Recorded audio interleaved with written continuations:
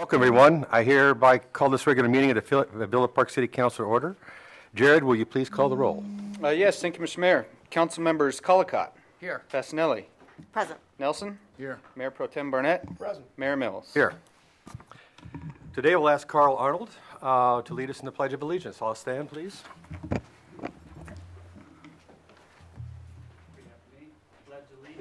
To the flag of the United States of America and to the republic for which it stands, one nation, under God, indivisible, with liberty and justice for all. Thank you. I'd like to ask everybody in the audience to please silence your cell phones and pagers, etc. Turn them off if possible, but I realize some of you may have emergencies that you're monitoring. The council and the staff would like to welcome you to this meeting, and we encourage your participation. Especially if you speak at the lectern, please do use the microphone and lower it like I just did so that everyone can hear. So, if you'd be so kind.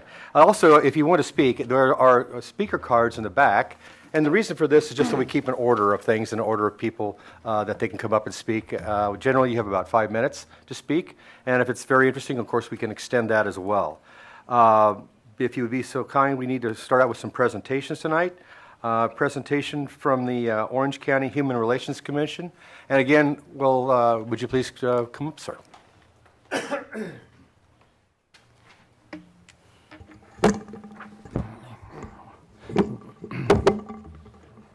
There we go. There you go. Thank you. The last guy must have been a big one. Hi, I'm Sean Thomas, and I am a member of the Board of Directors of OC Human Relations Council, and also the treasurer of OC Human Relations, and I am an OC Human Relations County Commissioner. And I'm here tonight to report on some of the work of our nonprofit, OC Human Relations, in the city of Villa Park over the last year and present you with copies of our annual report, which I have done. Since 1971, we have worked hard to address issues of prejudice and discrimination in Orange County. We provide quality programs and services in schools, communities, and courtrooms to build safe and strong schools, empower active and engaged residents, find innovative ways to resolve conflict, and take a stand against hate and discrimination.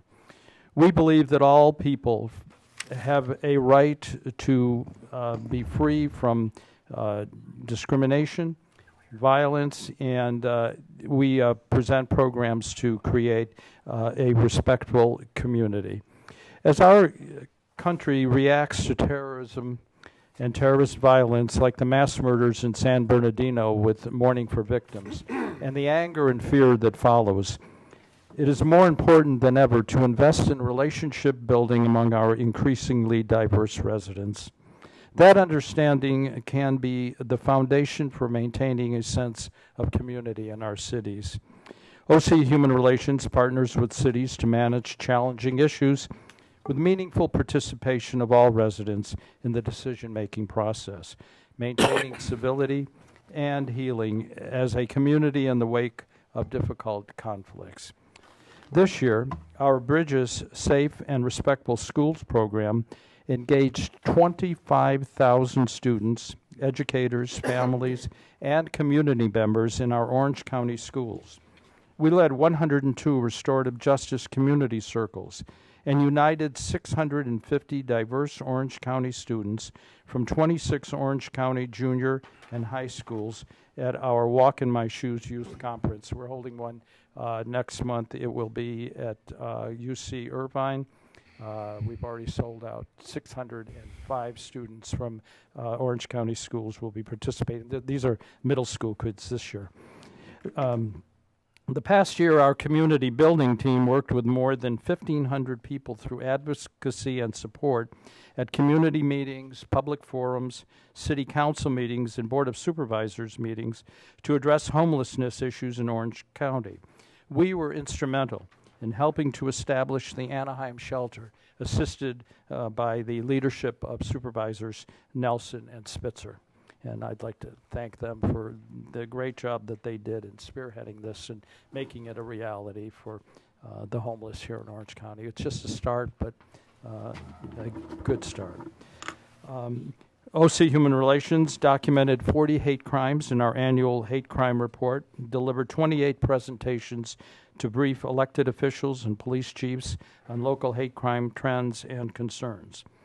OC Human Relations helped 4,500 people in conflict with mediation services in Orange County. We conducted 2,100 mediations and resolved about 80% of them successfully. And it, by the way, does not cost anybody, well, cost somebody, but the participants in our mediation programs do not have to pay a penny for our mediation services. And this really helps our courts. We take a lot off of the judges and allow them to handle bigger and perhaps more important cases. I would just, that's many of our programs that we provide are provided county-wide, but we'd like to share the following data about some of our additional services that were provided exclusively for Villa Park. We mediated 6 cases, as well as 2 family mediations in the community or courts where at least one of the parties was a resident of the city of Villa Park.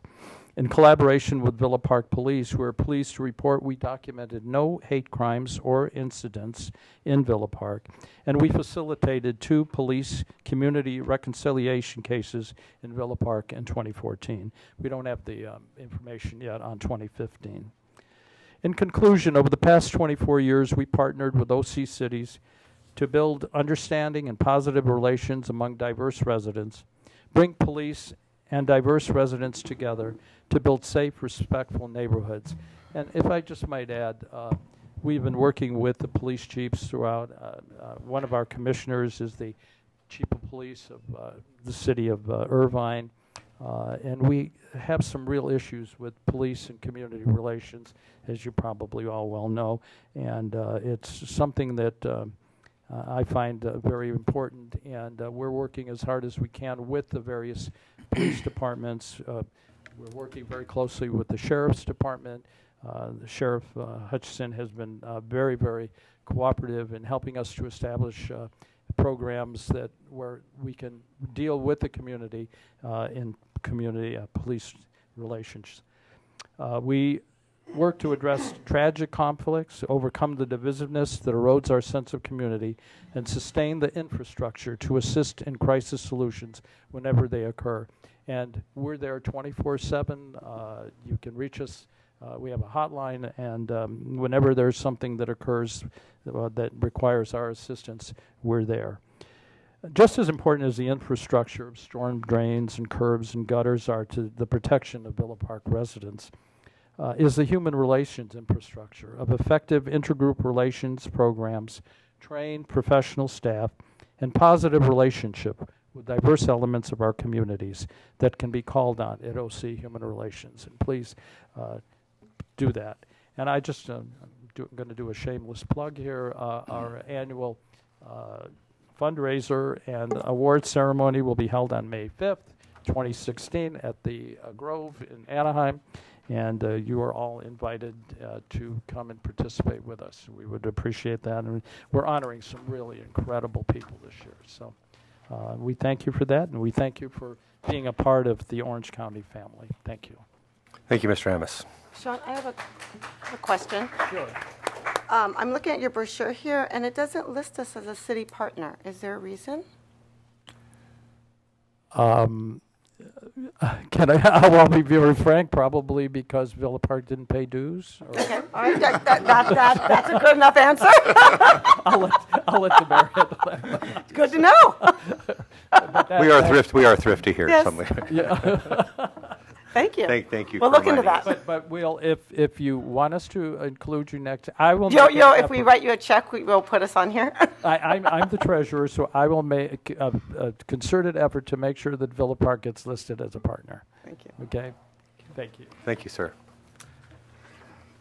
Next up, we have a report from the Orange County Sheriff's Department. Lieutenant Gunzel. Thank you, Mayor, City Council. For Part 1 crimes for January 2016, we have 3 Part 1 crimes. One was a petty theft that was, a package was stolen off of someone's front porch on Smoke Tree. shows no value on that, probably because would take the loss on that. So I don't even know what was in the package. And then there's 2 residential burglaries. One of them, there was an open garage door where someone was trying to force a way into the house and broke the door, but there was no loss on that one. It was an intent crime. And the second one, someone forced their way in through a sliding glass door, and loss on that one was jewelry. So compared to December's numbers, where we had 9 Part 1 crimes, we're on the right side of the on that equation. I have a brief one tonight. Anybody have any questions for me? Good report. Thank you. Nice quiet report. Thank you, Lieutenant Gunzel. Next up, the Orange County Fire Authority.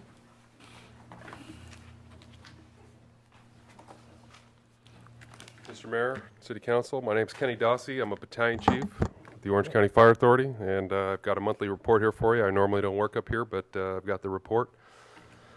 There was a total of 45 calls from Fire Station 23 there in Villa Park. One was a vehicle fire, one was an illegal burn, smoke alarm malfunctioning. They did have kind of an unusual call. They had a bicycle down off a trail, and our helicopter was unavailable due to weather. So the guys there at 23s had to carry a patient on a backboard for about a half a mile down a single wide trail. Luckily, nobody got hurt. They had 6 back-to-beds. That's where we help the elderly or handicapped back to bed. And 34 medical aids were the rest, including traffic accidents. The fire prevention message for us is a common one. It's smoke alarms. Smoke alarms can save your life. It's like having somebody on duty 24 hours right above your head. So we're really endorsing smoke alarms for everybody. And if you need one, come by the fire station and we'll give you one for free. That's it. Thank you. Thanks. Next, any report from OC Mosquito and Vector Control? Okay, the Orange County Mosquito and Vector Control District's board met on February the 18th, and the board recognized the outgoing trustees, including Mayor Greg Mills, for his 3 years of service. The board also received a presentation from Robert Cummings, Director of Scientific Technical Services, on Orange County Mosquito and Vector Control District 2015 wrap-up and a vector-borne disease update. In other actions, the board approved the trustee committee assignments for 2016, the budget preparation schedule for fiscal year 2016-17, contract extension for the current auditors for 2 years, contract for benefit assessment engineering and professional assessment administrative services, the mid-year budget review and amendments, a purchase of some new vehicles, and abatement charges of $96,000 against property for cleanup. And that was the agenda for the Vector Control District. Last week, yes, indeed. Thank you, Bill. The next up is Orange County Sanitation District. I'll be reporting for that. The meeting we had last week was only for some administrative issues. Had to do with some rather mundane budgeting for future costs in pensions, et cetera, that were being paid down. That was the big item. There was a source of contention there, and it was resolved summarily. There is a meeting tomorrow for the General Board of the Sanitation District, and I'll report on that the next meeting. Thank you. Next up is the OC Library Advisory Board. No report? Budget and Finance. Bill? The Budget and Finance Committee met on February the 17th and approved the revised mid-year budget review and adjustments that's included in your consent calendar. Thank you, Bill. Community Development and Public Safety. Bob? Let's see, nothing to report today. Okay. Human Resources. Jared? No, Actually, that's I'm sorry. That's right. yeah. We met on the 17th, Bill and I, and there are some issues that will be coming back to council that we're having staff look at. One of them is rewriting the vacation accruals and benefits that are administered to the employees. We're actually going to implement changes to annualize the business licenses to ease the burden from our small personnel. And also, Human Resources suggested to our finance director that they start working on accepting credit cards for business licenses as well as for the fee, so the workload would ease. And we're looking at bringing that back to council in the next month or so that we'll start the year off, Okay. fiscal year off correctly. Fiscal year in July 1st. Mhm, for July 1st. Thank you. City Schools Advisory. That was canceled. No report. Law Enforcement Advisory. Vince.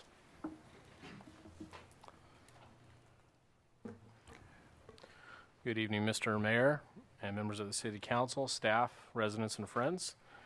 The Law Enforcement Advisory Committee met on February 9th, 2016 at the Water District. And I'm just going to briefly go over the notes of the meeting and a couple of the recommendations. We heard public comment from Ms. Ellen Kincaid and Ms. Carrie Calvi regarding concerns about a neighbor who is having rather loud and outrageous parties, potentially that violate the law and certainly would appear to be an issue, an ongoing issue for the city and for a number of neighbors.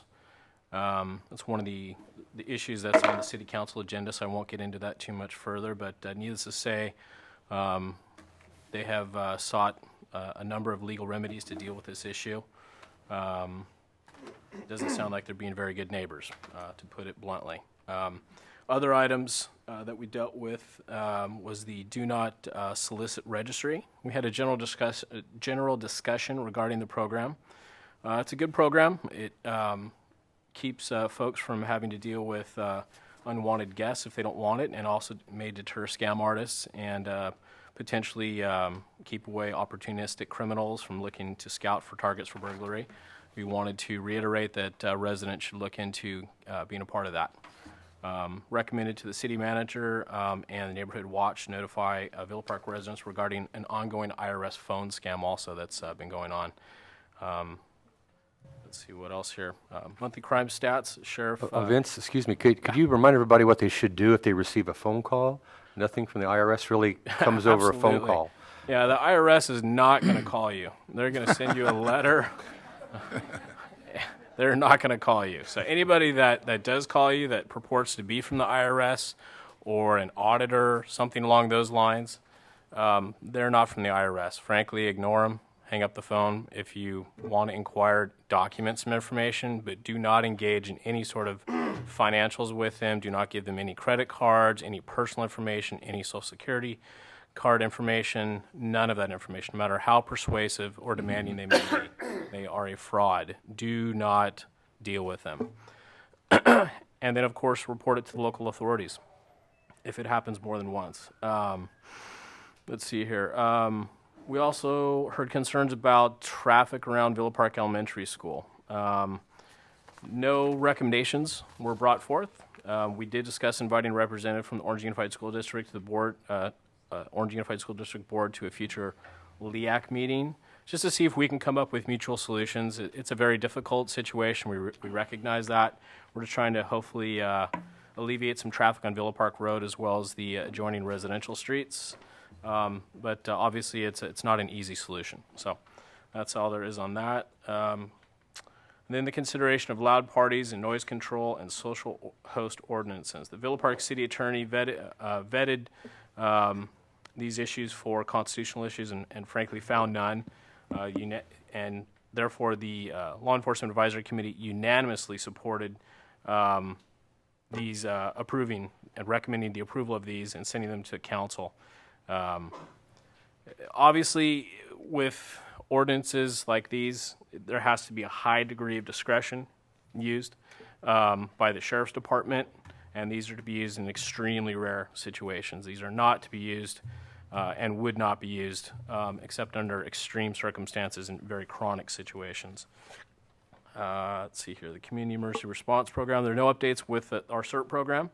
With Professional Services Responder Program, the PSR program, we have 2 currently that are active and possibly a 3rd coming online, which is a huge improvement. We have no recommendations from the LEAC at this time regarding the PSR program.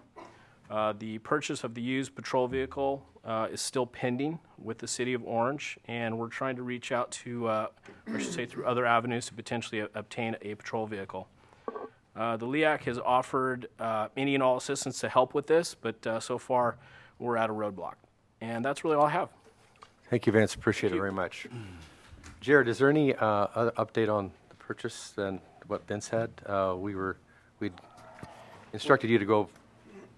Just the police vehicle. Currently, we We were looking at purchasing them from Irvine, however, that fell through. So now we're looking at purchasing 2 used Crown Vics from the city of Orange. And last I spoke to their assistant city manager, it was going to council at the end of March. Okay, well, that's an improvement. Thank you. By the way, on that issue, I know at the prior meetings, we keep addressing the inability to get the money from the foundation. I don't know whether that's still an issue, but at the last foundation meeting, they made it pretty clear they were prepared to write a check. Okay. Investment advisory. Have we gotten the money from the foundation? We have, okay. All right. Investment Advisory Committee.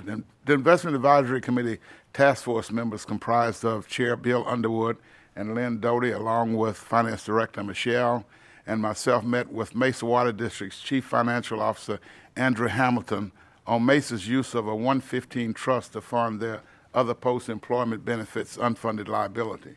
The task force is looking at the possibility of using this type of trust to fund the city's pension unfunded liability and other post-employment benefits unfunded liability. Based on that meeting there, the task force makes its recommendation to the full Investment Advisory Committee at the April meeting. Okay.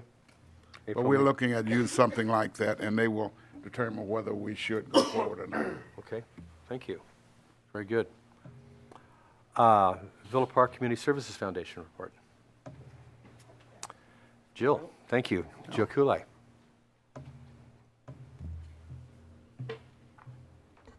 Good evening. I'm Jill Kulai, the Director of Communications for the Villa Park Community Services Foundation.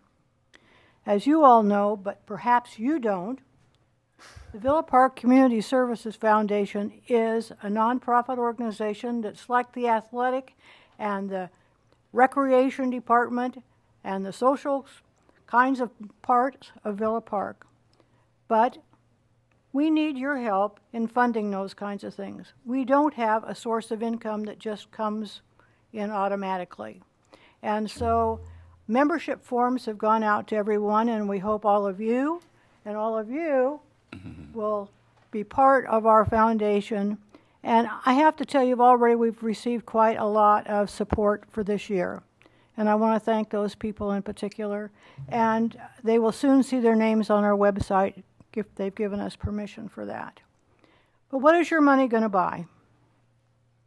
Well, very soon there is going to be a picnic at Villa Park High School. Our Great American Picnic will be at Villa Park High School this year since Irvine Lake is closed. We'll be having a 4th of July parade with the kids on the bicycles, and that is a really fun event. And then on the 29th of July, there'll be a concert in the park that will feature a tribute to Simon and Garfunkel. Some of you will remember those guys. And then on August 19th, the Finians will be here, and I will tell you, you will be doing some Irish rock. So put those on your calendar, and please help support our foundation. We really would appreciate it. Thank you so much. Thank you, Jill. Thank you, Jill. Friends of the Library, any reports? There was not. There was no meeting of the Friends of the Library, but there's one more committee meeting that wasn't on here. It's our local school committee meeting. Oh, If I'm I could sorry. report on that, it's Please not do. on here. Okay. We did have a local school committee meeting, and that was on February 6th. Hopefully some of you went to the pancake breakfast that was offered by Villa Park High School. It turned out to be a wonderful event. It's a fundraiser. All the money goes back to the PFSOs, and all the food was donated by Bruxy's. So that turned out very well. We did have a representative from Serrano as well as a representative from the high school. One of the issues that they have brought up, as well as the residents have brought up that were there, was apparently there's a lot of dogs running around on Serrano's field. Dogs are not allowed on OUSD's grounds, and it is posted. And they have, the question they asked us is whether or not our sheriff can cite people if the dogs are on the ground. And I'm bringing that to the sheriff because I don't know, we didn't know that answer or not. It's immune. So what should the residents do or the school do? Because it's apparently it's a problem for them. Yeah, they can call us and we'll contact them. Okay, then we'll certainly update it. So that's my update on the school committee meeting. I also attended Serrano Water Oh, okay. Board's. Yeah, we need to put that on there. In fact, I attended their meetings twice this month. They have their original meeting, and what they did is they actually conducted interviews for a vacant seat. There were 6 applicants, 5 that lived in the city of Villa Park, 1 that did not but was within Serrano's district. They came and they did interview. They did choose not to appoint anyone to that position. They met twice, and that position now will be going up at the election time. So if anyone lives within that district, they'll be able to do that. As far as our water reduction, we certainly have met it. In fact, we've exceeded it. And we've done very good, but the governor has extended what we need to reduce. So I don't have the details yet, but we're still going to have to reduce some more. But we have at least met everything that we need to. They will be talking about assessing penalties in the future. It might be at the next board meeting. So certainly keep your eye on the agendas. One thing that they did do is that they did look at how to reduce their expenses. Serrano Water, the manager, was asked to look at every line item and to bring back recommendations.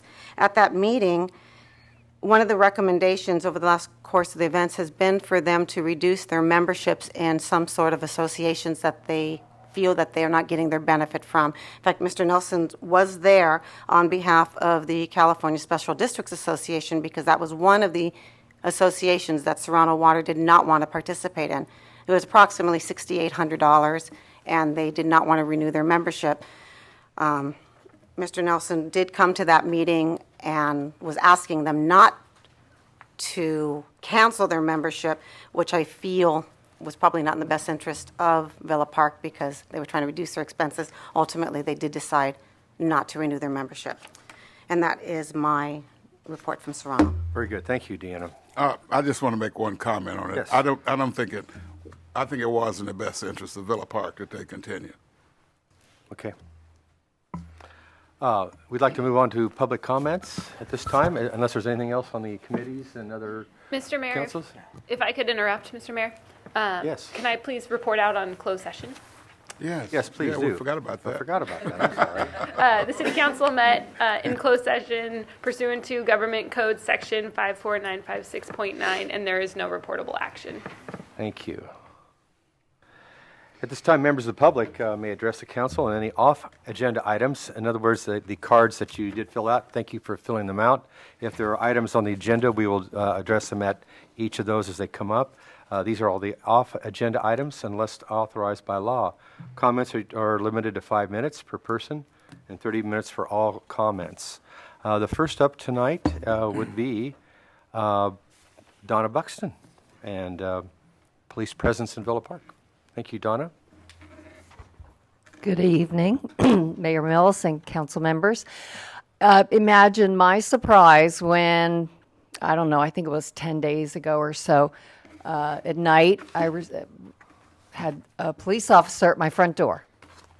And he stopped and let me know that we had neglected to close our garage door. And I just thought that was really fantastic that they took the time to take that extra measure for our safety. And I was so dumbfounded I neglected to say thank you. So, thank you, Lieutenant Gonzalez. Thank you, Donna. Any other public comments? These cards are not required, but they're just highly suggested. Is there any other topics that are non-agendized items tonight? I don't have any others here that are non-agenda items as far as I can tell right now. Anybody else? Therefore, I'd like to close public comment at this time. I'd like to move now to public hearings. The second item on the agenda tonight. Do I have a motion to waive the full reading? I'll move waiving ordinance and resolutions reading. I'll second that. And Mayor Pro Tem will second. Motion to waive the reading in full of all ordinances and resolutions on the agenda. Councilman Nelson. Yes. Mayor Pro Tem Barnett. Yes. Councilman Colacott. Yes. Councilwoman Fasenelli. Yes. Mayor Mills. Yes. Motion carries 5-0. Going on to number 3 tonight, and the first would like to open this up, conducting a hearing. So it's an administrative fine appeal hearing for 18011 Wellington Circle. Jared? Yes, thank you, Mr. Mayor. Since September 2015, the property located at 18011 Wellington has been the subject of code enforcement action regarding property maintenance conditions. Staff has communicated with the property owner on several occasions in an attempt to resolve the matters, but the violations continued and multiple offenses were committed. As an alternative method of code enforcement, the city manager issued 2 administrative fines pursuant to Article 1-8 of the Municipal Code, and a more detailed history of the actions I took are presented in your staff reports. On January 26th of this year, at a meeting here in City Hall, the property owner's son met with the Assistant City Attorney and I, in which the owner paid the fines and protests and requested an appeal hearing before the City Council. Recommended tonight is that you receive testimony, conduct the appeal hearing, and either uphold or reverse the decision of the City Manager to issue the 2 administrative fines. Thank you, City Manager. Council members, are there any questions that we should ask of staff regarding this? How much is he appealing? How much are the fines? Fines total $310. What he is appealing. Correct. Last Friday, I issued another, it's irrelevant to the hearing before you, but I issued another fine in the amount of $500 because it was the 3rd offense committed within this year. Can you tell us what the ordinance says regarding trash cans so we understand? Trash cans can only be stored pursuant to Villa Park Municipal Code Section 6-1, 6I, and then 5-3, 2 separate sections. Trash cans can only be stored in the street for a period of 24 hours, and they must be stored out of sight from the public right-of-way, so behind a fence. So these, in this case, the trash cans were stored in the street for a period well beyond 24 hours. Very well. I've got one. Were there any non-monetary warnings given before the fine? Several. Any other questions at this point? At this time, I'd like to open up to the public. Is there anyone here to speak at this hearing? I believe that Ellen Kincaid would like to speak. Ellen?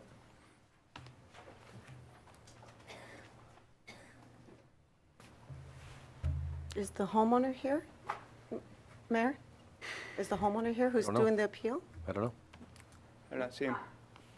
My name's Ella Kincaid, and I have a continuous problem on 1811 Wellington Circle, as all know.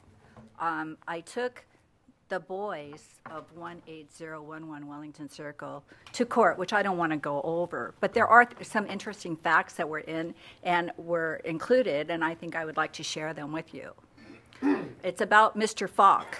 Mr. Falk brought in attorneys for a Jenner Chapman that lived there, which is involved in the fraternity.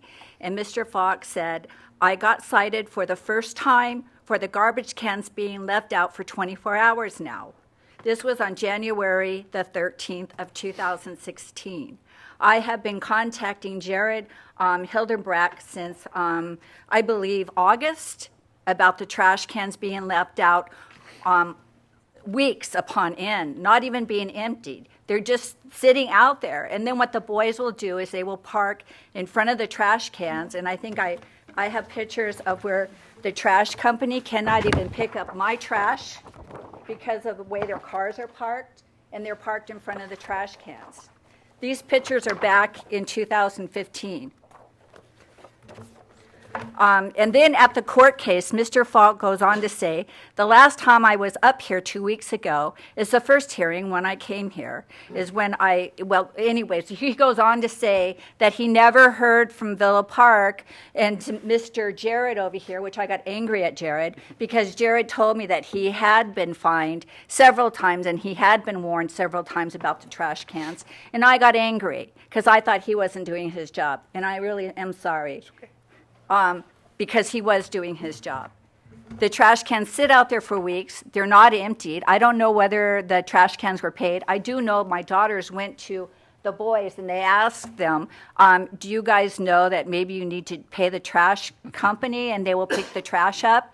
At which time, Mr. Jenner Chapman is the spokesman for the boys. He said to them, my daughter, he said, we can't afford it. But he can afford to throw these kind of parties. So it does make you angry as a homeowner to sit there time after time after time. Now, the reason why I went to court was because these boys stood at my front door for 20 minutes and harassed me over a security camera that I was putting on the north side of my house to protect my home. They came over here, my property, and my gate for 20 minutes, harassing not only me, my younger daughter, and the security camera installer. They wasted those people's time for 20 minutes. The only time they left is when the police officers came.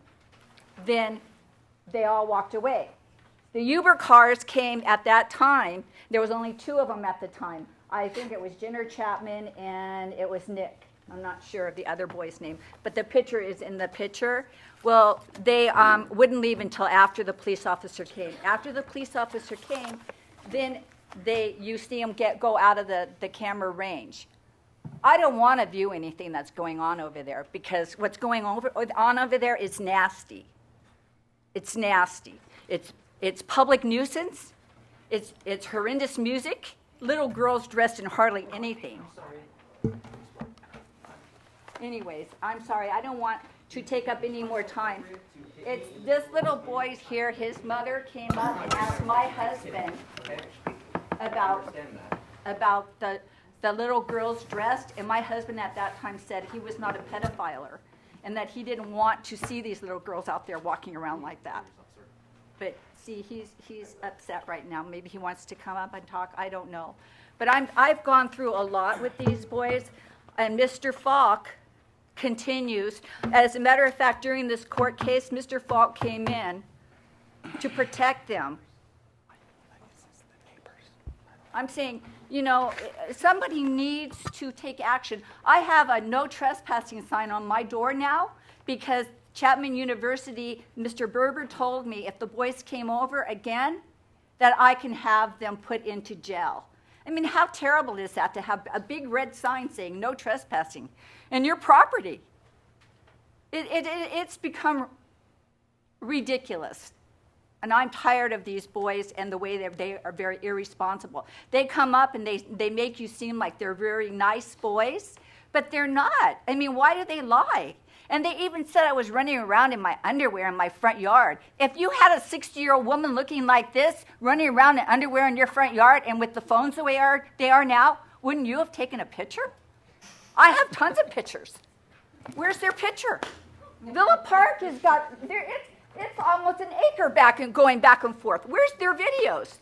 Where's their pictures? I'm tired of it.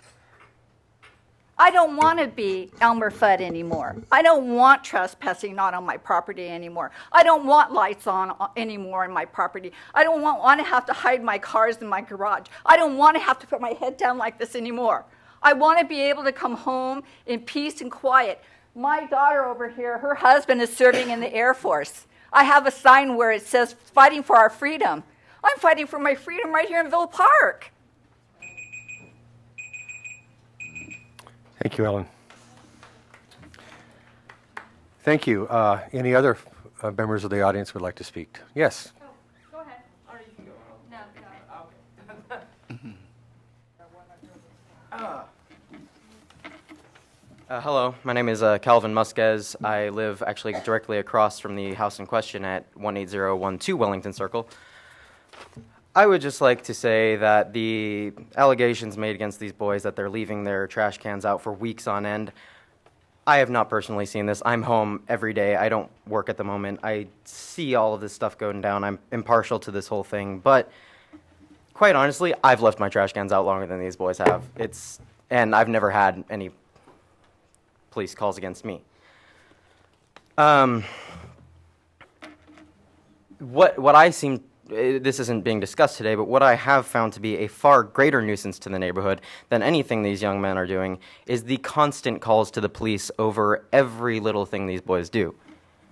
It's quite frankly, it disturbs the peace, and a lot of these allegations, I sit by my window all day long on my computer. I have not seen most of the things that have been spoken of against these boys. I live right next to both these houses, and I haven't seen any of it. Not to say it hasn't happened, I just personally haven't seen it. But certainly I seem to feel that from what I've seen that there does seem to be a war out against these boys and there seems to be people finding every excuse to call the police on these boys for things that, let's face it, everyone in the neighborhood does. And that's pretty much all I have to say, except for that I was physically assaulted by Mr. Kincaid during his wife's speaking, being punched in the back for whatever reason. So I thought I'd bring that to everyone's attention. I can't handle it, but doesn't make it okay. That's all I have to say. Thank you very much for your time. Thank you. Anyone else wish to speak? Please, no clapping, please. Yes, sir. Please go ahead. My name is Richard Pinto. I live next door to this fraternity house. And I met with the first group of students who conducted themselves quite honorably and quite professionally when they introduced themselves and indicated they wanted to be good neighbors. I was very impressed. However, I have to admit that their actions seem to belie their words. Fortunately for me, I don't get too much of a view of what goes on in their yard because of the way our house is positioned. But I do get annoyed by the parade of Uber cars that come in at 11 o'clock at night and deposit hundreds of students into that yard. It seems absurd to me that we can have gatherings of that size in this neighborhood. Of course, the noise level is pretty high as well.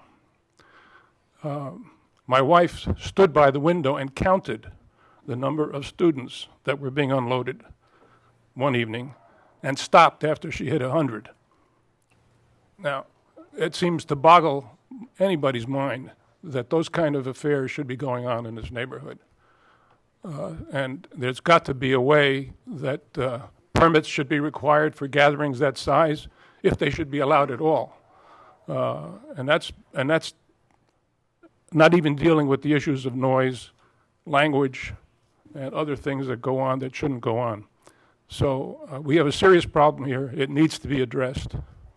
And I don't know where this gentleman lives, that he doesn't see it, but it's absurd. It's the theater of the absurd is all I can tell you. It's beyond description. Thank you. Thank you, sir. Mr. Mayor? Mr. Mayor? Yes. If I could, just a reminder that the scope of the hearing tonight is related to specifically the fines for the trash cans. And so the council's evidence that they should be considering should relate specifically to those issues. Okay. Thank you. Alrighty. Any other issues to be brought up and discussed about the trash can issue? Carrie? I'll try to stick to the topic of the trash issue. So when I come home from work every day, I pull into the street and I have to look right and then I have to look left to make the turn to go down my street. And the issue is it's more than just that the trash cans are left there. Because if they're left on the street, you're not walking your trash out to the street and depositing it. You're letting it sit in piles upon piles on the side of your yard. And at one point, every day when I came home, all along the side of the yard were mattresses. 3 mattresses. I consider that to be a lot. I don't know what you guys do. But so it's mattresses piled on top of each other. It's trash bags piled on top of each other. And what I have to say about that is it breeds rats. And I notice that we get more and more rats. So the trash cans being left out is part of a greater problem. I know you guys want to keep it just to that. So I'm only going to say just this one thing and I'm going to step away.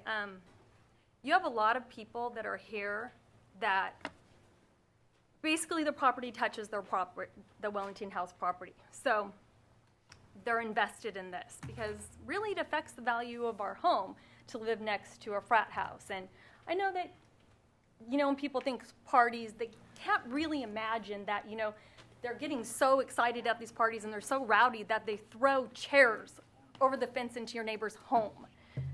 So I just don't want you to think like we're wasting your time over a party that's, you know, some kid's birthday party. These parties start at 11 o'clock. I'm sorry, I'm going on. Anyways, trash breeds rats. They leave them piled upon piled. They're not walking them out to the trash cans and bringing them in. It's kind of gross. Thank you very much. Thank you. Order, please. Thank you. Council, anybody else from the public would like to speak on this topic of trash cans? Seeing none? Yes, Megan? Mr. Mayor, can we just confirm that the property owner nor any representative of his is here? I don't know. Is the property owner here tonight? Or a representative of the owner of 18011 Wellington Circle? Okay, if that's the case, we can bring it back to council. Well, Mr. Mayor, I'm gonna move that we uphold the city manager's decision, given that the property owner that called for this administrative hearing has not shown up to even ask us, tell us anything about why we should reverse the decision. I think it's appropriate that we go ahead and affirm the city manager's decision. I second that, yes. Okay. Let's can I have a vote, please? If anyone want to have further discussion, they can. I don't think we need it. Okay. Bob, you have any more further No. discussion? Deanna? Ready to vote? Nope. Okay. We'll need to close the public hearing. I did. Oh, sorry, missed that one.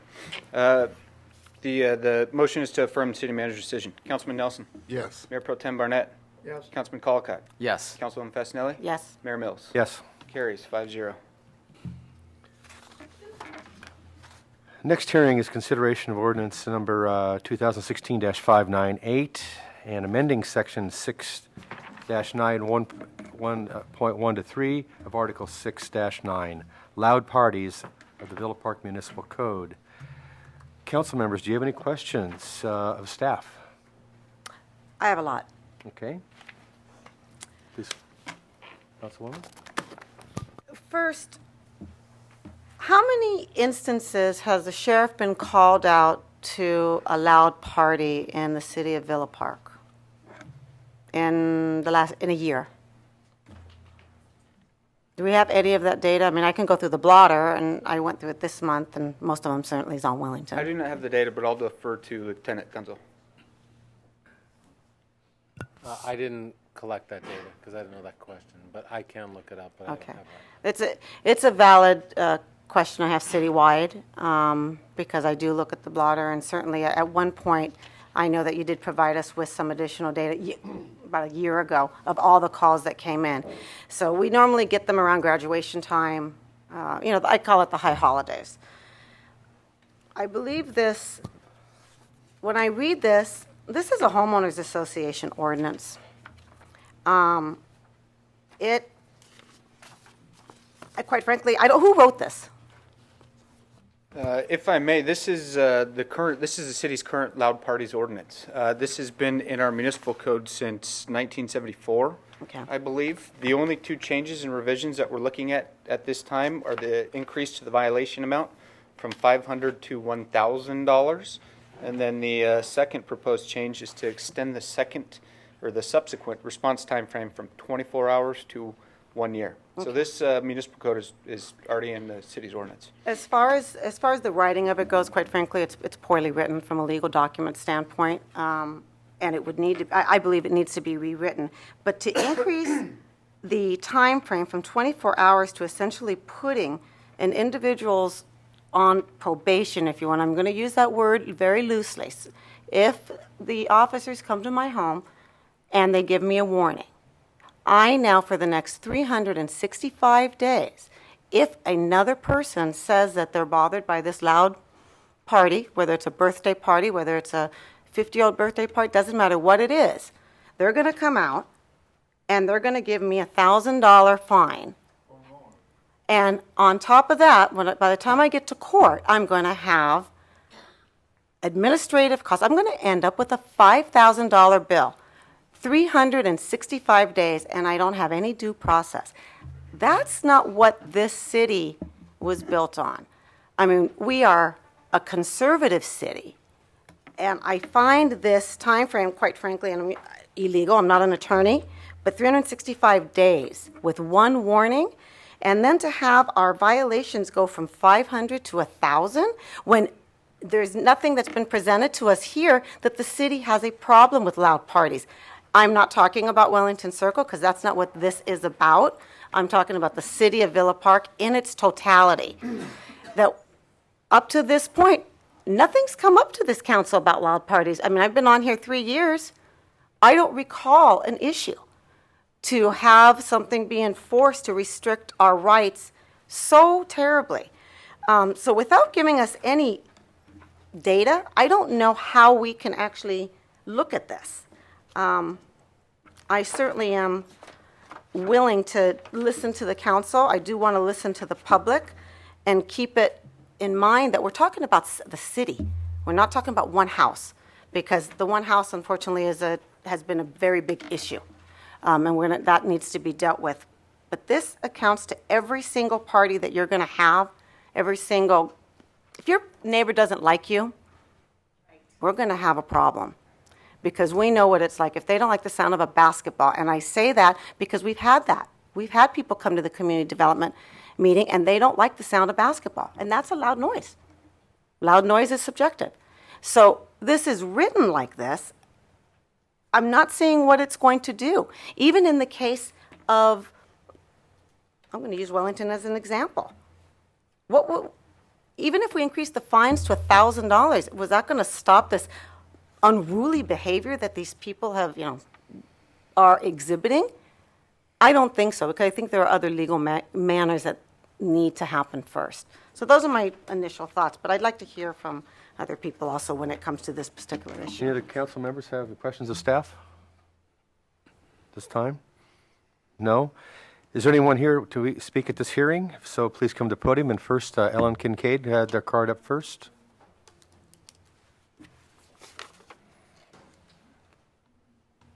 Hi, my name is Tammy Dustin Kincaid, and I'm going to talk for my parents at Wellington.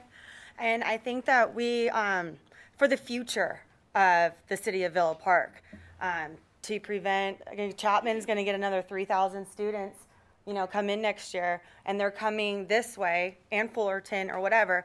And these are beautiful big homes, and you can rent each room out to each. And I think that maybe the council or whoever created these looked at it and looked at other people's, like, City of Orange or City of Anaheim, see what they did for loud parties and certain ordinances or whatever that they have for this, and said, okay, I think this is up to par with other cities that are being able to keep on. I don't think it's regarding basketballs or going and hitting baseballs in your backyard. I believe it's to prevent another one of these houses occurring in the city of Villa Park. Because like you said, in the 3 years you've been here, you've never had this.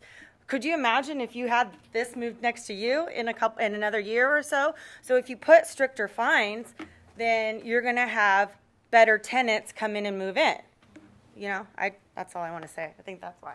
Okay, thank you. Carrie Culley?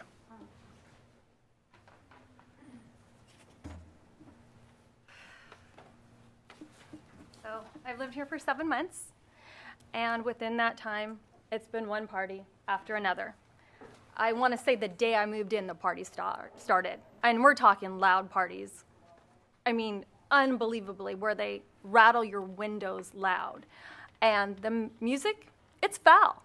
I don't want my kid around it. I don't want her listening to it. They'll start the parties in the afternoon. They'll start them in the evening. Their favorite time to start a party is 11:45 at night, after some of the residents have gone to sleep and aren't necessarily going to hear them. My house, the way it's laid out, the proximity specifically of my bedroom to where they party is very close, which I think in Villa Park, you imagine these huge lots, and that's great. Mine's not huge. It's one of the smaller lots, and my bedroom is from like here to the car right there, and it sucks. And my kid's bedroom is from here to the car, and I just can't even tell you how much it sucks. That being said, if these aren't the right ordinances and people can use them against each other for nuisance purposes, that's not what I understood this being. I understood this being to stop frat houses from popping up in our neighborhood. So you don't live behind one and you don't live next to them because it's no fun. I just can't get across to you how much this is not like, let's have a party and you get like 50 kids and they're having a good time. These are hundreds of people coming and going at all times in the night that don't belong in our neighborhood. They're not my friends. They're not your friends. They're people that are coming from other cities. This is big. This is not a small thing. It's not something to, ignore, because my problem could become your problem. That being said, if these aren't the right ordinances, please close the loophole so you prevent frat houses. And that's what I'm talking about, is those boys run their frat house banner during their parties. So if there's been any confusion about what I'm gunning for, it's not the person having a party or the person having a wedding or somebody graduating. These are full-on frat parties, and it's a mistake to think differently. That being said, all I'm asking for is some protection. I made a large investment in my home, which I'm sure y'all did. I put a lot of money making it nice and pretty. I couldn't sell it for what I bought it for because I'd have to disclose those boys as a nuisance. They adversely affect the value of my home, and I have a right to say it's not okay. I have a right to say my daughter should go to bed and not be woken up in the middle of the night by screaming. So I'm not saying she's going to bed at 9 and she's getting woken up at 9:30. She's asleep for hours, and those boys scream at the top of their lungs and scare the crap out of her. Whether or not y'all think that that's okay, that's, your business. You think it's okay that your kid gets woken up in the middle of the night? That's okay. We live in America. Everybody gets to have their own opinion, and I respect that. If I may speak into the microphone, so Sorry. I feel bad turning my back on people, so sorry. I want to like this city, but I don't. Kind of depressed, actually. I really am. And those boys, they're not nice. The truth is, they're liars. Jenner Chapman was at my house while I was at the second law enforcement meeting. I've been to 4, trying to work to find a resolution to resolve this issue. I'm doing my due diligence. I'm putting in my time. I have talked to the head of security at Chapman. I have talked to the dean of students. I've spoken with the boys' fraternity. I'm going at this from every angle that I can so I can enjoy my home. I can enjoy sitting it. I can enjoy sitting in the backyard. I don't have to close my windows. I'm looking to enjoy the city, and it's not come to pass. Is my time up? Oh, okay. Do you guys have any questions? I talk a lot, so do you have a specific question you want to ask me? I think we have your message pretty clear. Okay. Just really quick, I'm not looking to wreck somebody's good time. If you want to have a killer party every once in a while, it's not the end of the world. What the hell do I care? If you want to party like it's your full-time job, don't live by me. Don't spend $1 million on your house to live behind a frat house. And don't throw a chair over the fence into your neighbor's backyard where you could hurt somebody because you're so excited at a party that you're screaming. I'm done. Thank you. Thank you. Thank you, Carrie. Next up is Donna Buxton. Donna? Yep. Ellen, we'll get to you right away. I first want to thank Vince and LEAC for jumping in on this issue and responding to residents who were feeling pretty desperate and feeling that their situation was not moving towards resolution. As I was considering my comments on this issue tonight, it struck me how the name Hidden Jewel is really so appropriate for this city. Here we are in the middle of one of the most densely populated areas of Orange County, and we have large properties which allow us an escape from the rushed environment of Orange County.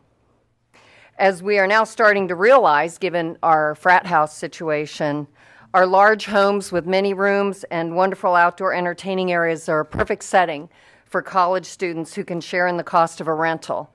Unfortunately, if you ask the Kincaids and other neighbors, this type of living situation has robbed them of their peace and happiness in their own home.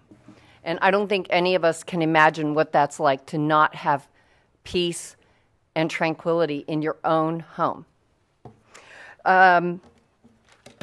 This Orange County Register article, Growing Pains for Town and Campus, discusses the problems the City of Orange is having with rowdy off-campus behavior of Chapman students and the plans the city is making to strengthen their municipal codes.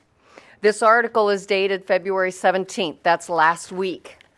This is a very timely article. We're dealing with the same problem. This article, as already stated by another speaker, states that Chapman intends to expand 17 acres and 3,000 students. Guess where they might want to go?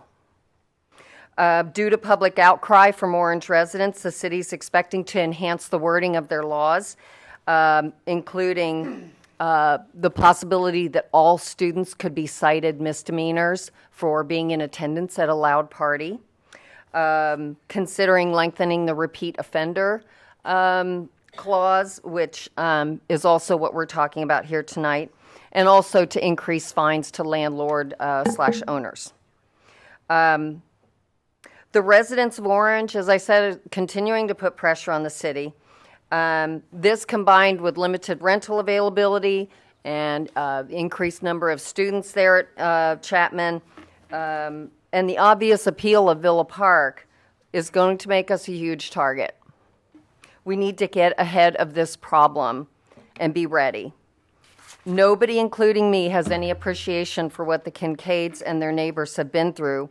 I urge you to support the suggestions that have been brought forward tonight and also to continue to look for more opportunities that we can establish control in these situations. It's critical that strict municipal codes come into place now so that city and police have the power to protect Villa Park residents. If we don't do it now, the next victim losing their peace and happiness might be you. Thank you. Order, please. Order, please. Ellen?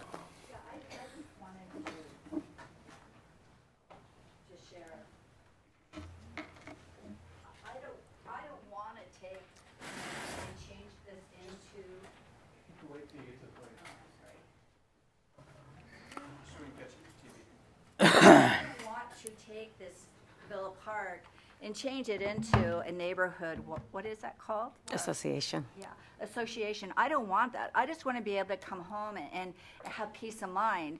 When my husband was put in the hospital the first time I got it, I stayed in ICU with my husband. It was November 17th. I came home to the boys throwing a party. In front of my driveway is a gang of kids, and Villa Park, they don't have lights anymore. They don't have lights. You can't see them. It's just shadows out there. I'm coming home. I'm distraught. I'm crying. My husband, I don't know if he's living or dying. I'm not trying to do a sympathy for you guys, but I'm telling you, these boys have done nothing but cause destructive in my life, and I just want Villa Park to come up with some kind of a resolution. My daughter's husband over here fights for our freedom.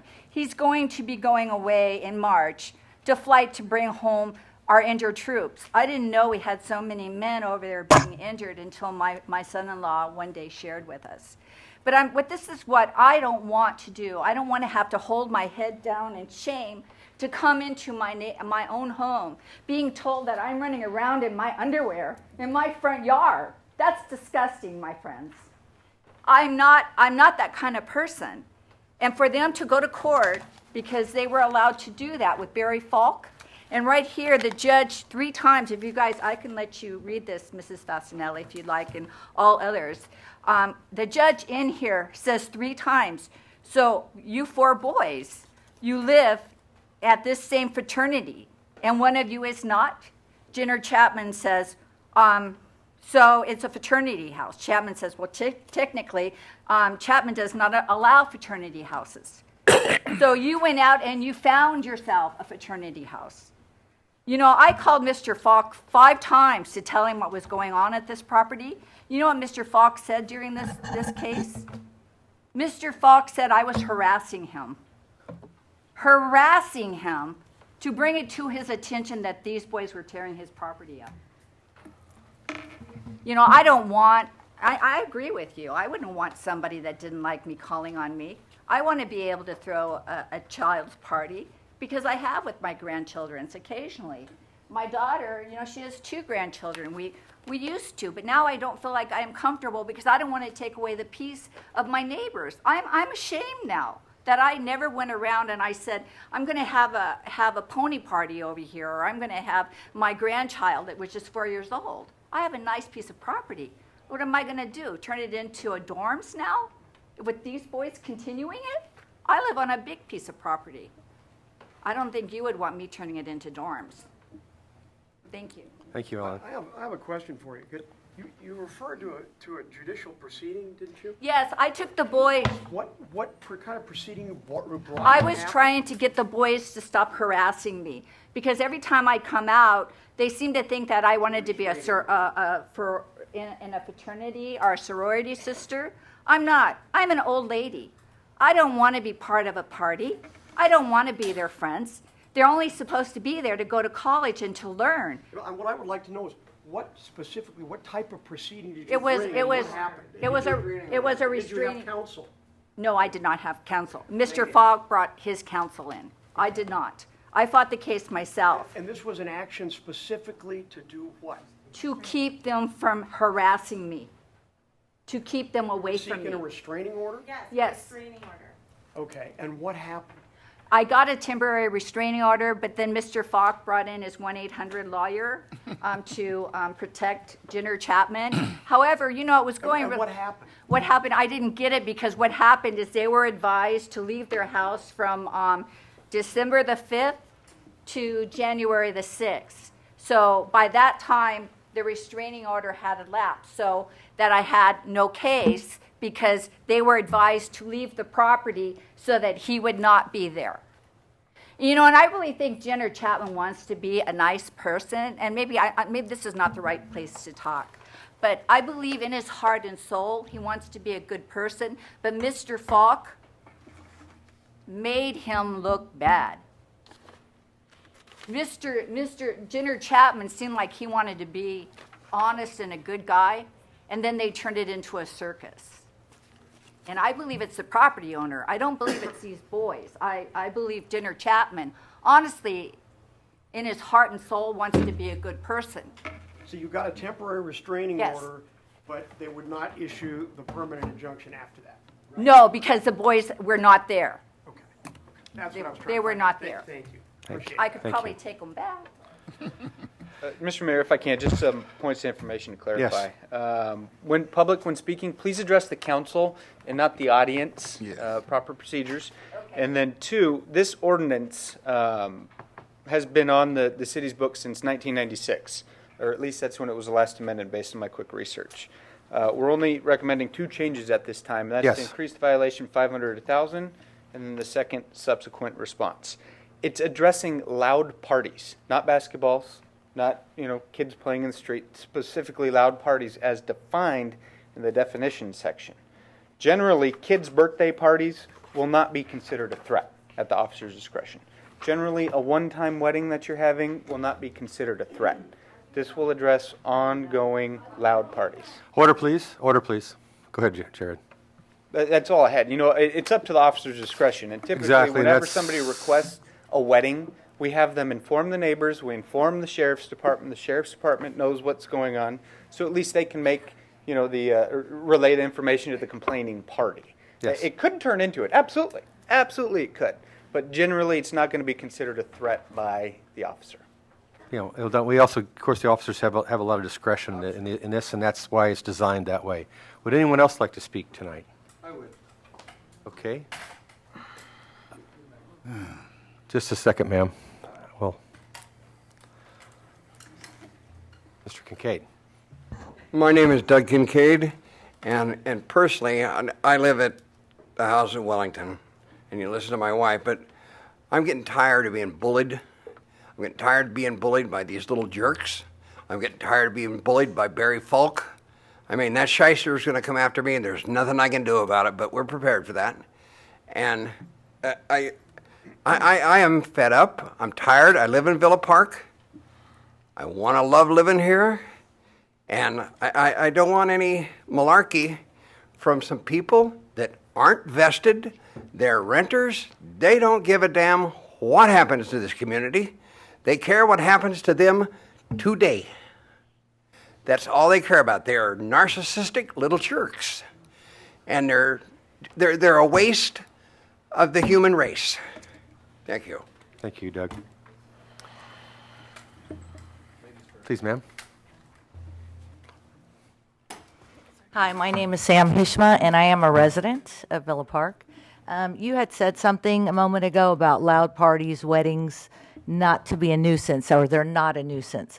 Well, about 5 years ago, we had a big wedding, and we sent out beautiful letters to all the neighbors telling them by 11 o'clock the music would be turned down, and all the guests will be leaving around midnight. Around, I say 9:45, the police were knocking on our door telling us that neighbors were complaining. So when you say nuisance for a party, no, Villa Park sends out people. So I don't understand why they can't send people out for them. I sold Mrs. Calvi her house. I'm a realtor. I've been living here for 16 years. I have a very good reputation. I've been selling properties left and right. To sell somebody a property that's constantly calling me and complaining about the neighbors, and then I found out that they moved in or they started the partying the same month that she had moved in, it's truly embarrassing. And for you not to take care of this problem, she has called me every day, every weekend, send me videos of the noise, told me to drive by. I drove up Catella, found about, 120 kids walking down Catella Avenue in their bikinis. And I have kids. I have a kid who goes to Chapman. I have a kid who went to UCI. So I'm not against kids having parties. We have parties at all. But when you're catty corner to another property, it is a big nuisance. I've been there. I've heard it. And it's really bad for a child to be sleeping with the noise and the music and the kids throwing things and the cussing and the screaming. It's humiliating. I'm humiliated that I even sold her that property, number one. Number two, when you guys talk about, again, about the nuisance, we've had people having parties next to us, on the side of us. We never say anything. It's calm.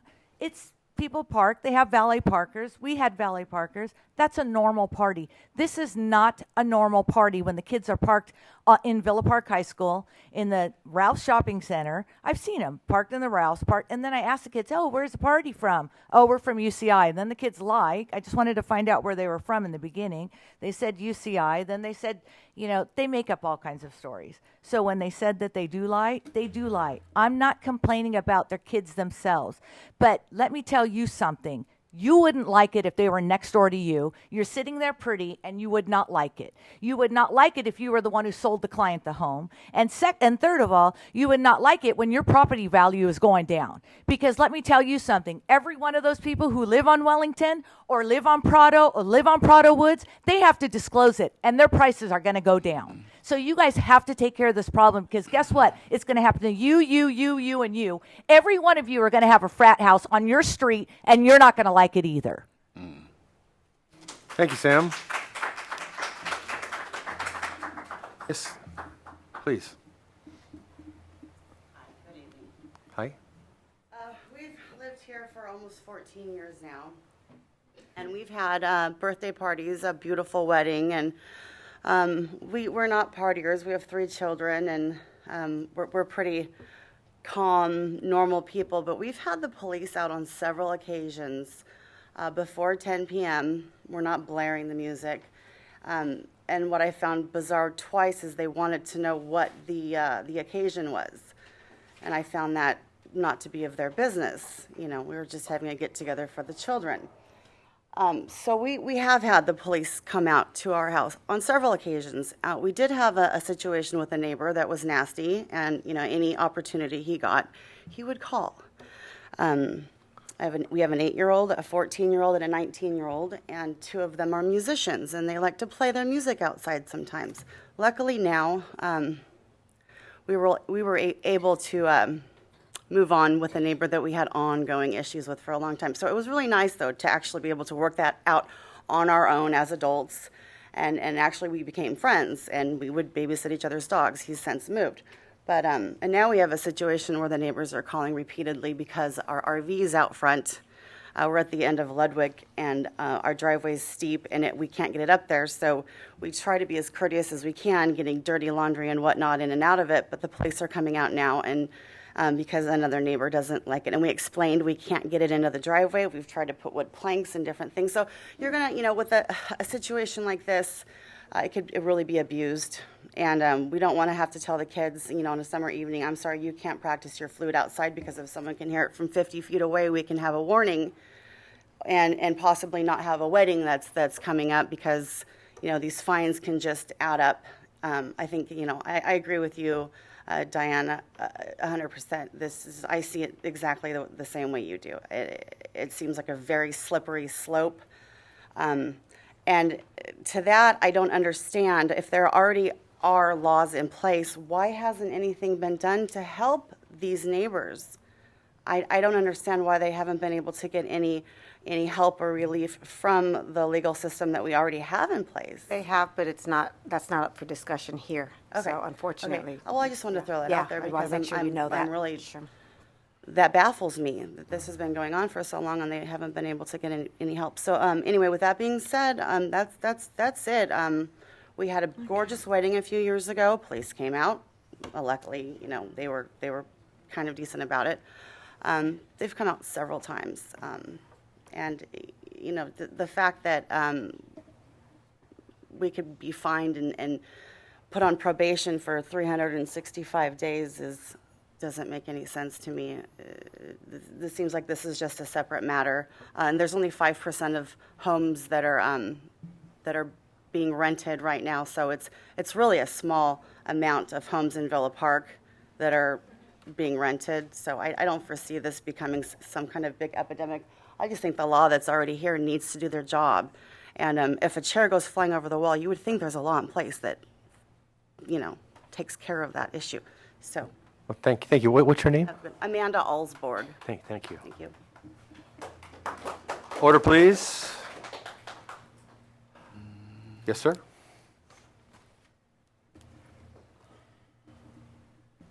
My name is Alam Sadeghi. Yes. I lived in Villa Park for 25 years. It's an absolute beautiful city. We've lived in other places, city of Orange, and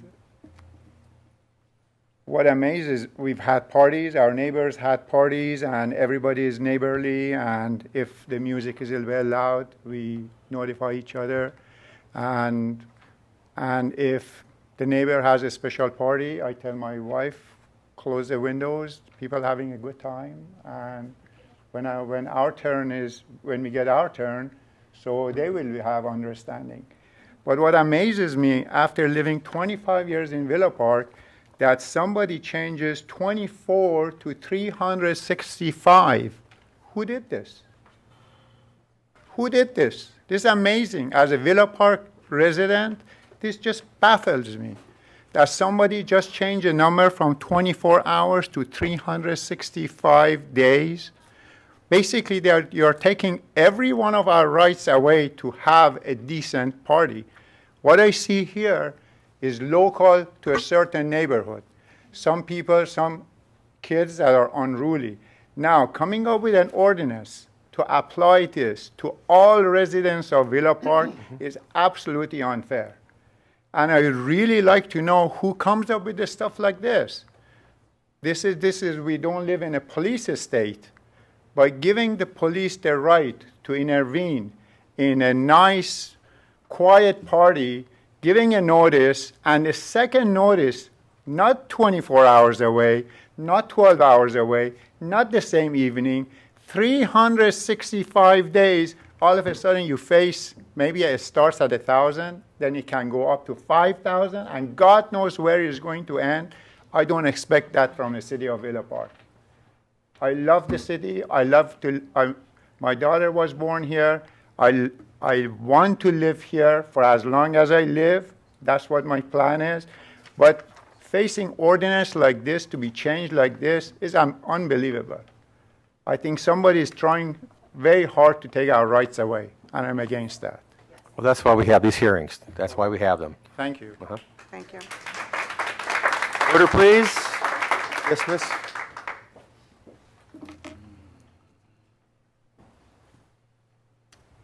Good evening.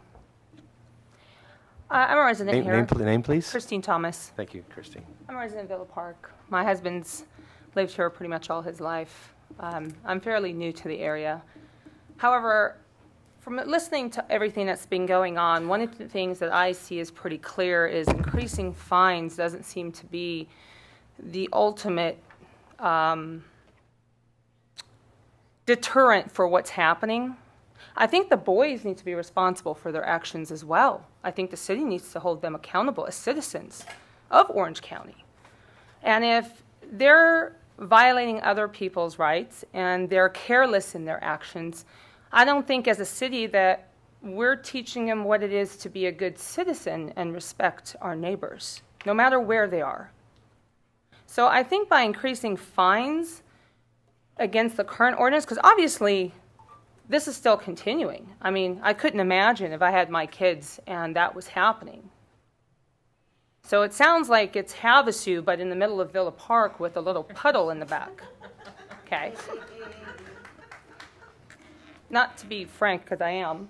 Okay? But these boys need to be held accountable. And I, too, was young. And I had my fun. But not at the expense of frustrating an older couple. I can't imagine that these boys feel good about that. And you really need to do some soul searching. And whatever's happening, regardless of whose property it is and what that person should or should not be doing, which is a whole nother topic, these boys need to be held accountable for their actions and what they're doing to the public. And I think that's where the ordinance, or whatever it is you want to call it, needs to be held. That the individual causing a repetitive nuisance, not just by one person that just wants to break someone's party up, because that's, I think, maybe happened to all of us at some point. Okay? But it really is about accountability for an individual's actions. And that's just kind of what I wanted to put out there. Thank you, Christine.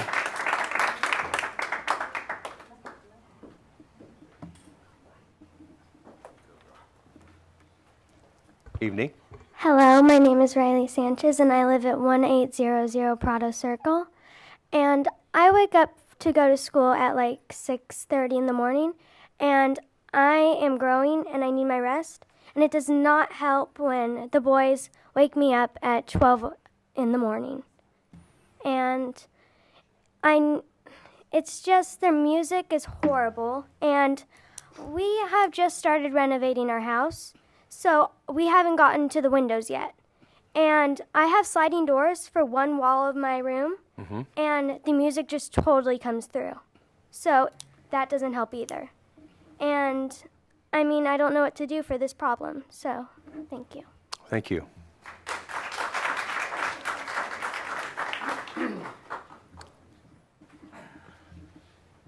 Hi, Jim Sanchez. That was my daughter.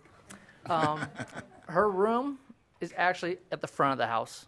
It is not facing this yard even, and it's that loud that it wakes her up. And we're on a quarter of an acre, which is kind of small by Villa Park standards. The property behind us is a bigger lot, so they're a good another quarter acre away, and it's that loud. These parties are not, like a normal 9 o'clock, 10 o'clock, let's cut it down. These things are starting 11:45, 12, sometimes 1 in the morning, and we're being woken up because they're that loud. We're not sleeping with our windows open. We're running our air conditioner, and it's that loud. And it's not, I'm absolutely certain it's not the residents of the house.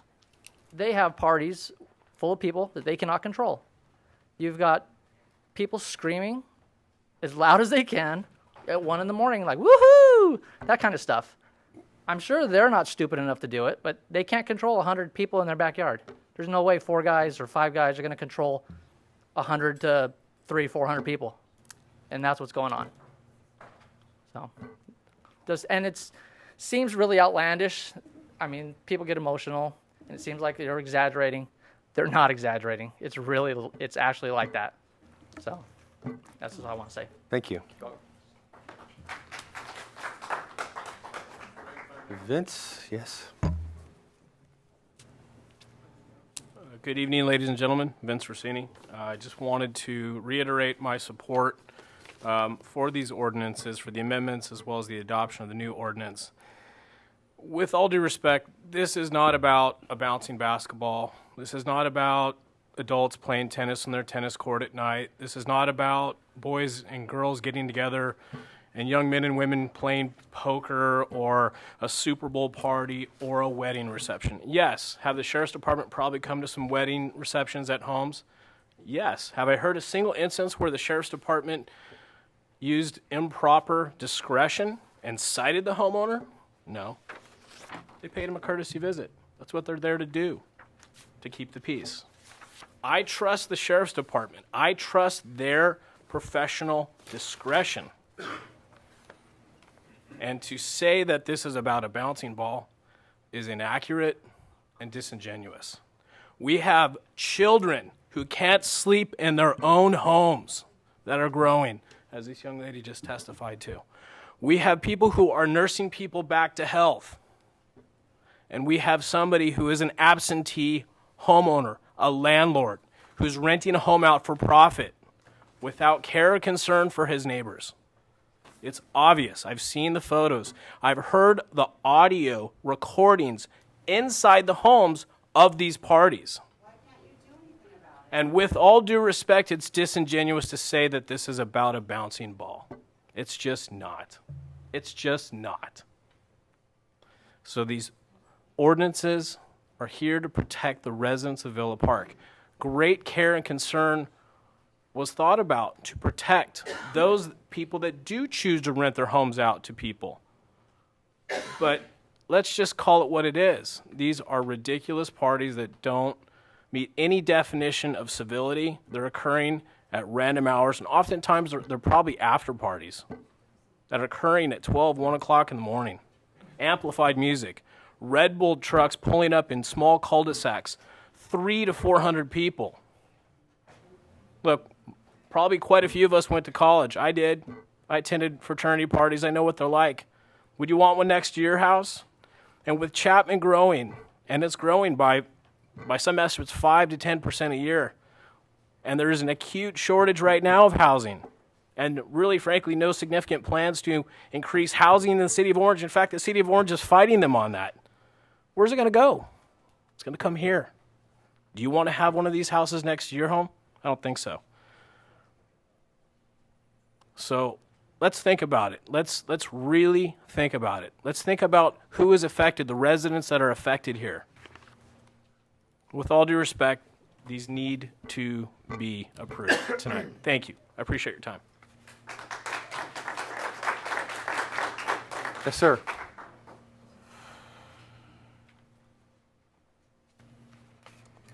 Just very briefly, just want to make sure we understand one thing. We're not talking about a party. Some of us have parties, we might have them once a year.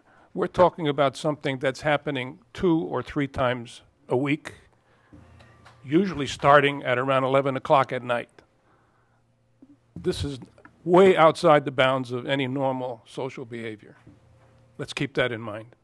Thank you. Thank you.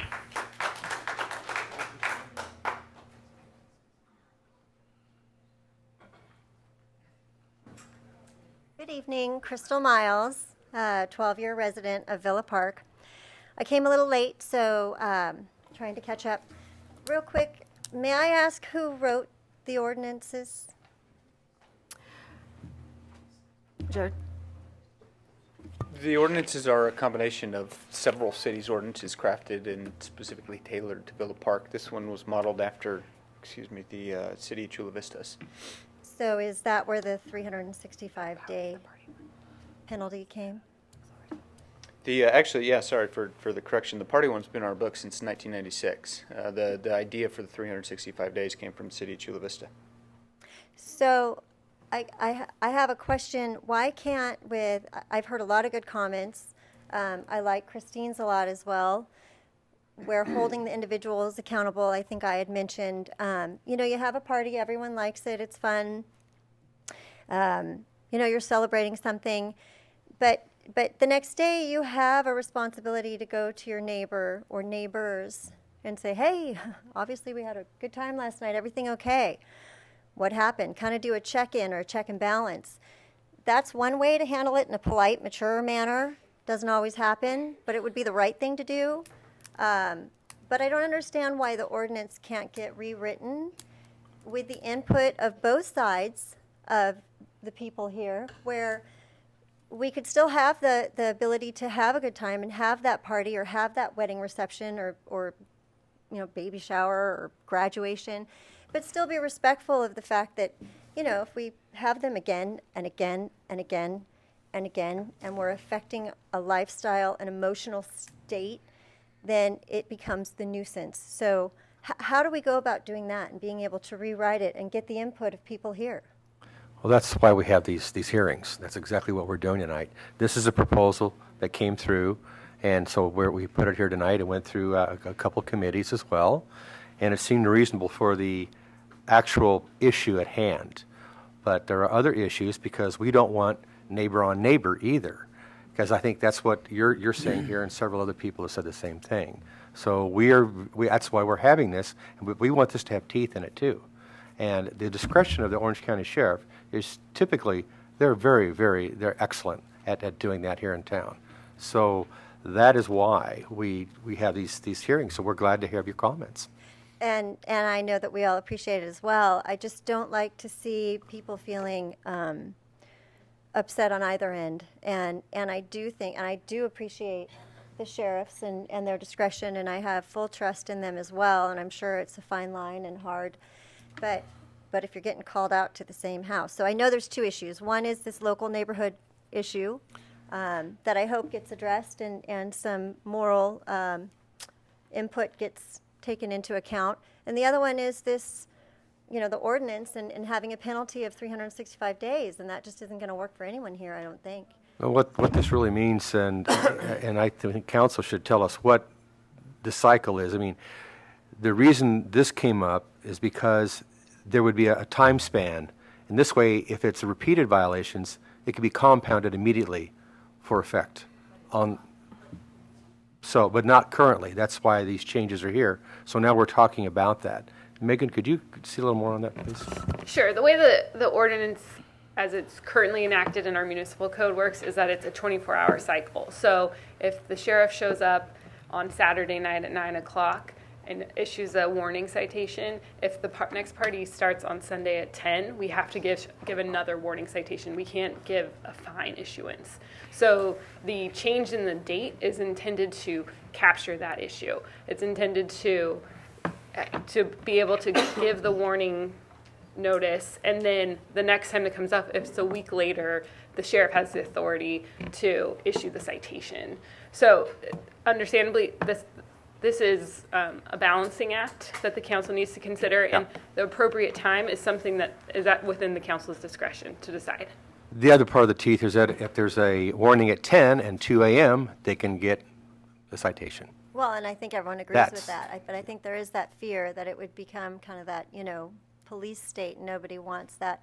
One thing I will say is when we compared it to, weddings and whatnot, I'm not sure if these, specifically to this neighborhood and the gentleman from Chapman, I don't know if they're actually charging to get in, but I know that if I'm throwing a party, I'm usually funding it myself. I'm not charging a cover.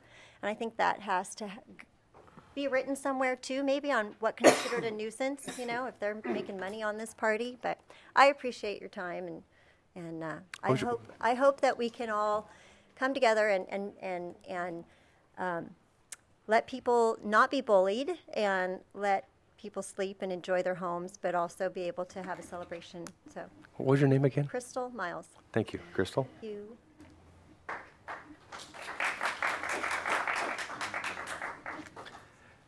Carl? My name's Carl Arnold. I live over on Old Lamplighter. I have a concern about the 365 days as well. If that's truly the thing, what Megan just said, then make it 30 days, not 365 days. You don't need a full year in order to have a fine kick into place. Okay? And I was in a fraternity. I had a fraternity party at my house on Sherwood Circle with my parents. They were out of the country. They knew about the party. Okay? And the police came, and there was 300 people at the house.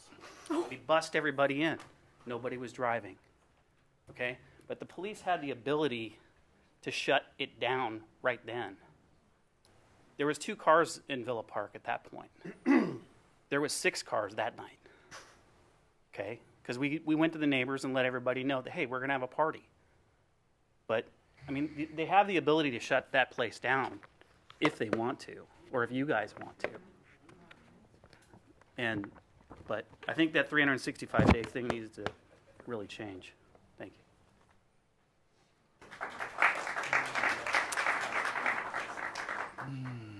you. Yes, sir, would you?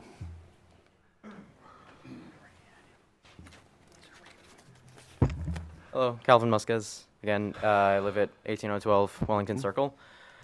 I'm not here to defend these boys or anything, and quite frankly, that's not what this is about. I will touch on it briefly, though.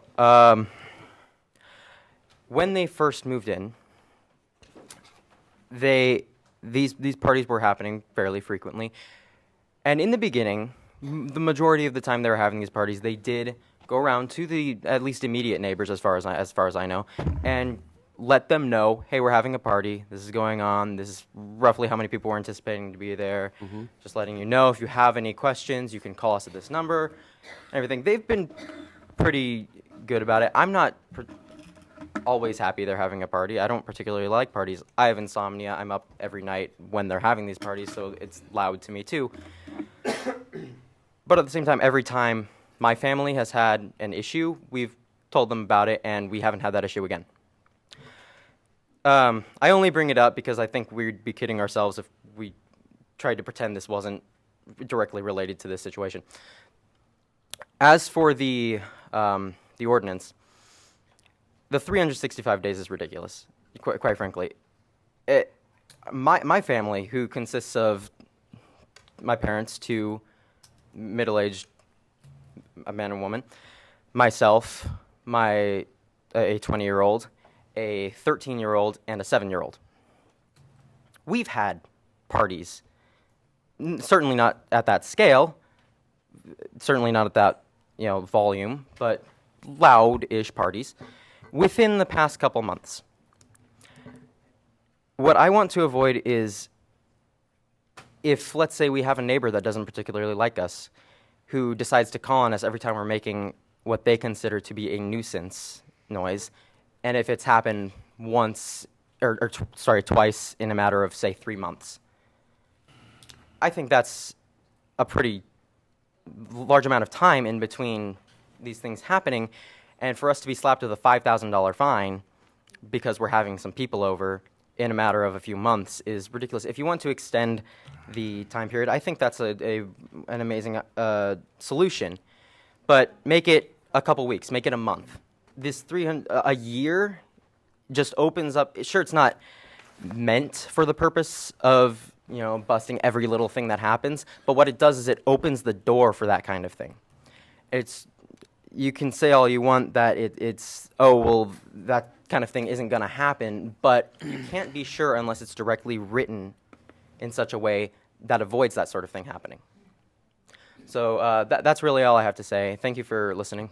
And Thank you. Thank you, Calvin. Mr. Mayor? Yes. We've spent far in excess of our total allocation of time on this issue. Yes. And the comments are becoming repetitive.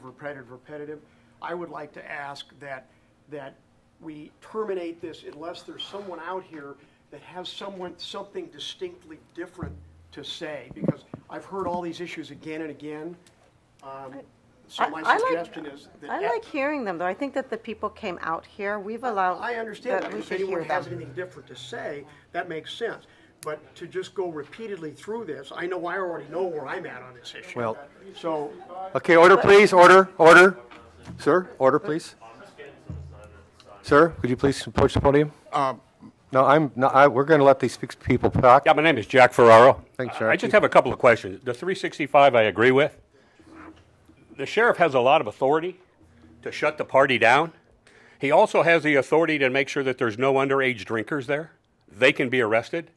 The people, I believe also the people who are having the party, if there's underage drinkers, you can arrest them for contributing to the delinquency of minors. Order, please. Order, please.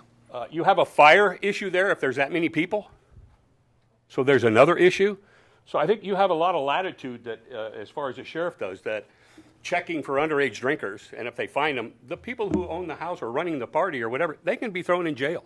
And you would solve that whole problem to go away. Thank you. Sir? Sir? You have to come up? Are you going to come up or not? Okay. He's a student. Okay. Christine, you've already spoke once. She's been up before. She's been up before. A couple things if I can.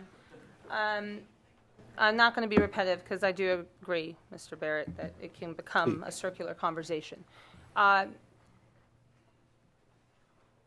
think the confusion is why has it not already been shut down and why has it continued to repeat itself is my first question off the top of my head, which I'm not sure can be answered here. But I think we need to look at some data. I think we need to look at and take into consideration all the feedback. Maybe 365 isn't right, maybe 30 days isn't right, but maybe somewhere in between is. But what does that look like? We have 5% of homes that are rentals. The biggest issue we have today is with a rental. People who rent aren't as invested as people who own. So where does that line, where do you draw that line? You know, I don't know that that all can be answered today, but I do think that we need to walk away and we need to, first of all, ask ourselves, why is this even continuing in our city and why hasn't it been stopped with our city and our law enforcement? I don't know what those complications are. I'm not pointing fingers. I'm just saying, why hasn't it not stopped? And the other thing is, we just need to look at everything and not just make a blanket call tonight. I think it needs to be postponed, and I think that we need to collect ourselves with more information and really take in consideration everyone impacted by this. Just to make sure, everybody here, this is the first reading tonight. Nothing happens immediately with this. Okay. This can be changed, amended, suspended, whatever. But we're here to make an impact for the whole city in case this does happen other places within the city. But we don't want neighbor on neighbor. We don't want that.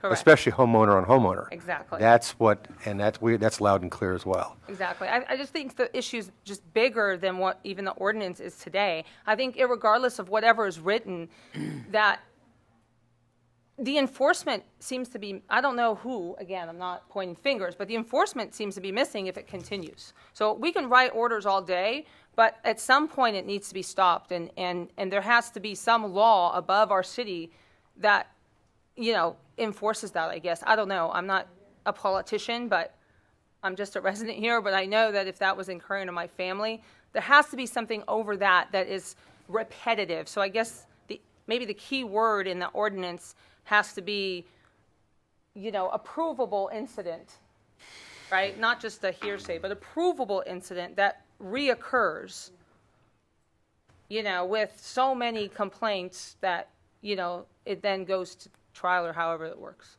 Right. So that's all. Thank you. Thank you. We're quick. All right. Okay, so I agree completely with Christine Thomas, and I don't think we need any kind of new ordinance whatsoever. I think we just need to have some enforcement that is following through. There are obviously things that are illegal that need to be addressed, and I would just like to see things handled properly. I don't think they have been. This feels kind of like a setup just to put in place more rules and regulations, and I don't think we need them, because if the law was being if they were following through with what the laws are, this would have ended a long time ago, and it wouldn't even have gotten to this point. I don't want my children, and I think a lot of people don't understand what the new ordinance would entail. So, but having a new ordinance isn't going to make any difference because the old one was never even followed through with at all. I want my musicians to be able to play their instruments after 8 p.m. I don't think that, even if I have a nasty neighbor who wants to complain, I don't want that to become an issue. So that's it. Thank you. Appreciate it.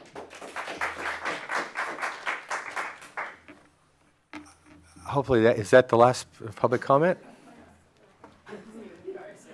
Come on in. Hi, Lori Skeffington. I know, Lori. I just have a question on, is the ordinance, say I have a fundraisers at my house during the day and we have had call during the day. Say if I had that, is it up to the discretion of the officer to what the part, if it's, I don't understand a whole year, because I'll have if we have a party and they come, we usually just shut it down. We are complaint driven. That's how it works here at Villa Park. Okay, because I have fundraisers during the day Mhm. also. Does that's an effect to any hours of the day? It can. Is it? And it's does not it- loud music, it's fundraisers, but there's a lot of cars, and sometimes you'll get one person that say, what's going on there? And they'll just come out and say, hey, what's going on? But I know Is that it you up- talked to Jared and let him know what's going on Okay. too. So I know that's. But none at of my it- house, I'm talking about. I know. Yeah. But Okay, and know I the- do. Yeah. So I don't think there's any issue, Jared.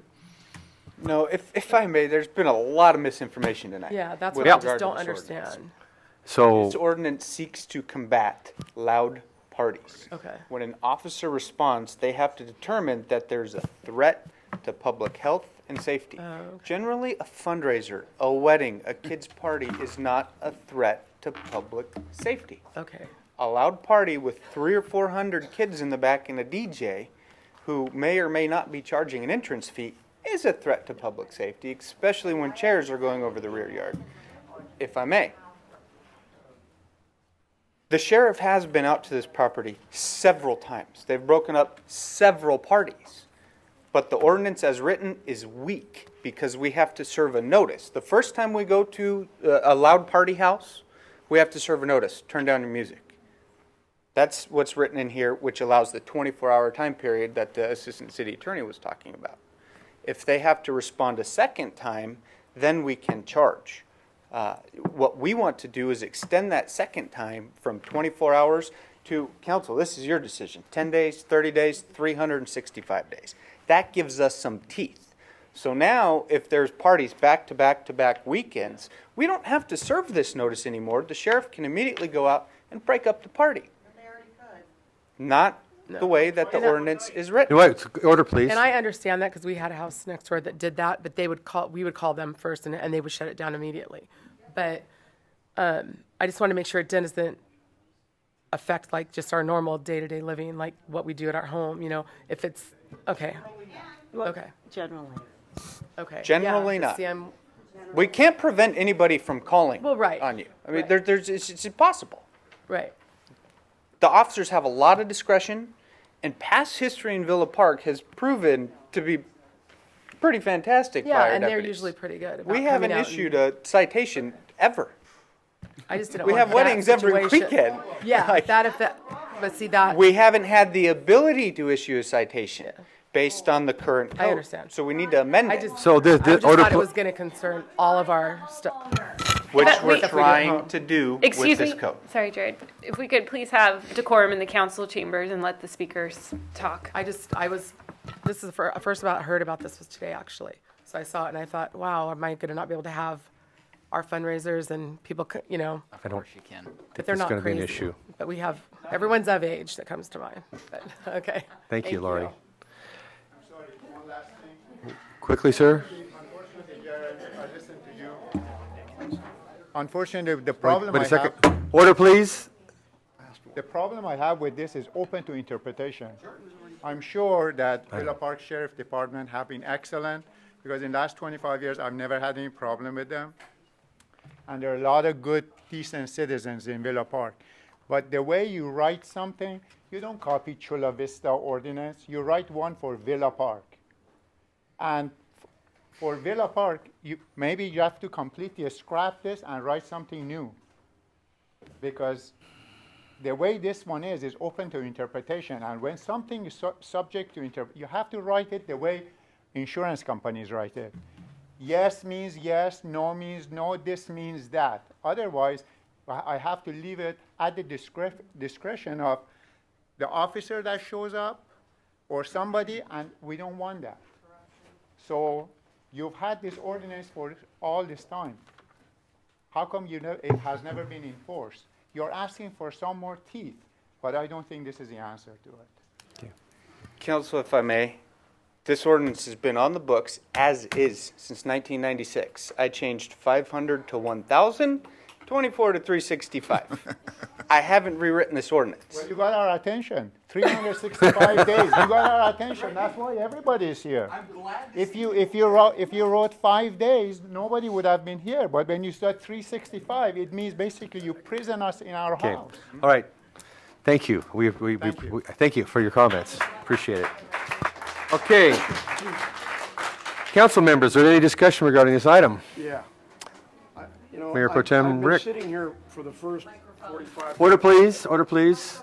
Got a microphone. Rick? I'm sorry. I hate looking at this thing, so I apologize for that. I always push it out of the way. You know, I sat here making some bullet point notes on issues that I wanted to discuss about this, but recognizing that I'm an attorney and I have a tendency to go on forever with it, I've decided I'm just going to read my bullet point notes. So here's my 2 cents on this. My son is in a fraternity at UCLA, and the stories are entertaining and the students are great kids. However, the conduct is inappropriate in a residential neighborhood. This ordinance likely doesn't do it, and it invites problems across the city, as Councilmember Fasenelli referenced. I can see extending the enforcement period from perhaps 24 hours to 30 days. However, I think this isolated problem requires specific civil or criminal injunctive relief to make a statement and set an example. The issue requires further consideration, including specific legal proceedings with regard to this residence. The city needs to do something tangible and timely.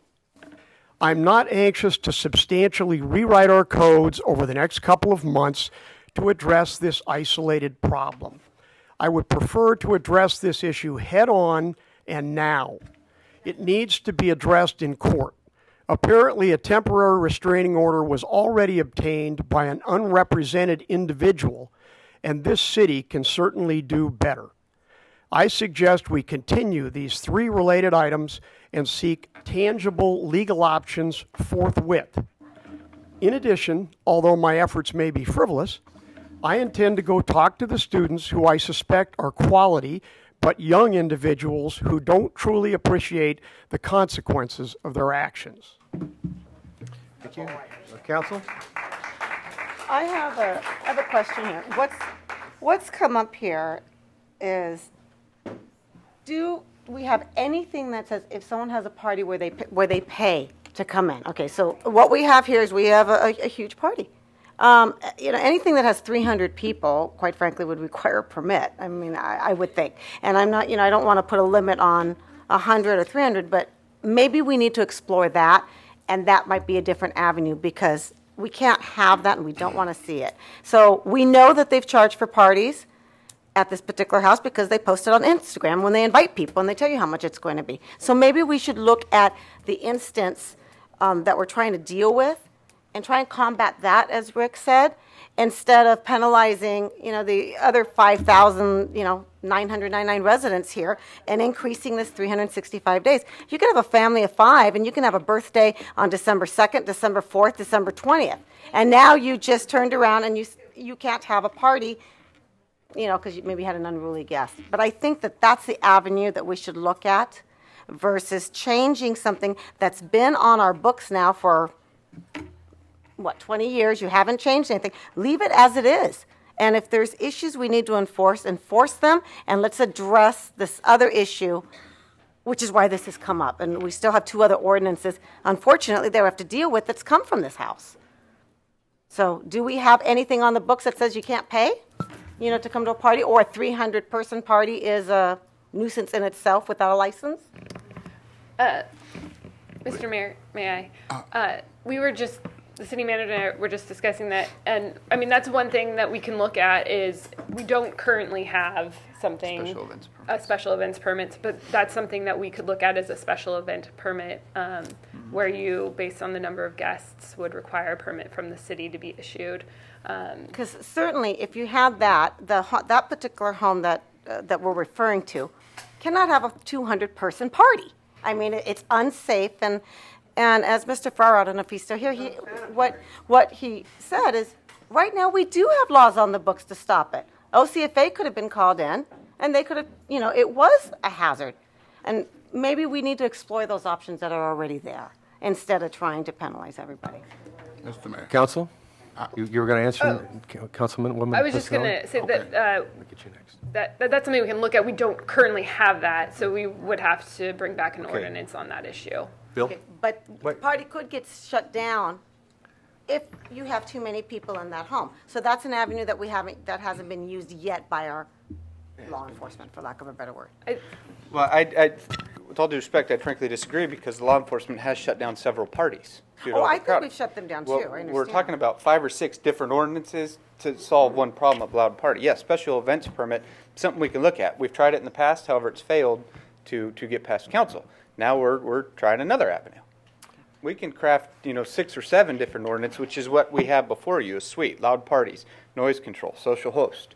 All of them are a tactic to address the root issue of a loud party and gathering at a house. Bill? My turn? Yes. Okay. I support all 3 of these ordinances, and I'll tell you why. Not so much because of this one house, but we know that the city of Orange has a problem with Chapman students. We know that the city of Orange is strengthening their ordinances to try to deal with the parties that they have there. So now we have one in Villa Park. So when Orange cracks down on theirs, where do you think they're going to come? They're going to come right here in Villa Park. That's where they're going to come. So I think we need to strengthen our ordinances now to ward off any further encouragement of Chapman students into Villa Park with frat houses. Because next thing you know, it'll be next door to you. And then you'll have a different opinion on it when it's in your backyard. These ordinances are not directed at anybody having birthday parties, weddings, the normal kinds of things that we have.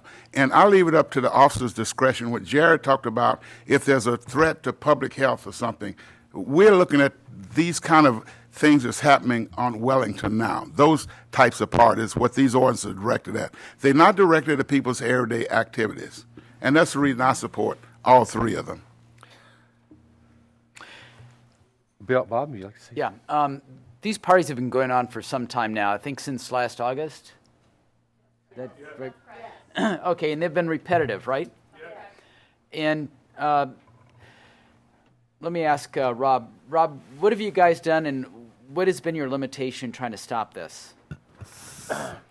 Thank you, Mr. Collicott. I've got the stats on how many times we have responded to the address in question. Specifically we've been out there to the street numerous times, but specifically for parties since January 2015, 21 times. And to put things into perspective as far as the notice, we've issued 2 notices in that time. People have to understand you can't call anonymously and deputies can shut down the party, but we can't issue cites and do other legal matters without someone being a victim of a crime. Victim being of disturbing the peace. Deputies can't be victims of disturbing the peace. As loud as that party is, we can go up and shut it down. We can't take any legal action as far as citations or anything else without someone being a victim of a disturbance. So that's number 1.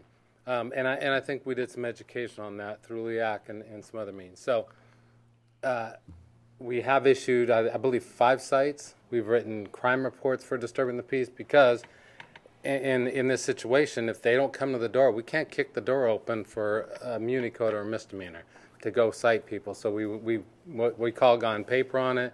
So we've issued criminal complaints with the DA and issued 5 cites and served 2 of these notices. So I just want to clarify, when people are saying we haven't enforced anything, we have enforced things. And when you look at the numbers, a lot of those are people wanting to remain anonymous. So Well, that's the key item. We have to step up as a community and be accounted. we have Is that shut down numerous. I mean, That's the of the key. 21 parties, we probably shut down 20, and they started right back up again.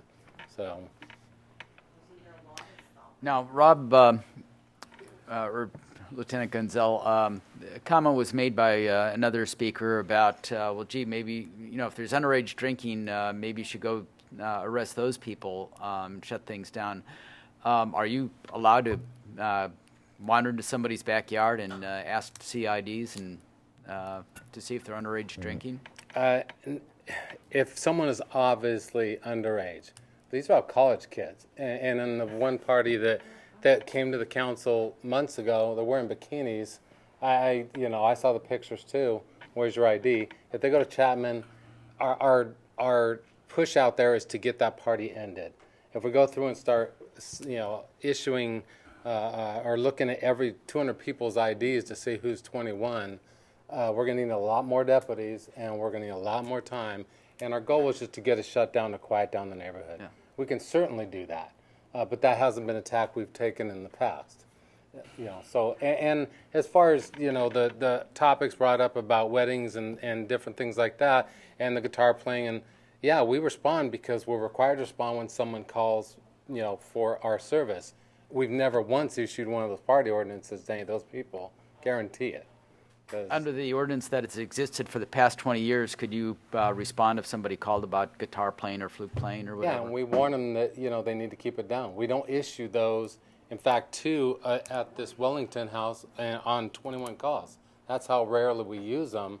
And we're responding to houses about noise, and it is a 24-hour thing. If someone's in noon and they're being disturbed, it's our responsibility to go tell people they need to keep it down. Enforcement's a whole nother deal, though.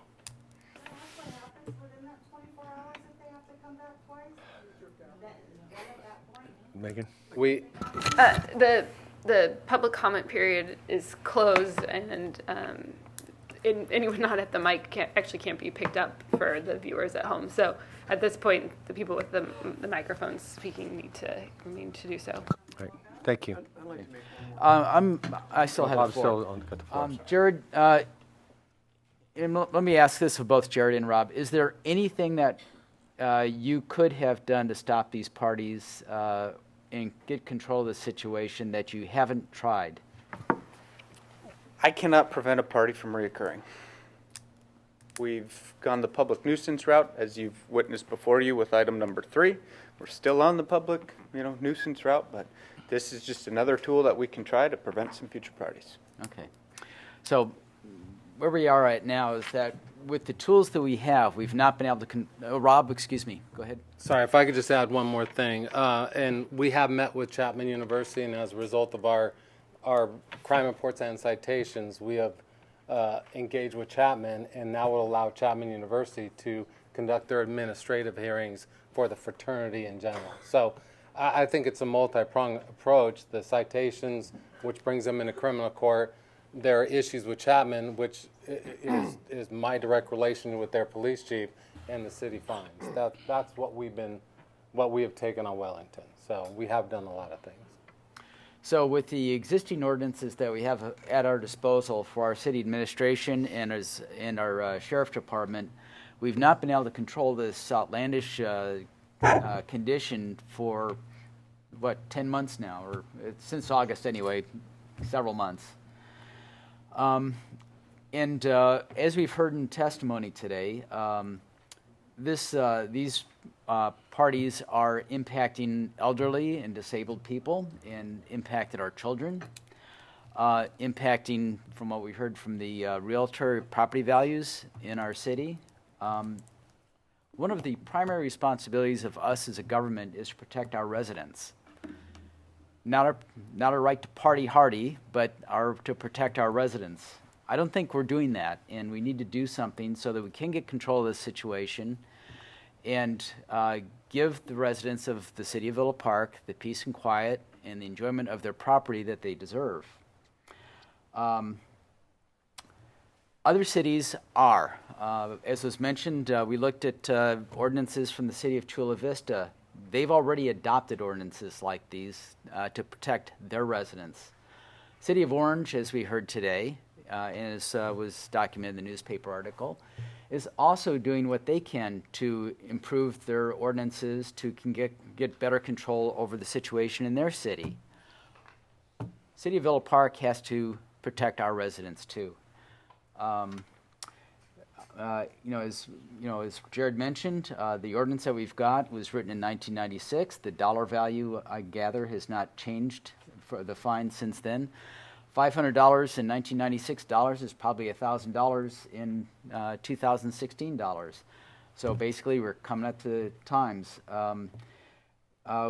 The city manager has identified that the current limitation of the 24-hour period pretty much handcuffs us from taking effective action to deal with these parties. We need to have a longer period, whether it's 30 days or 365 days. We have to have something so that if we've got recurring parties, we can get control of them and get control of our neighborhoods.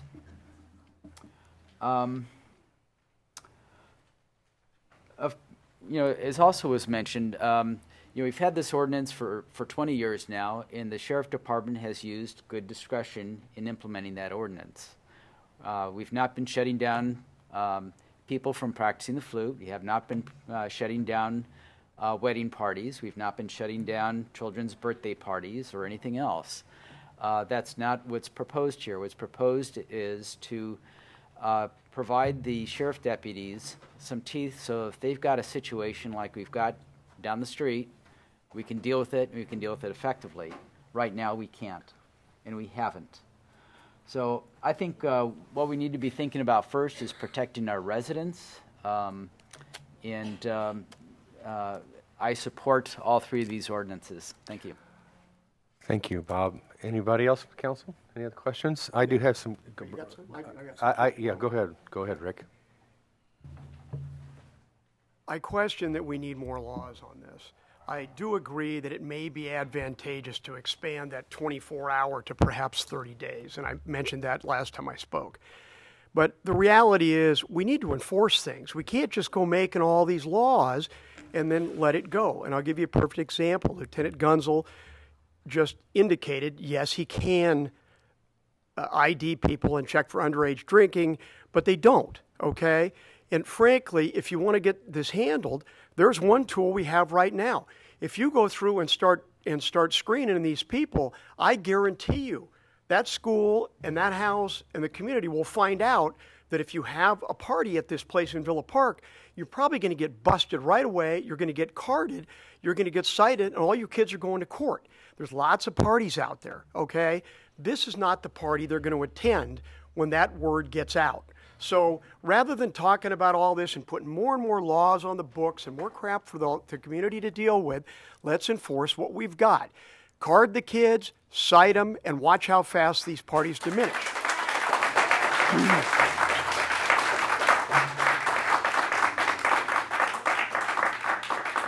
Don't just ask us to put more laws on the books. Secondly, we need to address this specific problem because it's the one we're having, and we need to do it now. We need to talk to our council. We need to find out what we can do, and we probably need to go in for some injunctive relief. If an individual homeowner can go in unrepresented and get a temporary restraining order, then certainly the city of Villa Park, with Rattan and Tucker representing it, can go in and seek some kind of relief. Okay? It's time to quit playing political games and talking about statutes. Let's get this done. It's one house. Let's set the record straight that we're not going to have this in Villa Park, and let's end this. We'll enforce it here, and let's evaluate getting the court order. I certainly have no objection to kicking that statute from 24 hours to 30 days. That probably gives them some more teeth. But I think just with those changes, we can continue the remaining items, and let's see where this goes. Let's get serious and let's get something done. Well, I think we agree on the 30 days, Rick, but Megan, you've been aware of this situation for a long time as well. And Rattan and Tucker's been aware of this. What are your thoughts about in seeking some kind of injunctive relief or restraining order? Can we talk about this? Is that? Yeah. So this is starting to veer outside of the scope of the Brown Act agenda item. So I'm not really sure that we should delve into. Well, we already have. Well, I don't think we should continue it. Yeah, but we might get sued from the homeowner. Under the Brown Act, as you know, we're limited to the agenda topic. This is difficult in that this ordinance amendment relates to this property. When we start to go into the specifics of enforcement against this property, irrespective of this ordinance, we're starting to get beyond the scope of the agenda item. Briefly, the city has limitations on its ability to enforce against nuisances. We have the public nuisance process, we have our administrative citation process, and we have our criminal citation process. Other than that, we can initiate litigation against parties, but we have to have grounds to do so, and we have to personally have received the harm as the city. So those are the means by which we can go either enforce issues or commence litigation. Now, with that said, again, I don't think that this is appropriate to go into further detail on this particular house because we're beyond the scope of the ordinance before Well, the us. ordinance itself is global for the city anyway, correct? But importantly, the ordinance is global for the city. Okay. Any other? I'd like just one final comment. I'm disappointed that we have 3 ordinances here that will affect the entire city of Villa Park. And it's been admitted that it came out of the CDC and the LEAC committee based on this issue on Wellington. We need to address Wellington.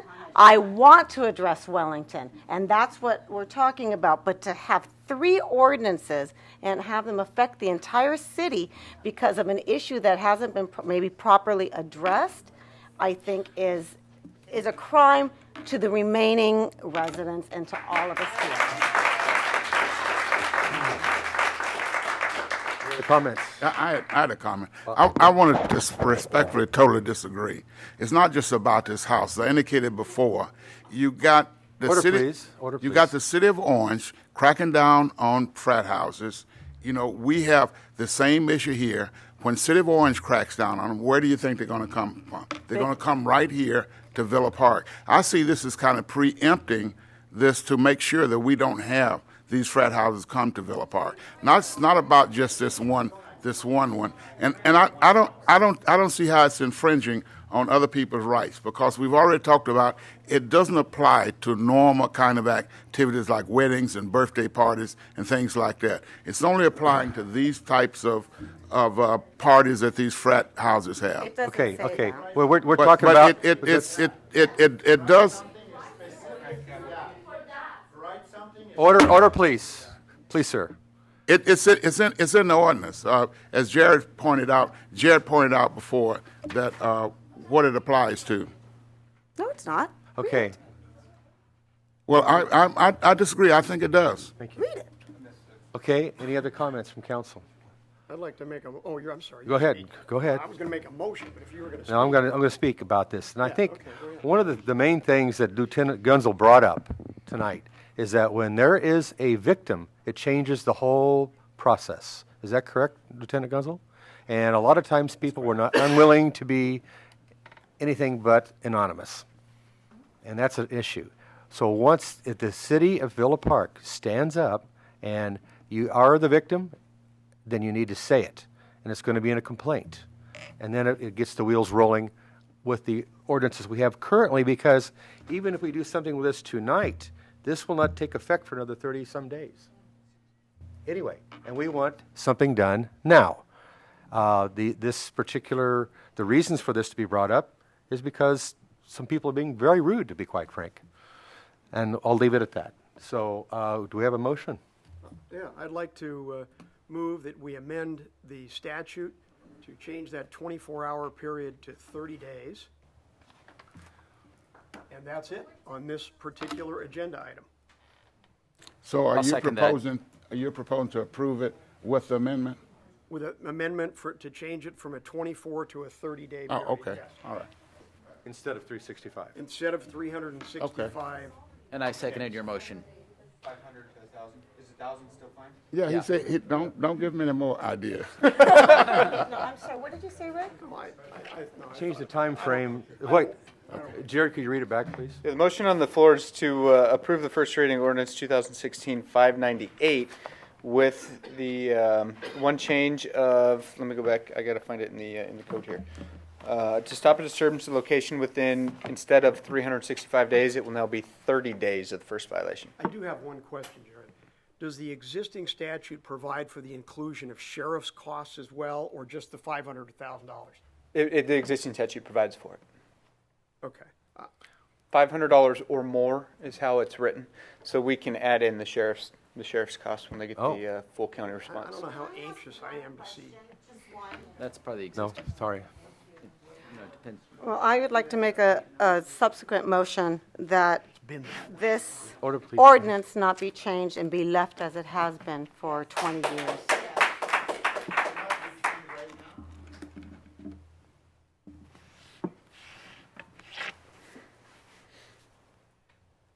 Call for the question. Substitute motion? It dies for lack of a We second. didn't have a second yet. Could we have roll call on the? No, wait, I want to make one point here again, and I think this is very important to the whole city. If this is to work, when we have problems like this, you must sign a complaint. You cannot be anonymous. That's not how we operate in a civil society. You have to be accountable. If you're a victim, you need to sign it. That you got something going on when it happens twice, 3 times a week, every week? Yes, you have to sign a complaint. Otherwise, that's the way the law works, unfortunately. And Ever been fined once, ever.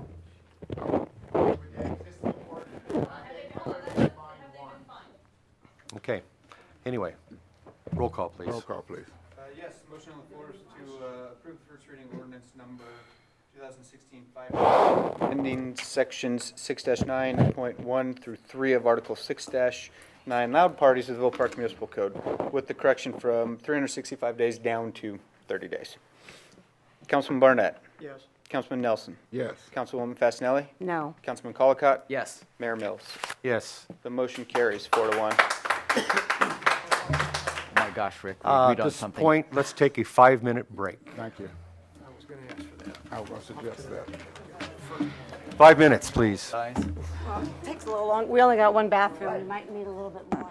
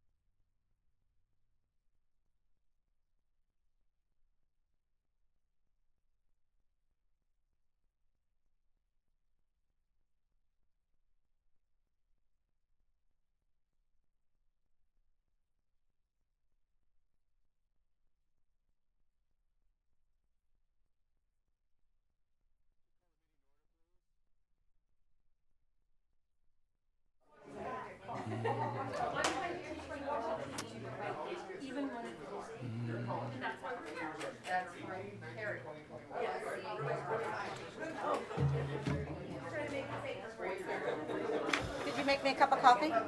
Okay, 1 cup. Is that yours? Okay. Okay.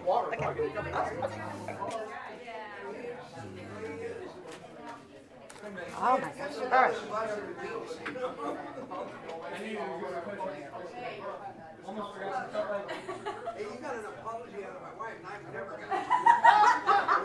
I'm still working on one from my wife.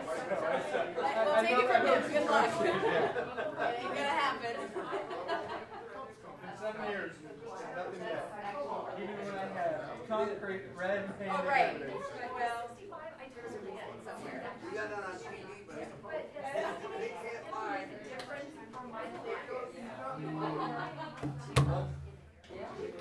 Well, Mr. Mayor, you've gone past your record already. I know.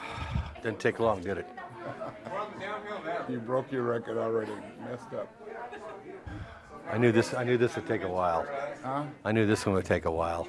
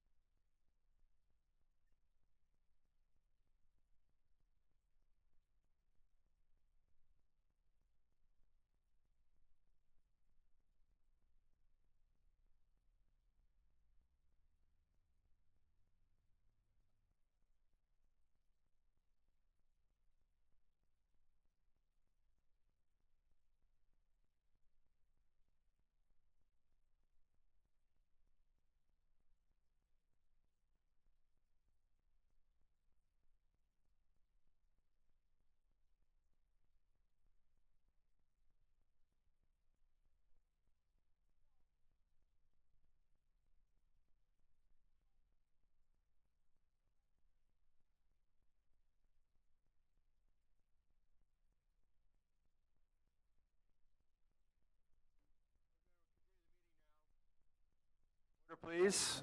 Our next hearing is to consideration of ordinance number 2016-599, amending sections 6 to 6 noise control of Villa Park Municipal Code. Jared, could you please read the? Yes, thank you, Mr. Mayor. Been there. This is another proposed ordinance that came out of the Community Development Committee and the Law Enforcement Advisory Committee to address potential student impacts in Villa Park neighborhoods. It completely amends our current noise control ordinance, which was adopted in 1974, and simplifies it. Rather than having pretty burdensome restrictions where we're to measure decibel levels for certain time periods, it leaves a lot up to, again, officer discretion. And over the last 20 years, I believe that our officers have exercised pretty good discretion in that. So the ordinance before you is before you again for a first reading, and we're here for any questions you may have. Any questions from council to the staff? I have it. You said you completely rewrote this from our old ordinance, okay? Again, I think we established that this ordinance also came in from, as a result of the issues that are in Wellington. What I show here, without going into every single line, But let's go, school, we've got some noise here, okay? School doesn't start at 8 o'clock or 7 o'clock. School starts at 10 to 6 at Villa Park High School. That's noise. So we have gardeners, we have blowers, number 7, the operation of any noise-creating blower, power, fan, or internal congestion. We have, are we going to notify residents when the federal holidays are in effect every year? Do we notify them by mail so that they know that they can't do something on a federal holiday? What I have here is, let's see, confiscate and impound. Let me read this. Well, could you tell us where you're? I'm just, I am going all the way through there, so you just need to actually just read it. They're not specific. I've read it. What I'm looking at here is that we'll go to section 6-6.3, repeated violations, public nuisance, responsible person cost recovery. The administrative fine shall constitute a debt of the reasonable person to the city and shall be payable in the manner provided by the city manager and applicable law. Swimming pool equipment noise, horns, motorcycle noises, which is mufflers, bouncing balls. Okay, our third month on the council, we had a complaint about the noise of basketball. Greg will remember it very well. Yes. We didn't have just one, we had 2, we had 3. In this case, you're going to be a criminal because it's subjective. I think that this... Where does it say bouncing balls? It's noise. No, where does it say bouncing balls? You said bouncing balls. I don't see that in here. It doesn't say bouncing boys. It's a noise. It's a complaint that the noise of a bouncing ball, the noise of a vehicle noise, the noise of a signaling device, your pool equipment. So my pool equipment right now is in my backyard to the northeast. If somebody moves in and remodels their home and they don't care for the noise of where my pool equipment is, am I going to be in trouble now because they remodeled their home and put their bedroom next to my pool equipment?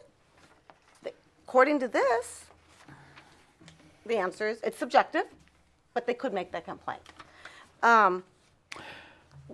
Why did we put in a new ordinance? It came from the LEAC committee. What was the reason? Again, this ordinance came from the LEAC to address neighborhood concerns. Law enforcement. I want to make sure this is the law enforcement committee for safety, and we're getting a noise ordinance that's coming out of a law enforcement safety committee. And they're bringing it to council for noise. It's not a law enforcement safety committee. It's a law enforcement advisory committee. Came out of Law Enforcement Advisory Committee and the Community Development Public Safety Committee, which is perfectly acceptable. A couple points.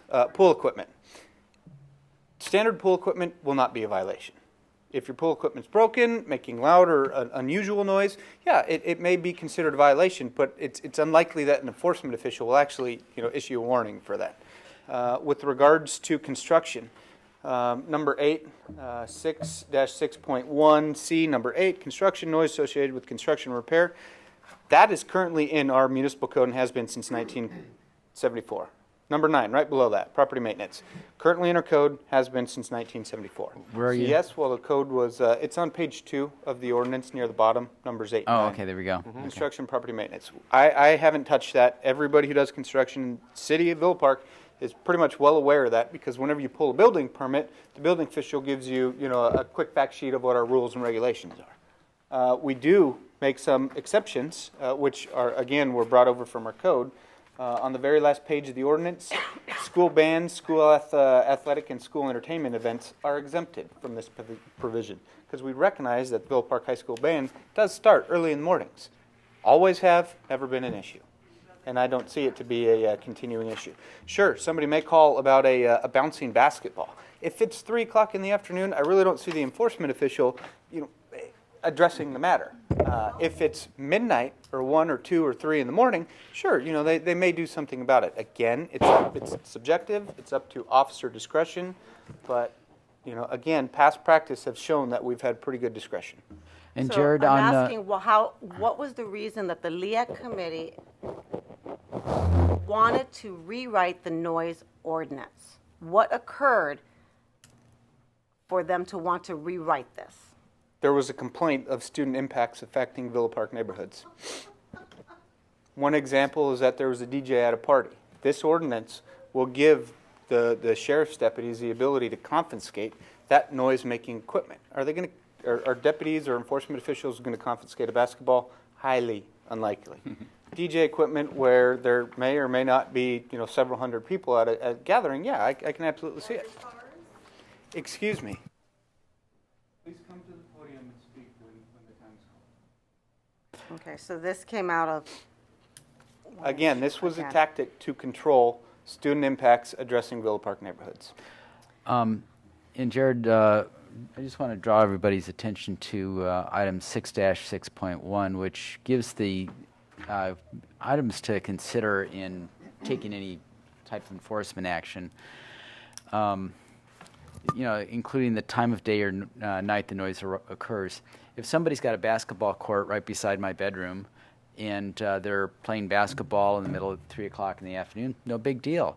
If they're having a basketball, game at 1 o'clock in the morning and it's loud and I can't go to sleep, that may be an issue.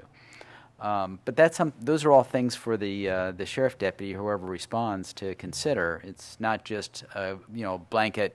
Okay, if you're making noise, you're going to get a fine, and I don't think it should be presented that way. No,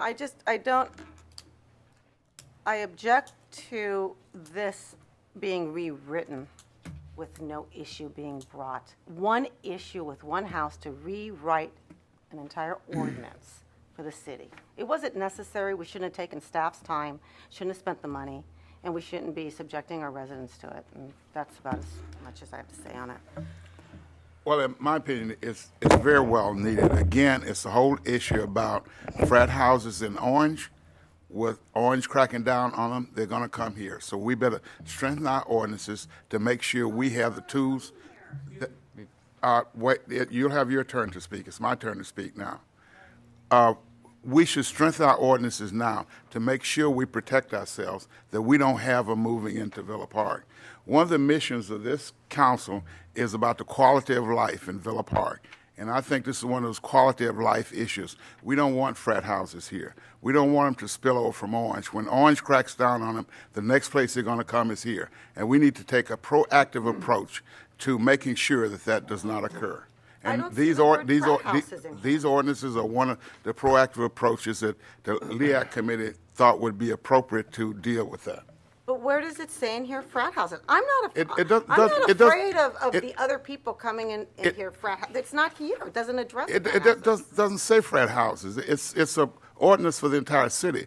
But the impetus of it is from the frat houses in Orange. They're coming to Villa Park, and we want to make sure that we have something that keeps them out of Villa Park. Well, 6 months ago, we were sitting here talking about sober living homes and not wanting sober living homes to come into the city. I mean, but we didn't. Prior to that, we're talking about the boarding homes with people that were renting to more than 4 or 5 people. So I don't know how this stops Chapman from coming in, and certainly I don't want a frat house next to me, but I don't know how this addresses that. Any other comments from council for the staff? This time, I'd like to open it up to public comment. I believe that Ellen, you'd requested to speak on item number 5. No, sir. I've been in front of you guys.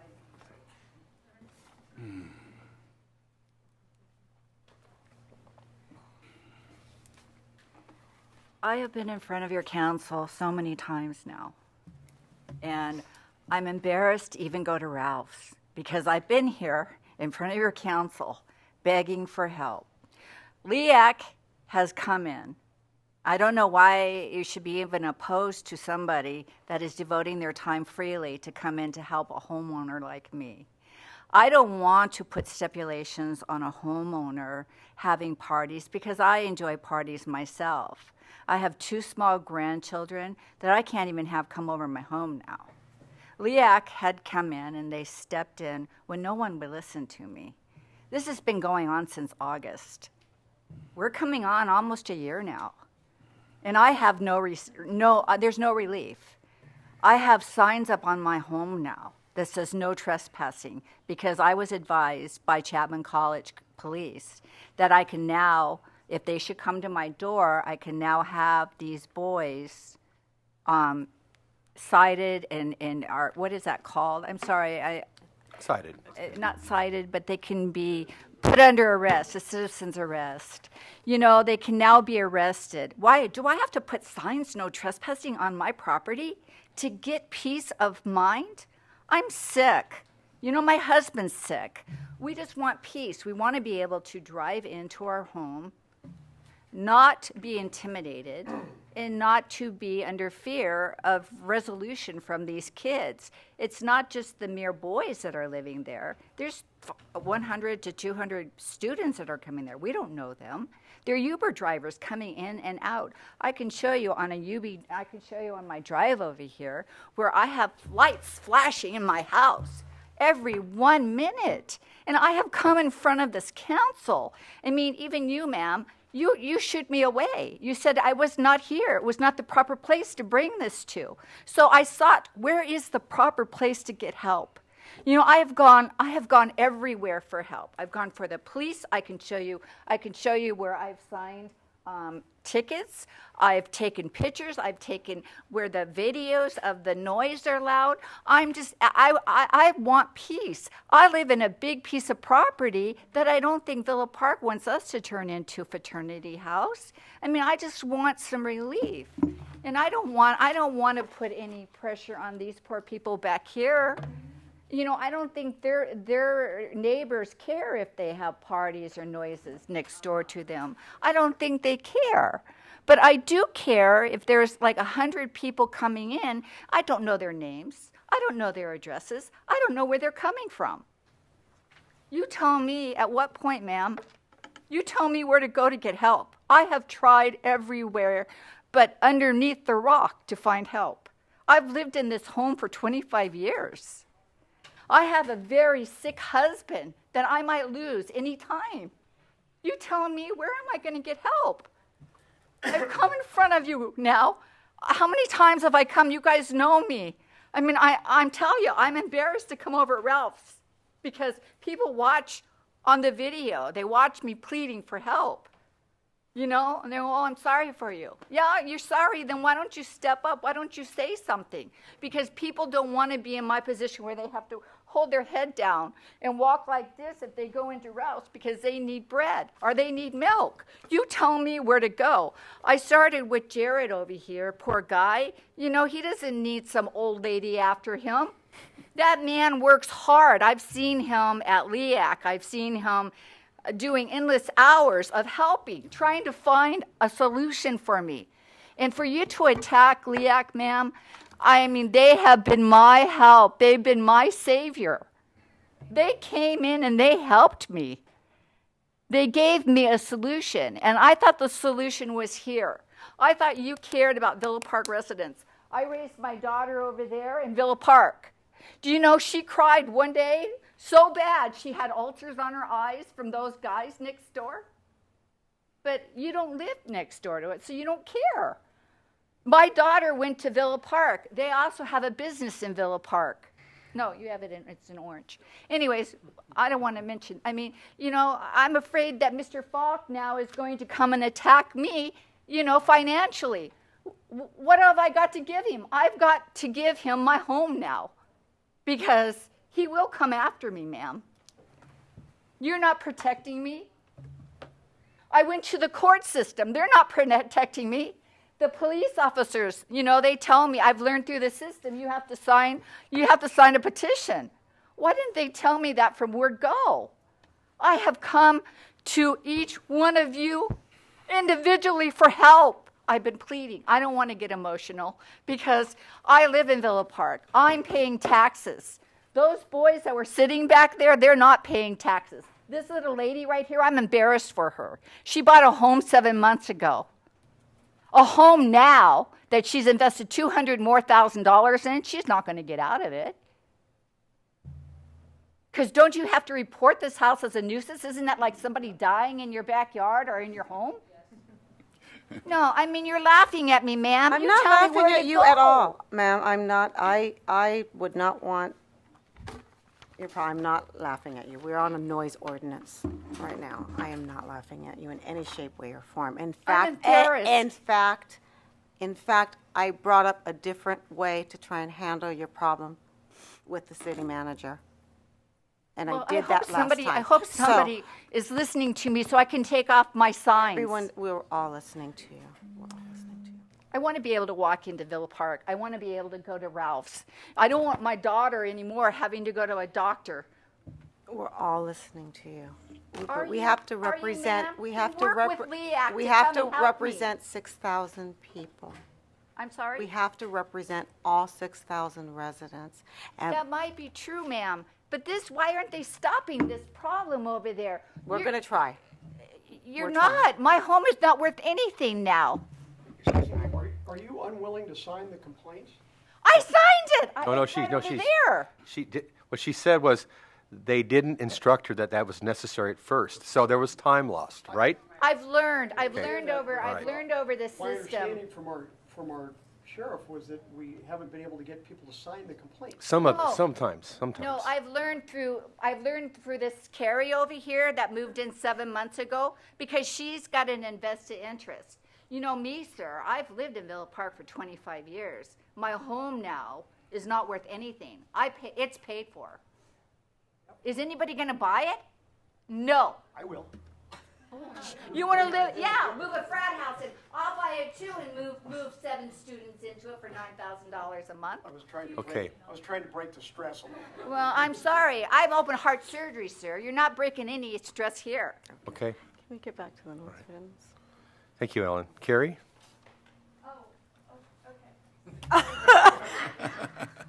Were you going to talk? Apparently, I'm going to talk. You Go on signed up. I did. Oh, that's what that means. We're on the noise ordinance. This is my first city council meeting. If you guys didn't get that, I actually thought at the break time we were leaving, not that we were coming back in. We're not having a party We have here. a whole lot more. Having a party here. Yeah. Is it possible to tweak it to specifically say frat house? To address Diana's concern. Is it possible, Jared? Council? Ellen? Council? Mr. Mayor, may I? Megan, please. That would create a number of problems from an enforcement perspective, from a liability perspective from the city. I know that it seems like an easy fix, but it creates other headaches. And I don't in any way think this is an easy fix. I understand the process is long and you have to be thorough and you have a lot of people that got to sign off on a lot of different things. It shouldn't be easy to enact these type of laws because you're putting restrictions on residents. So it shouldn't be easy. It should actually be very difficult. I get that. But I still think that, you potentially do have some problems coming your way. Whether or not you think so, I kind of do think that I might not be the only one living behind a frat house one day. So if there's a middle ground or there's some other way to tweak the law, I don't want to take away somebody's right. I don't want their kids can't play the flute. I don't want that. I really don't. But I want to enjoy my home. I don't want this kind of stress because I'm going to tell you, it's stressful. And I invest a considerable amount of time talking to people about this, trying to find a solution that didn't involve ordinances. I looked into suing people. I looked into lots of different things. And there's no real easy answer. May I ask a question of her? If magically tomorrow, that house with those 5 boys, they move out. Yeah. Is that good? Yes. Okay. And I say that because their lease is up. Right. And they're leaving. I don't know what will go in again, but we'll probably make this guy's life miserable, but he won't do that again. I'm going to make. But when that problem goes away, And I think that's what we're trying to look at here is when we change things, are we changing things for something that might be going away? And I understand that people might cross the railroad tracks and come over here. Yes. But today we're talking about frat houses.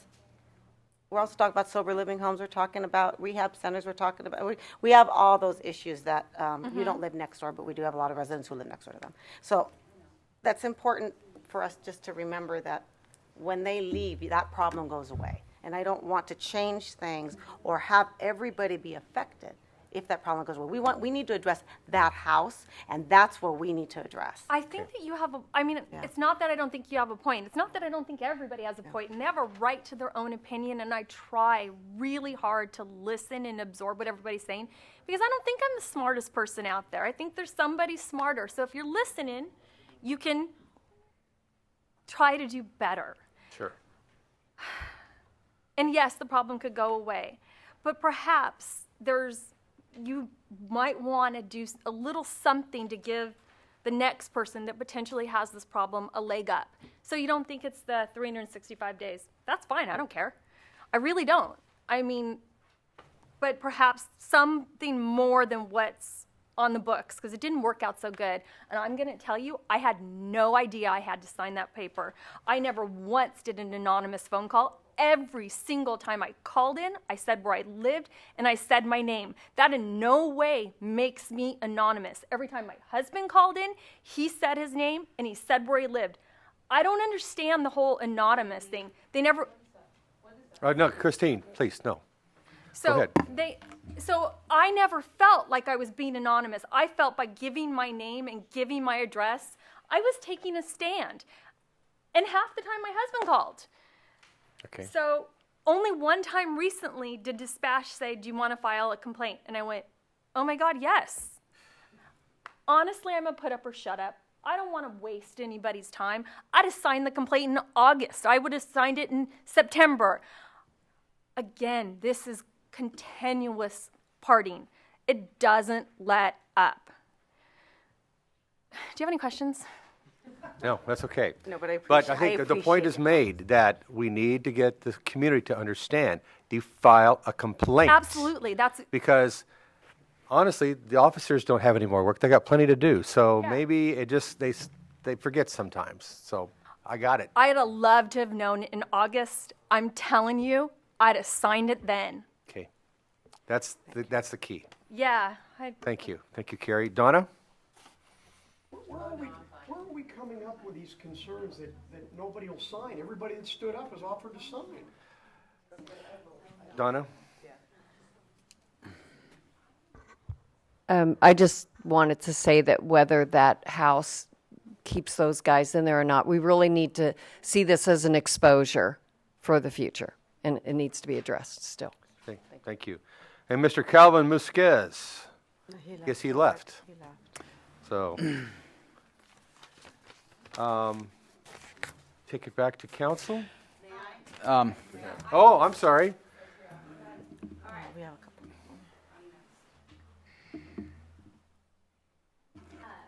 So I think we've come to the point where it's kicking a dead horse, and all of you guys understand that the house is bad, and I understand that.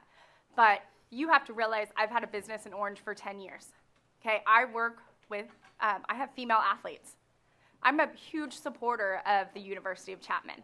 So for you to say that if they were to leave, that they're not coming back, no, there will be another frat house somewhere else. There'll be another home where they go live. Because if they're putting the noise ordinance in Orange, they have to find somewhere else to live. And so where's the runoff going to go? And so if I understand whenever there's changes, there's going to be different things. And no one can be happy. Not 100% of the population can be happy. And there's always going to be, that's why we have, Democrats, and we have all that, because everybody has a different set of opinions. But this is trying to help us. And when I call the police officers, I take care of my parents full time, okay, and I run a business. I can't, this is so stressful. When the police officers come to talk to me, and they're rude, and I try to be a smiley person. Most people generally love me. And they're over laughing with the guys next door, and they had to kick out some Red Bull girls, and they're having a sausage party. And I'm sitting on the doorstep crying because I'm lost as to what to do. And the police officers tell me to go over and just go drink with them. They tell my dad, hey, you guys just go over and have a beer with them. You guys have a problem with them, just go over and drink with them. There is such a lack of, the police are just so unprofessional. So whether it is, there's so many other things that we could do, but if there's one direction that we could go, that we could follow, that would just get our foot in the door and kind of make some changes. But the things that police officers have said to me, and the police, it's just a very, it's been very unprofessional. So maybe we address how the police officers are handling things. There's multiple things to happen, but I think if we could just get one thing done right now so that we can kind of get the boys under control, that would be great. But when they move, we'll be relieved. But what's going to happen to the person 3 streets down when we just say, oh, well, you know what, we don't need to worry about this noise ordinance. We don't need to worry about them. Well, what happens to the people 3 streets down from us that are going to have to start going through the same thing? You know, and yeah, they're Chapman students. Half of them don't go to Chapman anymore. They're DJs. So yeah, what if their lease is up? They don't want to move, and now we have nothing to do. Chapman can't regulate them because they don't go to Chapman anymore. So just because it's a frat house or just because it's a Chapman, people are going to come in and party. So I just need help. I need someone to do something. And that's my piece. Thank you.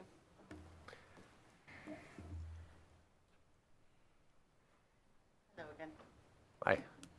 I don't see how a noise ordinance is going to make any difference in the situation that's happening. There are noise ordinances that are already in place, and the police enforcement haven't been able to do anything with any kind of follow through with what's already in place. And it's already there and it's established. So there's really been no follow through. So I would like to know why these people haven't, just in general, I'm not gonna keep addressing the same issue, but just in general, why the issue hasn't been addressed, why there's been no fines. I think if the fines had been administered timely the way they should have been, you know, that you get a warning, okay, if we have to come back out, then da-da-da. But it seems like if da-da-da was happening, we wouldn't be here right now. This wouldn't be happening. I also would like to know, I know there are laws about these are single family properties.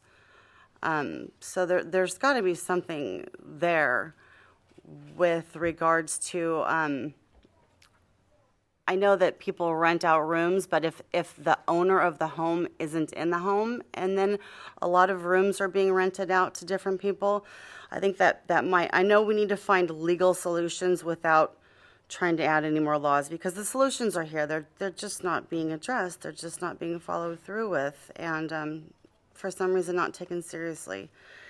And the problem can be resolved. There are laws, and I'm going to do some research when I get home.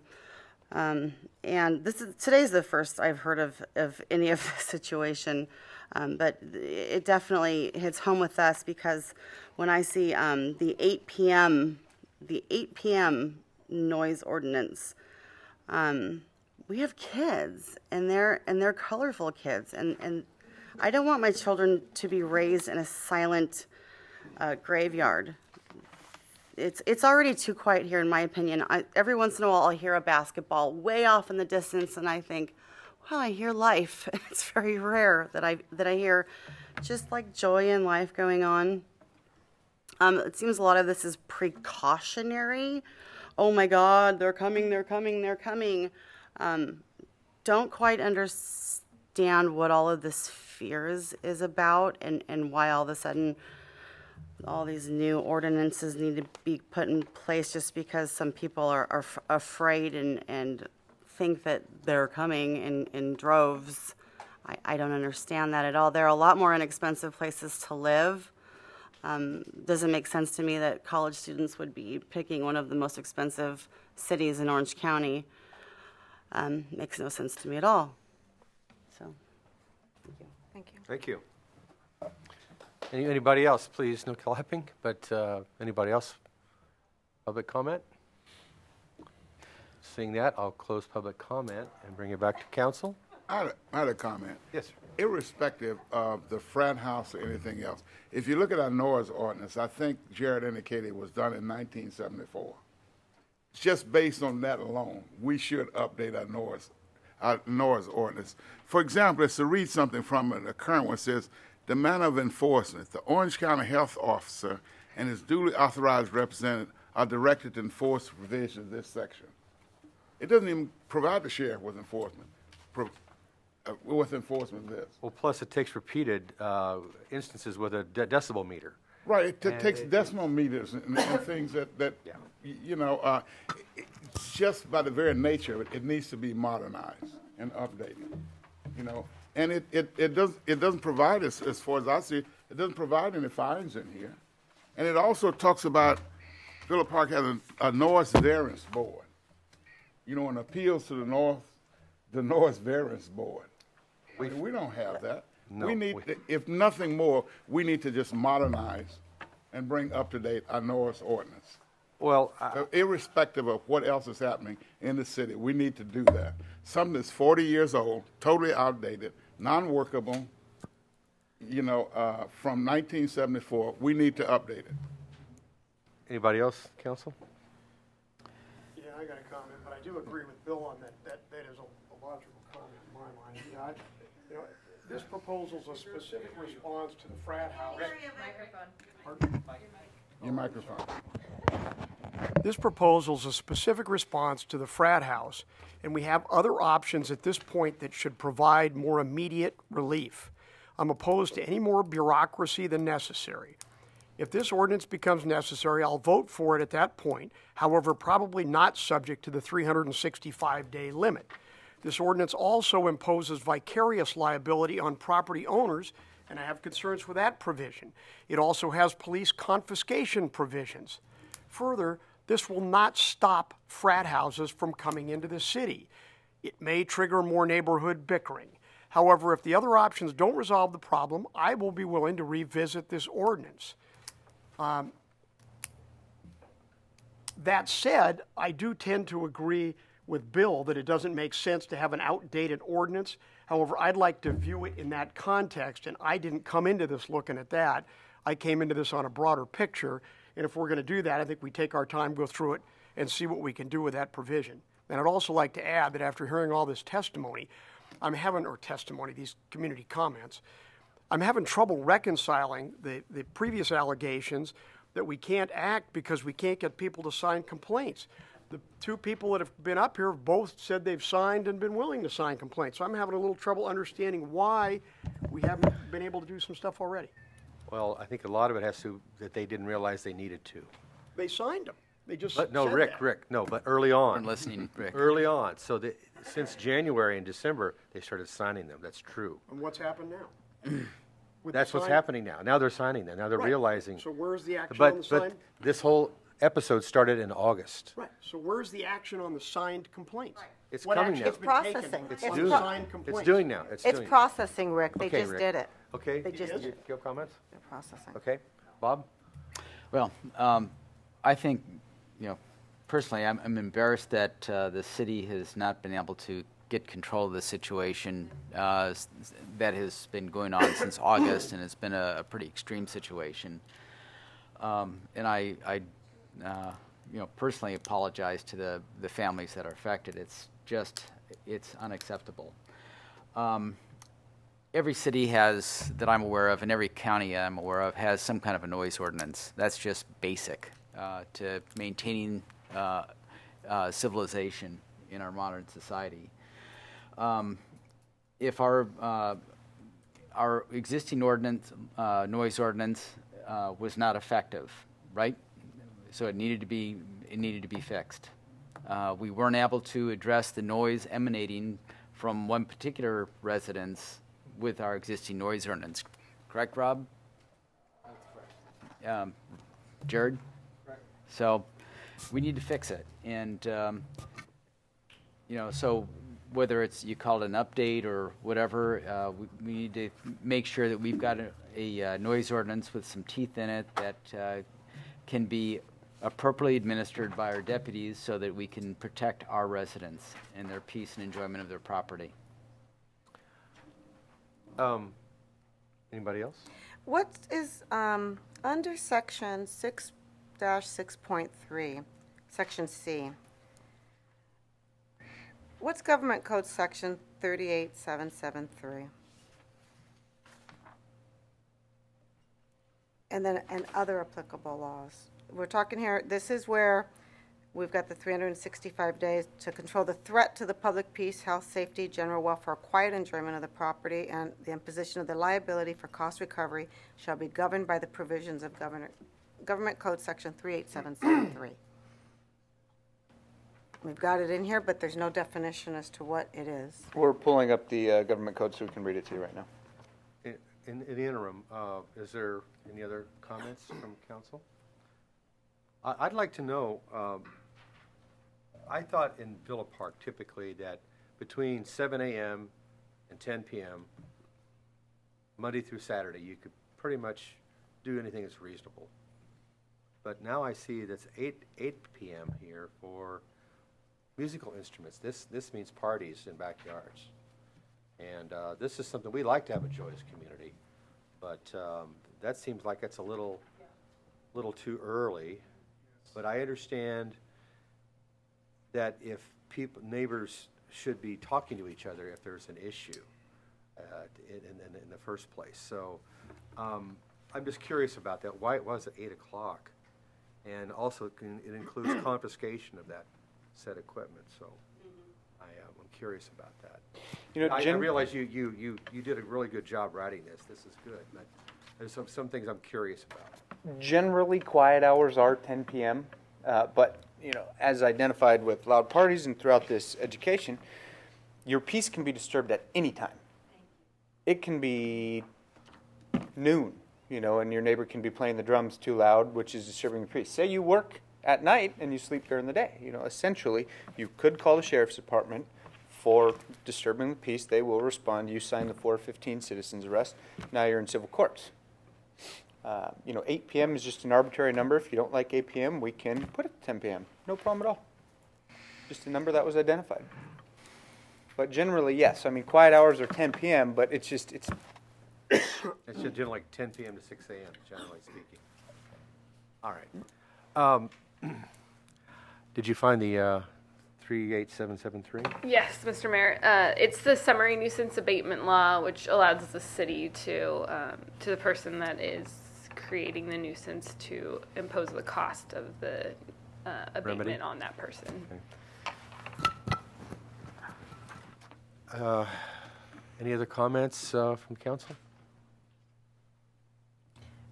I would like to propose for discussion here. There's a lot of information here, and one of the comments that I did hear during the break from the residents is that they didn't have the time to know that these were coming up. There's a lot of detail here, and that we bring this back at the next meeting to allow the public to look at it in detail, because I did hear that, and this has been a lot of information for the residents, I think, to absorb from Thursday.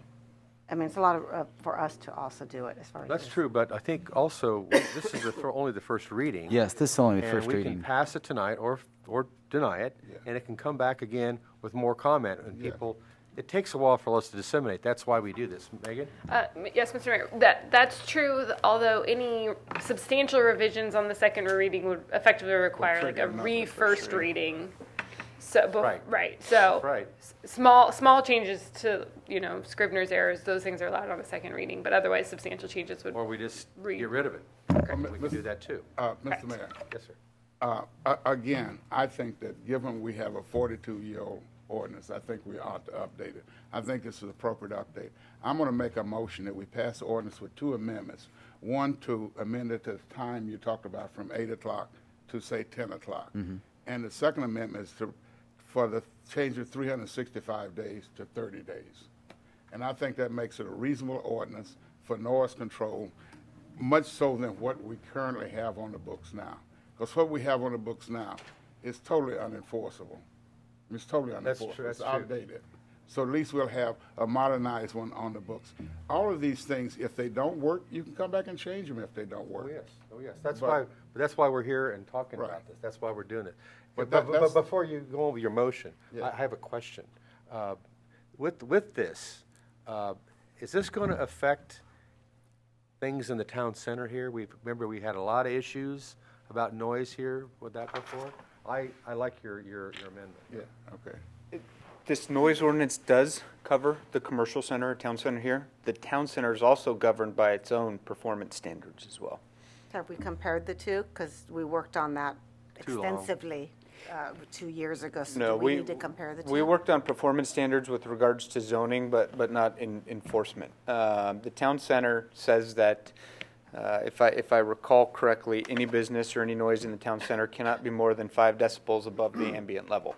Period. That's current, that's continuous. It's the same thing.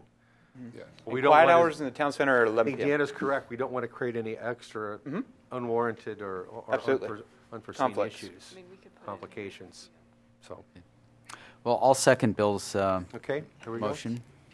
And I'd like to make a substitute motion. Okay. I'd like to continue this to the next meeting so we can evaluate it again, not in the midst of a drawn-out, heated meeting and multiple ordinances. Because frankly, I do tend to agree with Bill that it needs some attention. The old one looks terrible, and we probably ought to do something with it. I, for one, like to get a little more outside comment, and I'd like to take a little harder look at it. So I would propose we kick it till the next meeting. I'll second. I would second. Pulling up the date of our next meeting. March 22nd. Got But, that pesky 29th day here. Rick, let me ask you, what would be the purpose of kicking it to the second meeting, to the next meeting? One, to get input, and also because I'd like to sit down with it and take a little more time and go through it in a little more detail. It came in with a mass of stuff, and the way it came in, I got a little soured on it, and I didn't have a problem with the prior one. However, I kind of feel like this is, I felt like this was a knee-jerk overreaction. My primary real objection is to the next one. But, so I was kind of opposed to this part, and as a result, I didn't spend the time detail reviewing it that I would have if I was seriously thinking about putting it in. That's the other reason. So I'd like an opportunity to look at it a little more and go through it, because I do agree with you, Bill. The stuff's old, it does need to be updated. Okay, we have a first and second on a substitute motion. Substitute motion is to continue to the March meeting, which is March 22nd. Councilman Barnett. Yes? Mayor Mills. No. Councilwoman Fasenelli. Yes. Councilman Colacott. No. Councilman Nelson. No. Okay. Okay, original Okay, so motion. the original motion is to approve the first reading of ordinance 2016-599, amending 6-6 noise control of the Villa Park Municipal Code. There were 2 corrections. One is to move the quiet hours to 10 p.m. and then limit 365 days down to 30. Yes. You want to leave the confiscation provisions in? That's what I'm nervous about right now. What is the confiscation? No, in the back part, there's confiscation, yes. If we pass that last motion, we would actually be able to look at it in detail and research it. And what about the vicarious liability for the property owner? With the confiscation, this just gives the sheriff's department or the enforcement official the ability to confiscate the noise-making device, such as DJ equipment. They allow them to confiscate the noise-making device. They go to a loud party and stuff, they can just confiscate the equipment. And the property owner has liability regardless of whether it has any real control or effect. I mean, essentially, the property owner ultimately has liability with the way that our municipal code reads. They are ultimately responsible for their This property. gives vicarious liability to the property owner for the acts of the tenant. All you have to do is give him a notice it's going on. You don't have to prove that he can change it or that he has the ability to affect it in any time frame, and the landowner has liability. I'll call for the question. Councilman Nelson. Sorry, you were the maker of the motion, so I'll start with you. Oh, Councilman Nelson. Yes, of course. Councilman I didn't know Colacott. you Yes. called it. Councilwoman Fasenelli. No. Mayor Pro Tem Barnett. No. Mayor Mills. No. Fails 2-3. need to look at this too much. Okay. Item 6. Our next hearing, consideration ordinance number 2016-600, amending sections 5-15, social host of the Villa Park Municipal Code. Yes, thank you, Mr. Mayor. Again, this is an item that came from the Community Development, Public Safety, and Law Enforcement Advisory Committee to identify options for addressing student impacts on Villa Park neighborhoods. The social host ordinance provides law enforcement with just an additional tool for holding adults accountable for underage drinking. This current ordinance was modeled after the county's version a couple years ago, and we are available for any questions. I have a question now. How does the county enforce that? They can't enforce it here? Is it only in county areas? Is that true? Well, the county actually failed to adopt this ordinance, but it would have only been enforced in county areas, unincorporated areas. If it had passed. And the main reason that it was not adopted? I can't speak to that. Megan, do you have any opinion on that? I'm not sure. I know that that at the cities that have looked at it, there's been a considerable amount of debate generally, sort of back and forth. Is the right of privacy, is that the main issue? I can see that being an issue here, unfortunately. So, but I do have a question, Jared. For the enforcement side of everything, is there a way for us to enhance our police presence to handle a larger crowd? Would that be something? I mean, we're talking about things that are going to take essentially 2 months to happen now, effectively. So if there's a way that we could embellish Lieutenant Gunzel's resources to better look at a situation, I'll put it that way. Here in Villa Park, as you know, we only have one deputy on duty at every time. Yes. It's difficult to predict when these parties are going to occur. When a party does occur, and they do have to break it up, they will pool county resources from neighboring territories, but they cannot keep that county resource here for an extended period of time, or else it leaves that county territory uncovered. If you would like, we would. I mean, we do have money in the overtime budget, but again, we cannot predict when the parties are going to occur. You know where I'm going with this? I know where you're going with this. If you'd like, we can, allocate. This is something that additional is an funding for another immediate deputies.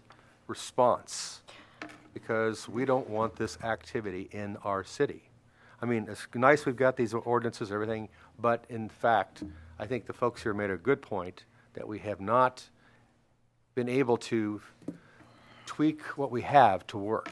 And if that is the issue, that we can, it would be probably worth more of our time to do it that way and get the issue resolved and Mr. get Mayor, things a little more under control. What activities are you referring to here? This is a social host ordinance that refers to minors drinking. It doesn't refer to an activity. It's minors drinking with the knowledge of an adult either providing it to them or having it made accessible to them or knowingly. So it's not specific to any, I mean, this is about being in someone's private home.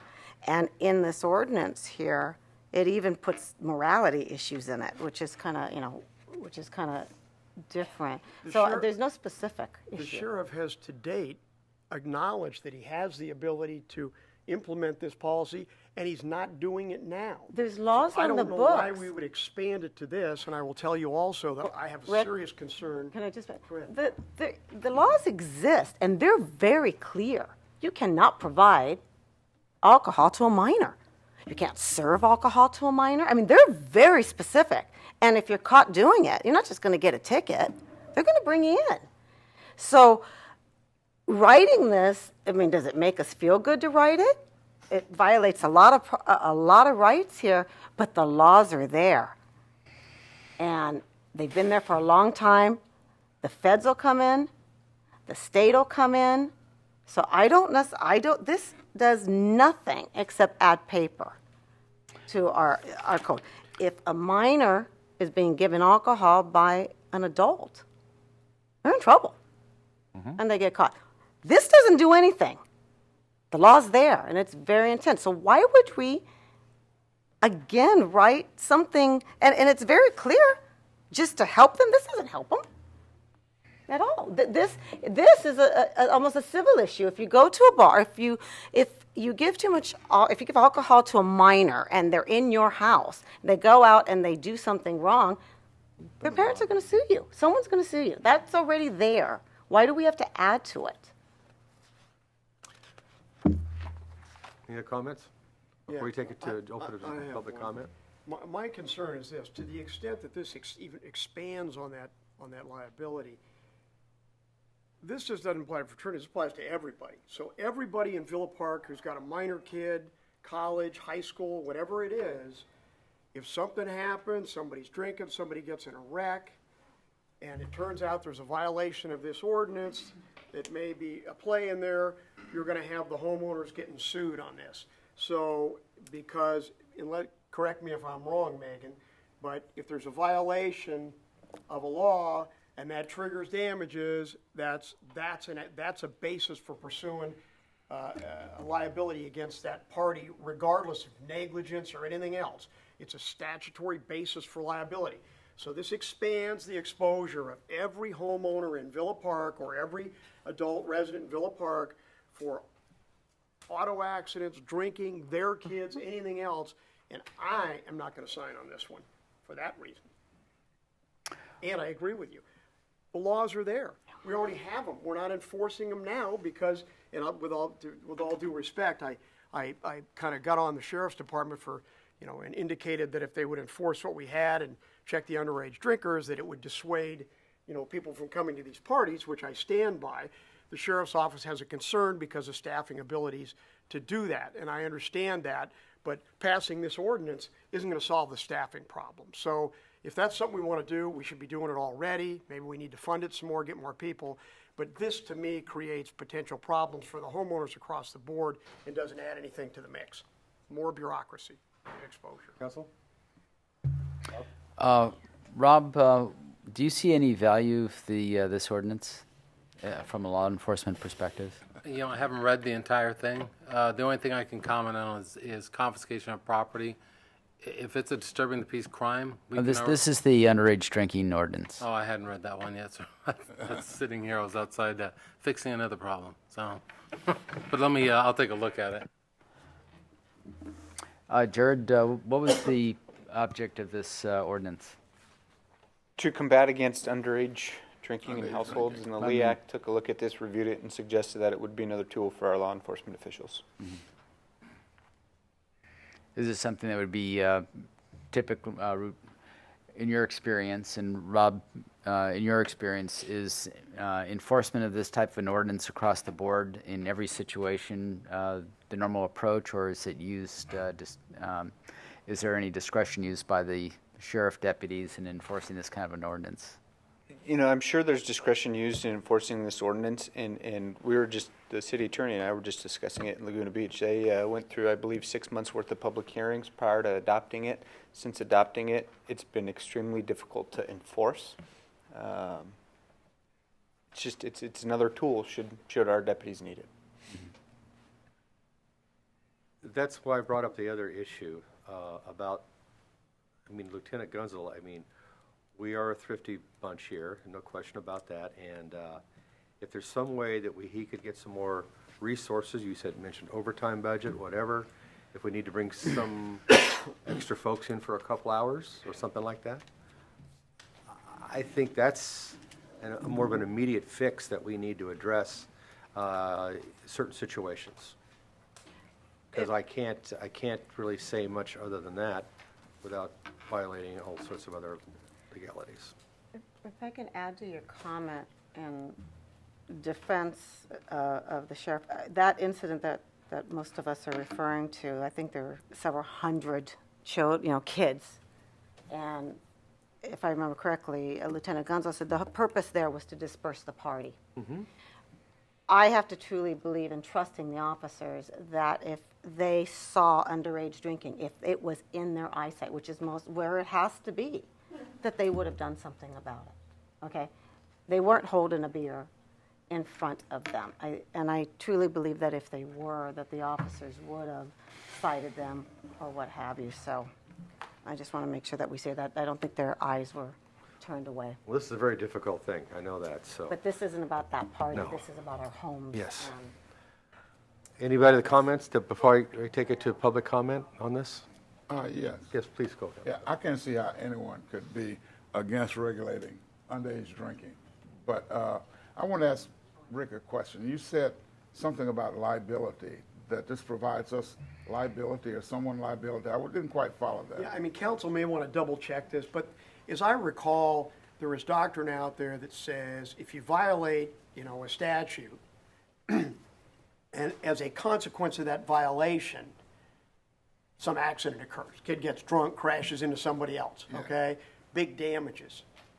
Then you have liability for the damages because the violation of that statute led to the damages, the drunken kid, okay?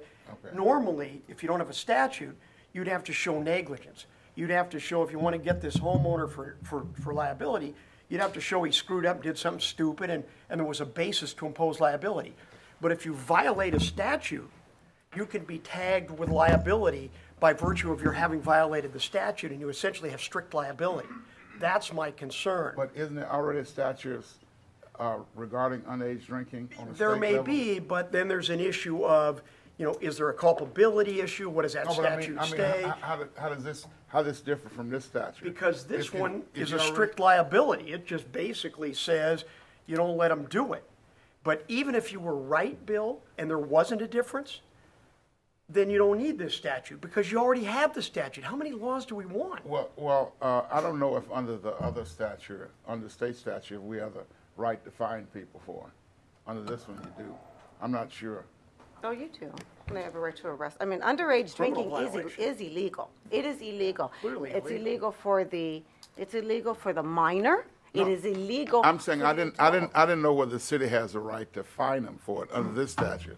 They do have the right to fine them for it. They don't arrest people for this. Not my reading of this statute. It says that you just fine people. You don't arrest them. To me, until we start taking some action to enforce this is all moot and it's just more paper. Because it's very clear from the statements that are made tonight, we are not enforcing this. So if we're going to enforce it, before we start piling more paper, let's enforce what we've got. I don't like putting all these, just shoving paper and bureaucracy out here. I don't know where this That's came another from. issue. All of a sudden, we've just got all of these ordinances and police force coming on our property. I don't understand where this has come from, to impose all of this on our residents. I mean, this is it's disturbing. This is not what our city was based on. We're putting more government on our residents right now. I agree. We have laws on the books. Enforce what they are. Underage drinking is illegal. Providing alcohol to a minor is illegal. And if you're caught doing it, the methods are there. I have to agree. The response care. to all of this is, our police will exercise discretion. Well, that's fine, and in most cases, that's probably true. I won't argue with that. But I don't see any reason to just keep piling all this bureaucratic paper on here and just throwing more and more discretion to the police. I mean, with all due respect, I just don't see that we need this yet. If somebody could show me why it's needed, I'm there. But just surplusage and more to deal with to me. I don't like big government. Well, I don't like big government either, but we've had, I think we've got some residents here that have dealt with a situation for the past 7 months. And the challenge has been that our law enforcement professionals have told us that they need additional authorities to try to deal with the situation. That is why the LEAC recommended beefing up some of our ordinances and adding this ordinance as well. Is basically to give some tools so that they have something to work with, so that they can do something to try and alleviate the impact on our residents. But Bob, they're not doing what can be done now. That's abundantly clear. And we have clearly not evaluated our ability to Rob, step would into you court agree that it's forthwith and abundantly? get this done. Rob, would you believe that it's abundantly clear that we've not been implementing what you've got?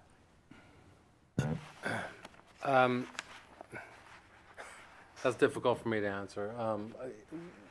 There are laws on the books that we could enforce. There's other things in this that are different than those laws in the books. But contributing to the delinquency of a minor and underage drinking are both illegal currently. They're illegal. You can, I can honestly say, if you saw somebody, giving alcohol to a minor, their house, you would do something about that. Right? I mean, the law's there. You don't need anything else. It's there. You're going to cite them. You might bring them in. Us having a 3-page ordinance is it's cotton candy. Mr. Mayor, I think our minds are pretty well made up. So I'd like to just bring this thing to a motion. And No, we can't. We have to have public comment first, please. we haven't had public comment? No, we haven't my gotten that God. far yet. We're just asking staff questions. Oh. So, yes, my 3-hour prediction is way past, so. I was with you, Bill. Public comment, please. We have Carrie is up first.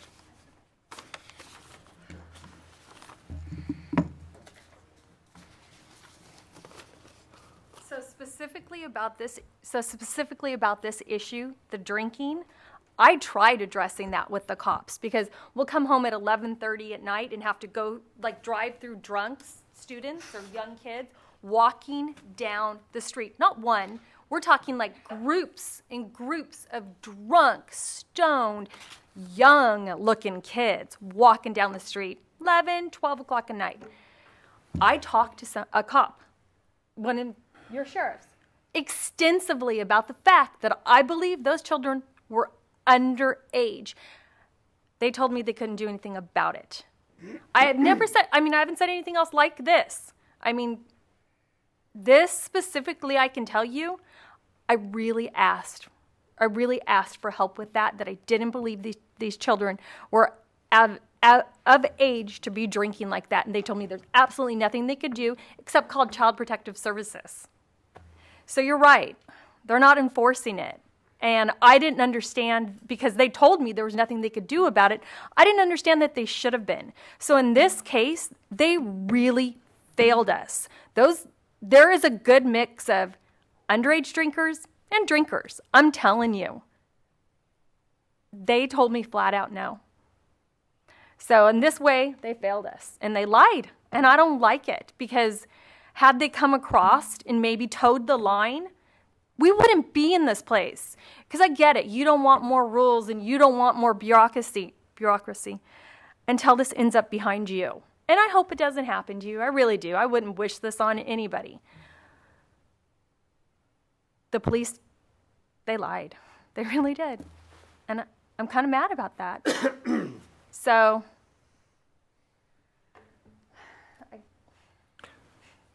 did you have any questions? Thank you, Carrie. Thank you. Tammy? I'm the younger daughter. Oh, I'm sorry. Yeah, I'm the other one. I'm the one that takes care of them the most. Based on that, I had spoken to the police officers, and if you're going to say that they're not drinking in front of them, you can go, and there's beer cans, and they don't take the trash out or anything. There's literally a beer can, and it's been there forever, that just sits on the fence. It just sits there. So you're telling me when there's all those kids in there, there's a beer can right there. I come and I check on my parents in the morning, and I've sent Carrie pictures. I send them to my parents. On the street, there's beer cans. Oh, yeah. And it happens all the time. So you're telling me that it just happened to be that the police officers, and obviously it happens during the day, so they can, it's plenty well lit. It happens at night. So maybe because it happens at night, they don't see the large beer can sitting on the fence. They don't see the whole, if they're going on property, they don't see the whole backyard is filled with beer. And hey, it's not like I'm looking over the fence. I go on my parents' balcony, backyard's covered in beer. I go on my parents' balcony, I get flipped off. I've never even talked to these boys. So if alcohol's not involved, then they're very mean boys, because I get harassed and I don't even speak to them. Anaheim PD, I have a very close friend on Anaheim PD, and I said, what do I do with these kids drinking? And she goes, hey, problem solved. Tell them that there's underage drinking. The police have to go in and break it up. The police have told us, no, in Villa Park, in the ordinances, we cannot do that. In the city of Villa Park, we cannot go in there and do this. And so I understand for you guys that this is very much a police effort. I get that.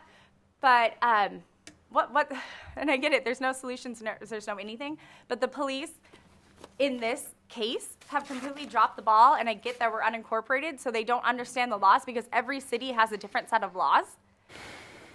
But there's going to be another thing that's affected. It's just right now that's being affected, but somebody else is going to be affected by this. So maybe we need to maybe educate our police force better, because they told me as well. I was not with Carrie. I haven't even developed a relationship with Carrie at this point in time when I was told there's nothing they can do.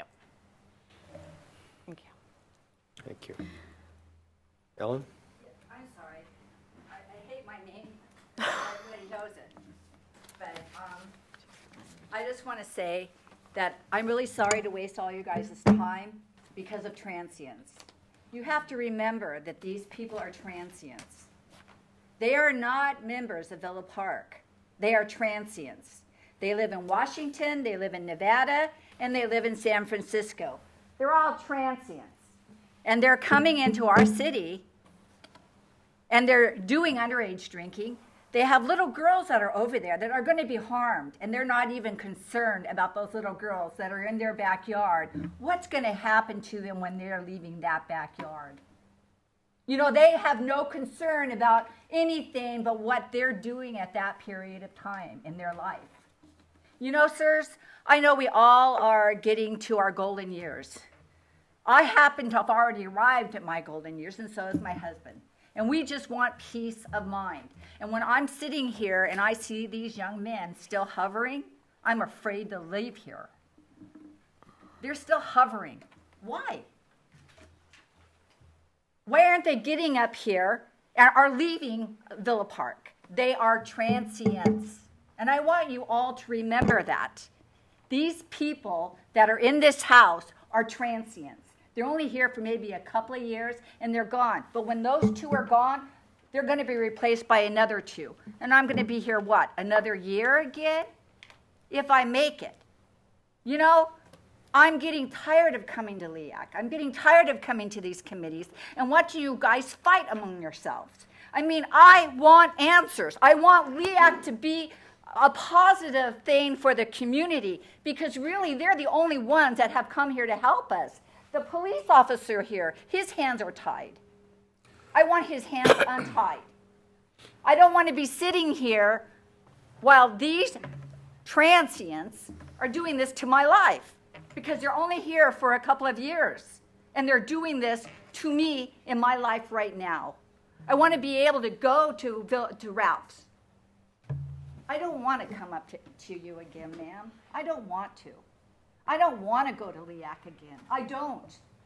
I want the problem solved with, you know, I want the police officers to do whatever they can do about the young men that are over there doing underage drinking, and they're allowing these little girls to get into problems that they don't even care about, because they're only caring about their little hour of partying or their little time of partying. You're talking about hours during the day. These guys are doing parties during the day.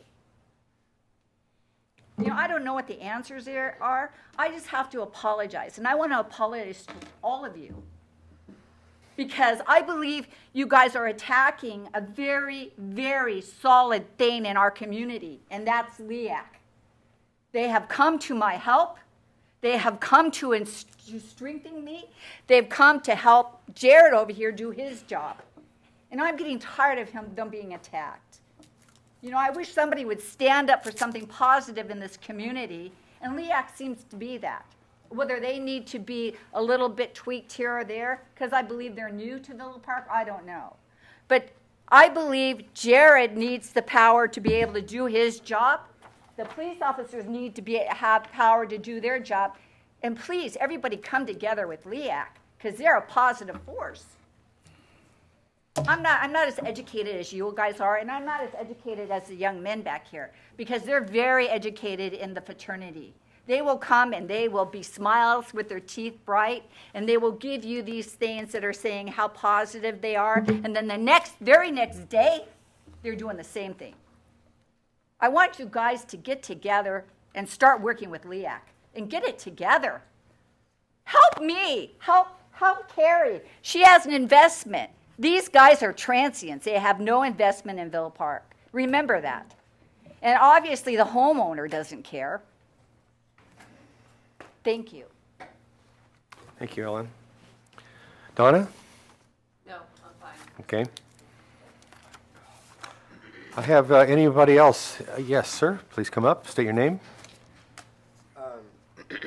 My name is Jenner Chapman. I live at the house 180111. Mm-hmm. And I just want to say that the reason I haven't come up and spoken yet is not because of any reason other than that I completely agree with everything that's been said by everything that's spoken thus far, and I have nothing else to say. I completely agree with everything that's going on. I think that we have, been disrespectful, and we hope to remedy the situation without causing any more noise in the future and moving out when our lease ends, which is soon.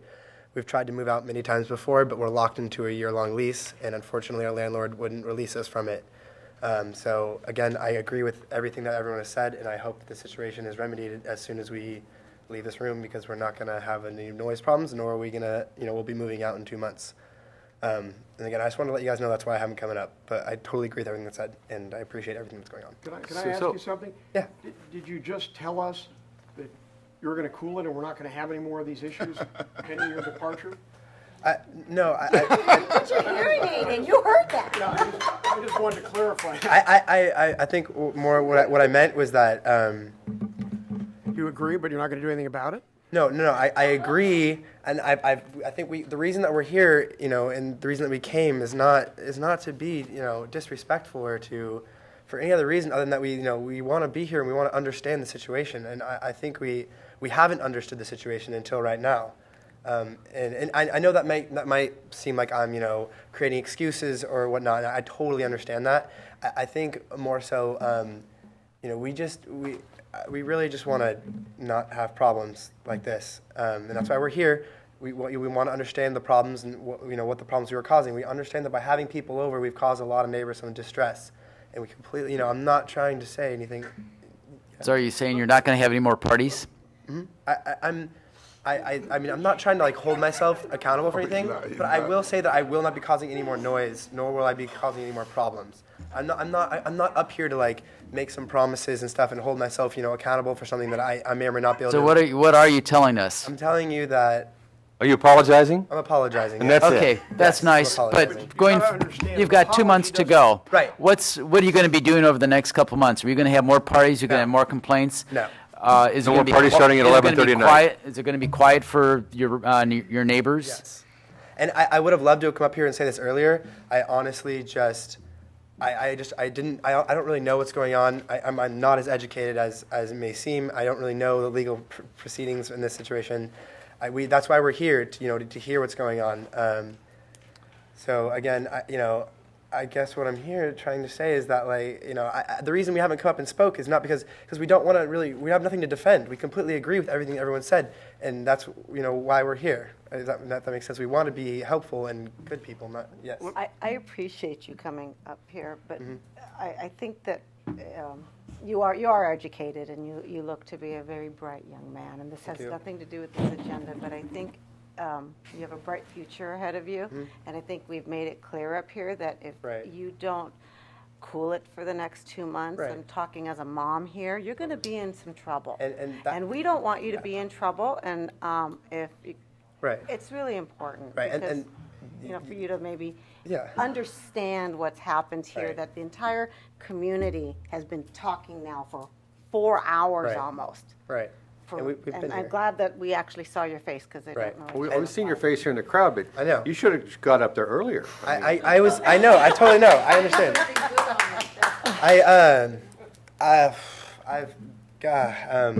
I guess I've been through a bunch of legal things that have been related to the situation. Ms. Kincaid, talked about it. We had a TRO, a temporary restraining order that was filed, and I had to go to court for that, and that was very expensive. And I totally understand why the situation is where it's at, and that's why I want to let you know that But you could have diffused the whole thing by being just respectful and polite. Totally. And before Christmas. Right. Well before Christmas. I'm not here to try and I really didn't want to come up here and start making excuses or start talking about this. I really felt like we have tried very, very hard to be respectful, and I know it doesn't seem like that. I totally understand that it doesn't seem like that. and that's why I didn't want to come up here because people are laughing at me. And No, we're that's not kinda why laughing. I wasn't We're up just- here. No, listen, we're But- having an incredulous We're glad you're look here. about This, it. from my perspective, is probably the best thing that's happened all night, okay? So let me make a suggestion to you. Right. I think I fully understand what you're saying. Right. Because I've got a kid that's a freshman at UCLA, my only boy. Right. And I could see him doing the exact same thing, okay? And I understand that you probably didn't appreciate what's going on because I know what goes on in that fraternity house up there, and I know what goes on at Cal at the fraternity houses there. And the problem is, and that's fine, it's going to happen now and in the future. The problem is, it doesn't fit in a residential community like this. Okay, that's the problem. Right. So let me ask you, if you'll make me a promise. Of course. Will you, I don't think anybody cares, frankly, if you have a reasonable party within your house, the noise doesn't extend out, you're not kicking pot and beer cans all over the neighborhood. It's respectable. It's a party like we have here, okay? If you can keep it to that. Right. But I would ask that you do that or less, and I would ask that you give your name and your number to Jared, our city manager, so that he do the same with you, so that you guys can be in touch if an issue comes up. And please promise me that you will hold it down so we don't have to take all this action. And that's exactly why I've decided to come up here, was to make, again, I'm very wary about making promises just because I don't, Yeah, I'm but only you're one of four. Because you're one person. You're one of four. I'm one of five. Five, Yeah. sorry. So that's why I'm wary to make promises, but I can tell you that we will not be creating any sort of noise problems. That I will promise, and that in the next 2 months upon our leaving, you will not have any more police coming to our house responding to something, because we were having a party. So no posted parties on Instagram? No posted parties on Instagram. Okay. None of that. And How about your partner here? that's my friend Ryder. He's one of my roommates. Right. Are you into this deal too? Are you in agreement with him? You guys think you're in agreement? You're another. Yes, my whole house is, all my roommates are in agreement. We are all on the same page that we do not want to cause any more noise or disturbances to Villa Park. Well, Okay, so let me make a It's on TV suggestion. Appreciate that. Considering the context of what's transpired since August, Right. if you're going to have a party, why don't you go over and do it on the Chapman campus? You I don't need it in also, Villa Park. a lot of, I don't. Right. A party can get out of hand. When somebody's having a party, everybody else joins in, and you understand. may have scheduled a party for Right. 10 people, and 200 show up. And So Yeah. have it over at Chapman. Let them Totally. deal with it. They've got their own police force. We totally don't understand. need it here. Right, and I totally understand. I really, really, really apologize for being this kind of a nuisance in this neighborhood. You should know, by the way, that you'll be on TV, so everyone is hearing you say this. This is And all being it recorded. plays on Channel 3 repeatedly for the next month, and then you're on That's why I YouTube. wasn't So gonna I come want to up make sure you understand So, that what you're saying, people are going to You're hear. telling us you know what's going on. If you didn't Right. really understand, and I understand that you may not have, because I know the frame of Right. reference from that age group, Oh, I that, totally should that not have stage come up in here. I life. wanna be on okay? TV. But I think now you've seen what it's done. Okay, Right. City Council's wasted 4 hours screwing around with Totally this. understand, Okay, yeah. so please abide by your promise to us. Yes, Keep it under control where you don't have problems with the neighbors. And then we can get on with Yeah. city and affairs. again, and I really apologize that legislation had to be brought in, specifically to deal with our house that might have implications that extend beyond our house. And I really apologize for that. That's really been the thing that's eating at me, is that, there's other neighbors, in here who have expressed that there's laws that may be, being put into place because of us that they don't appreciate, especially, in the Villa Park community that stands for, from my understanding, some sort of freedom, as a resident. And that's really the thing that bothers me, is I really don't want that to be the case. It is the case, though. And it is the case. It is the case. The And that's damage why has I'm been here done. apologizing and making the promises I said I wouldn't about the future. And that's the way most laws come into Right. play, Right. okay? Right. If everybody was responsible, there'd be almost no laws on the books, all right? The terrorism, we can't even go to our airports and watch a plane take off anymore, Right. okay? So you're right, that does do that. But if you can hold it down hereafter, that would be great. Please trade phone numbers with Jared. Yeah, of course. So that we have Right. a way to communicate. Totally. Okay? Yeah. And I didn't really want to say this, but as for a lot of the information that's been shared, I just want to express that I personally feel a lot of it is false. And I don't want to get into it, but, as far as, me being a Chapman student, I'm not taking classes this semester. As far as me being in a fraternity, I'm not in the fraternity this semester. And both of those things extend from the fact that I'm trying to avoid legal trouble because I have some other things going on in my personal life that I'm trying to pursue. So there's a lot of like other factors to the situation that I feel like weren't expressed, and I don't want to come up here and argue about it forever. But again, I completely appreciate everything that's going on here, and I totally agree with everything. I can promise you there will be no more noise, and we will be moving out upon the ending of our lease. Which is? I am not exactly sure, but I can tell you it's the end of the school year, so in about 2 months. End of May? May, maybe June. Well, But yeah, no later than that. No later than that. If you guys are quiet, I suspect there, reasonably, there won't but be you know problems. what? But because of the trouble you've caused, things are going to go on here regardless. And if it's meant to curb your activities. Completely And understand. anybody else that does the same thing. And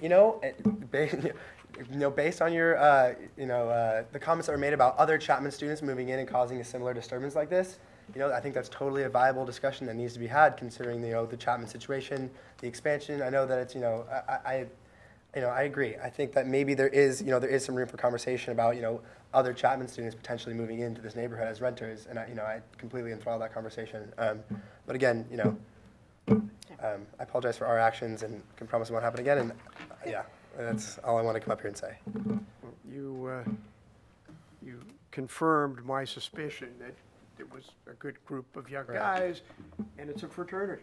Right. I got a great kid. Right. He's probably doing the same thing at UCLA. Right. So just please cool it.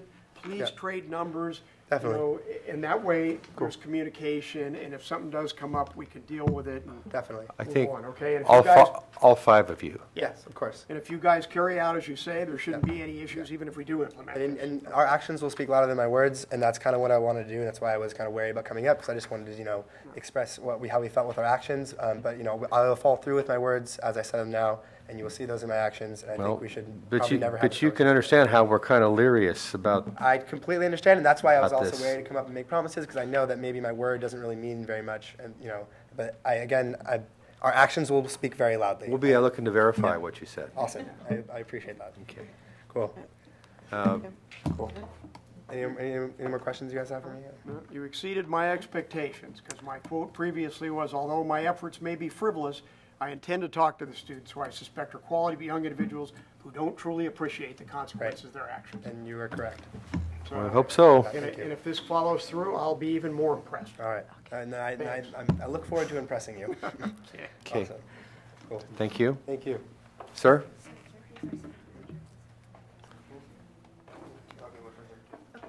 I appreciate the guts for him to come up and say that to you, but I got pretty close to that same line 2 months ago from him on my porch. We'll find out.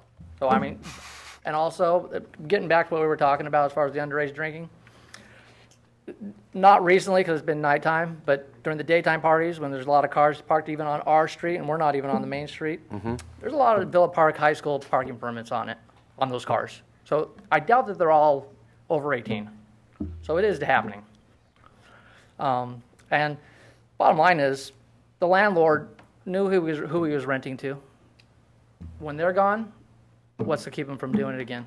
And that's ultimately the problem. You rent to a bunch of 20-year-olds, you're going to have this problem. Half of them probably can't even rent a car. And there's a reason for that. And that's it. Thanks. Thank you. Thank you. He himself said you have to operate in a way. And with all due respect, in addition to the staffing issues, I've been around police for a while. They're not real anxious to put college fraternity students into a bunch of trouble for that. And that's the reality of it, and I fully appreciate it. It's just a tough balance. And here, maybe we need to make a statement. If these guys clean it up, maybe we don't need to make a statement. Okay.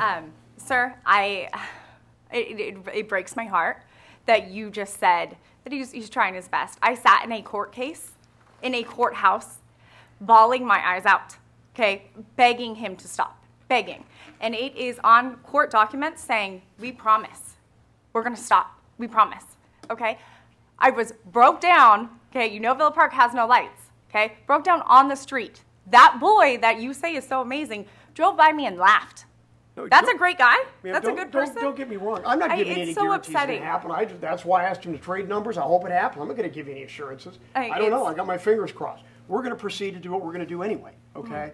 But hopefully this nips it, I was going to say to the prior speaker telling a neighbor and telling the city council after 4 hours of hearing is probably two different things. But as you just said, if you said it in court, that also is a different thing. So that gives me a little pause. But time will tell. We're going to do what we're going to do anyway. Okay, the court case was in December, and they had another party, and so there's even signed since then. Yeah. And they wrote an apology letter to the neighbor, I want to say in September, saying they would never do it again. Have you got any response to that, just out of curiosity? You're the gentleman you were going to speak? You had your hand up? Anybody have any response to that? Apology letter and a promise to the court, and here we go again. And what makes this different? What's your name, sir? My name is Ryder Hartman, also a resident of the house that is being discussed. I honestly wouldn't really like to address any of what was just discussed. The only reason I'm up here is to also apologize on behalf of all the nuisance that has occurred.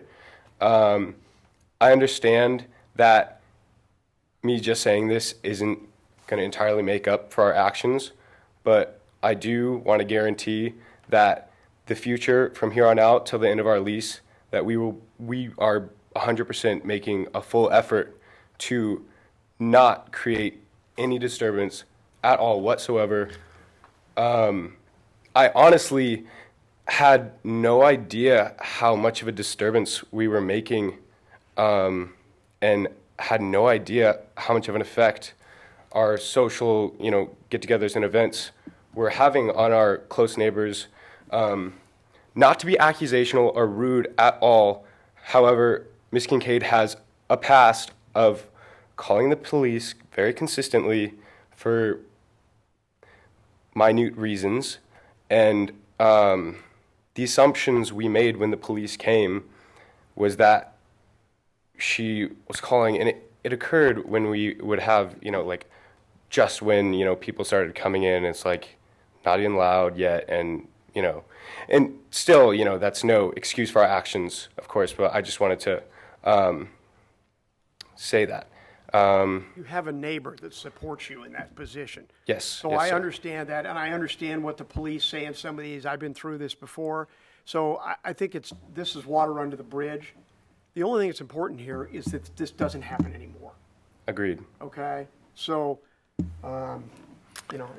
based on the prior court thing, I would have hoped it wouldn't happen after that, but this is kind of the final test, I guess. So, I think we don't want to make this lesson any tougher for you than it could be tougher. So, okay. Well, I want to make a comment. I do want to make it tougher to you. When you talk about his great things about his neighbor, is supporting him in this, but he had 3-4 other neighbors that talked about what a mess they're making there. I agree. So you can't just say that one is. I don't believe either one of them or what they said that they're going to change. They made the same promises to a lot of other people, and it hasn't happened. Why do you think it's going to happen now? It's just trying to soften you up to keep you from passing anything that's going to have an impact on you. I'm going to do the same thing. I'm going to do the same thing here. I'm going to do regardless. That's all I'm it is. saying to you is, I don't we need believe. to see performance. I not don't believe for a minute that they're going to do anything different. We'll find out. Well, I don't think it's our place to call. Well, first the off, public a liar. they haven't so far. They've been a terror to the neighborhood for the last 6 months. Why would they change? Yeah. They come and try and soften you up for them, so that maybe you won't pass something that has an impact on them.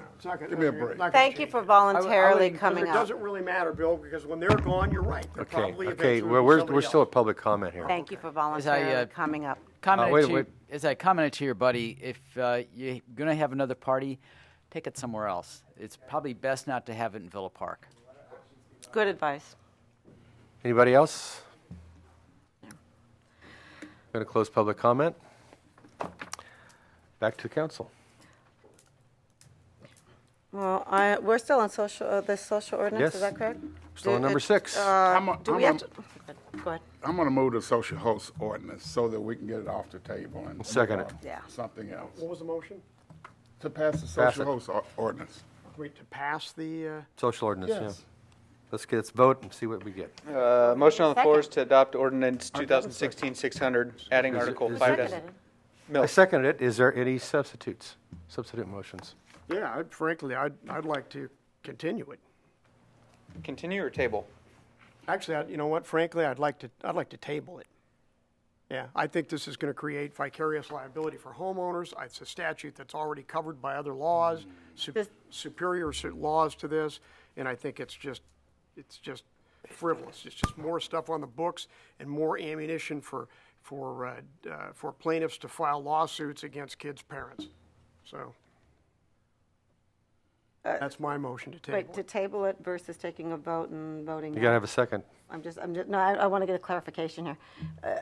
The difference between tabling it and taking a vote and voting no would be Didn't we nothing. have a vote? Wasn't this a vote to pass it? We have a motion and a second to pass it. Pass And it. you're offering a substitute motion. Yeah, and I'm making a substitute motion to table it. I second that. So the motion on the floor is to table ordinance number 2016-600. Councilman Barnett? Yes. Councilwoman Fasenelli? Yes. Councilman Colacott? Yes. Councilman Nelson? The motion is to table it? No. Mayor Mills? No. The motion carries 3-2.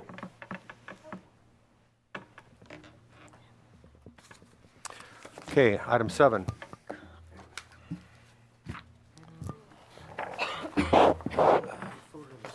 Item number 7 is consideration of ordinance number 2016-601 to rescind and repeal Article 2312, required street dedications and improvements of the Villa Park Municipal Code. Hold on a second. Sorry, Jared.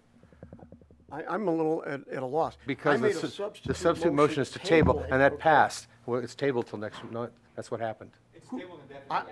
Deanna and I voted to table it, and the And so other did three Bob. voted. Oh, I thought you And voted the other way. Bill and I voted against the tabling, but the tabling passed. So, and that could come up next month, obviously. No, I understand That's, that. that's your objective. You voted That's to table fine. it? Yeah. That's fine. Oh, my God. Okay. Okay. All right, I'm sorry. Sorry, I just want to make sure we got it all. No, I didn't but hear we're- Bob. I didn't hear Bob. I thought Bob went the other way. I'm sorry. I'm sorry. kinda Okay, please. Watching these, and all right. Next hearing is ordinance number 2016-601, to rescind and repeal Article 2312, required street dedications and improvements of the Villa Park Municipal City Code. Jared, could you please proceed? Yes, thank you, Mr. Mayor. This ordinance came about at the January 23rd Mesa Loma Valley Public Workshop, where residents expressed opposition to this particular municipal code section, stating that it hindered them from renovating their homes because they worried about having to pay a cash bond or install street improvements themselves. Article 2312 of our code requires homeowners, upon issuance of a building permit in excess of 300 square feet, to actually install curb and gutters themselves or pay for a cash bond. Again, we were all at that meeting where they expressed opposition, and direction from council at that time was to remove that provision from our municipal code, and ordinance 2016-601 does just that. Okay. Is there any discussion from, any more questions for council on this one? Jared, my understanding is that there are two things that are being repealed. Both, now, under the existing ordinance, there's a requirement that they post a bond and provide easements.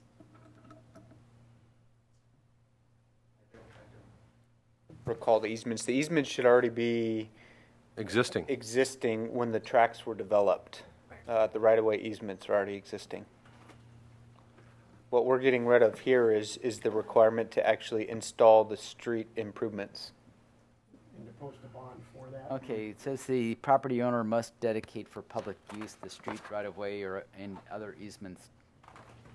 Those, essentially in the entire city, all right-of-ways are already obtained. So you have no other, okay. Unless there's larger properties of some of the 3 acres that are looking to be subdivided, then we would actually require dedications, but that's upon the subdivision map But in act. terms of all of our existing streets, we already have the easements and so forth. Okay. Any other questions to staff, council? If seeing none, I'll move it to public comment. If there's anybody who would like to make a comment on this particular ordinance. Seeing none, I'll close public comment, bring it back to council for further action. You pretty well know the public's feeling on this. Yeah, there was no question, we know the public's feeling on Their this. feeling's pretty clear. I'll move approval of And I'll second that. ordinance. So I can read into the record. Motion is to approve the first reading of ordinance number 2016 to rescind and repeal Article 2312 of the Villa Park Municipal Code. Councilman Nelson. Yes. Mayor Mills. Yes. Councilman Colacott. Yes. Councilwoman Fasenelli. Yes. Mayor Pro Tem Barnett. Yes. Carries 5-0. That moves us to, now we move to consent calendar, 8 through 14. Do I have a motion to pass them in altogether, or is there any I'd like to pull Pull. 8 and 11. 8 and 11? Any other issues people would like to pull? Bob, Bill? Rick? Okay, We passed the balance. I'll second that. We'll pass the balance. Moment, please. Okay. Motion, Rick, I made the motion. and I seconded Seconded it. to pass the balance of 9, 10, 12, 13, 14. Mayor Pro Tem Barnett. Mayor Mills. Yes. Councilman Colacott. Yes. Councilwoman Fasenelli. Yes. Councilman Nelson. Yes. Carries 5-0. Okay, number 8. All right, I have a few questions on this. So let's see, we've got a check here to A1 Fence Company for 2 accidents in the amount of $11,000. Can you tell us the protocol we have here? Do we get the money back from the insurance company? Do we getting it back from the homeowners? And what's the check and balances? That's a pretty large amount, dollar amount there. So this is on a reimbursable basis. Anytime there's an accident on the city roadway, typically from A1 Fence is when a car has taken out some of the hitch and fence posts that we see around the city. We will actually have that repaired and actually bill the insurance company for the damage. The sheriff's deputies do a pretty good job of getting us a copy of that report, so we'll submit the report, which includes the the car, the policy, and the actual notation that our fencing was damaged. Do we have any idea how much money insurance companies owe us for any sort of accidents like this? Roughly it's a It's just that reimbursable one? basis. It's just It's this that, amount. I mean, like right now, is that pretty much the only thing outstanding? Outstanding, I believe so. We just received one from AAA, and that was, I think that was the smaller portion of the fence. Okay. So we got. So this four is the only item that would be Yes, in that yeah. particular category? There at this is point? one other accident on Bishop, the street sign, whatever. The so- little wall there, right? The Little wall, right. yeah. So R&B Concrete is currently doing that, and I talked with Mike yesterday. So he's giving me his notes on how many hours he spent, just taking notes of, so we're compiling that. But Mike's really good about it. Anytime we have one, we all talk, say, okay, what are the pieces that you know of, what are the pieces you know of, and then we create an invoice for it, and we track it. Okay. All right. So we do recover our staff time and so forth. Absolutely. Fully loaded. Okay. Okay. Item number, let's see, 1267 Vendor Lilly Planning Group. The dollar amount is $2,800. I know that there was. Again, excuse me, as a point of order, should we go ahead and pass this one? Well, No, I'm she- still on she- it. she hasn't Oh, started. I thought she was looking at 11. I'm sorry. That's all right. My fault. I'm just, It's late. I'm inquiring on this just to confirm that this is the proper dollar amount to pay for Lilly Planning. I know that there was a question That's their monthly from retainer. Bethany to Mr. Colacott. We have some emails that state that she was concerned that we were overpaying them, and I want to make sure that that is the proper amount. This is the monthly retainer. Okay. Right, yeah, that's per $2,800. contract. It is $2,800 a month. Sure. Okay. Yeah. I'm confirming it. Oh, absolutely. Okay, I just want to make sure that that's correct.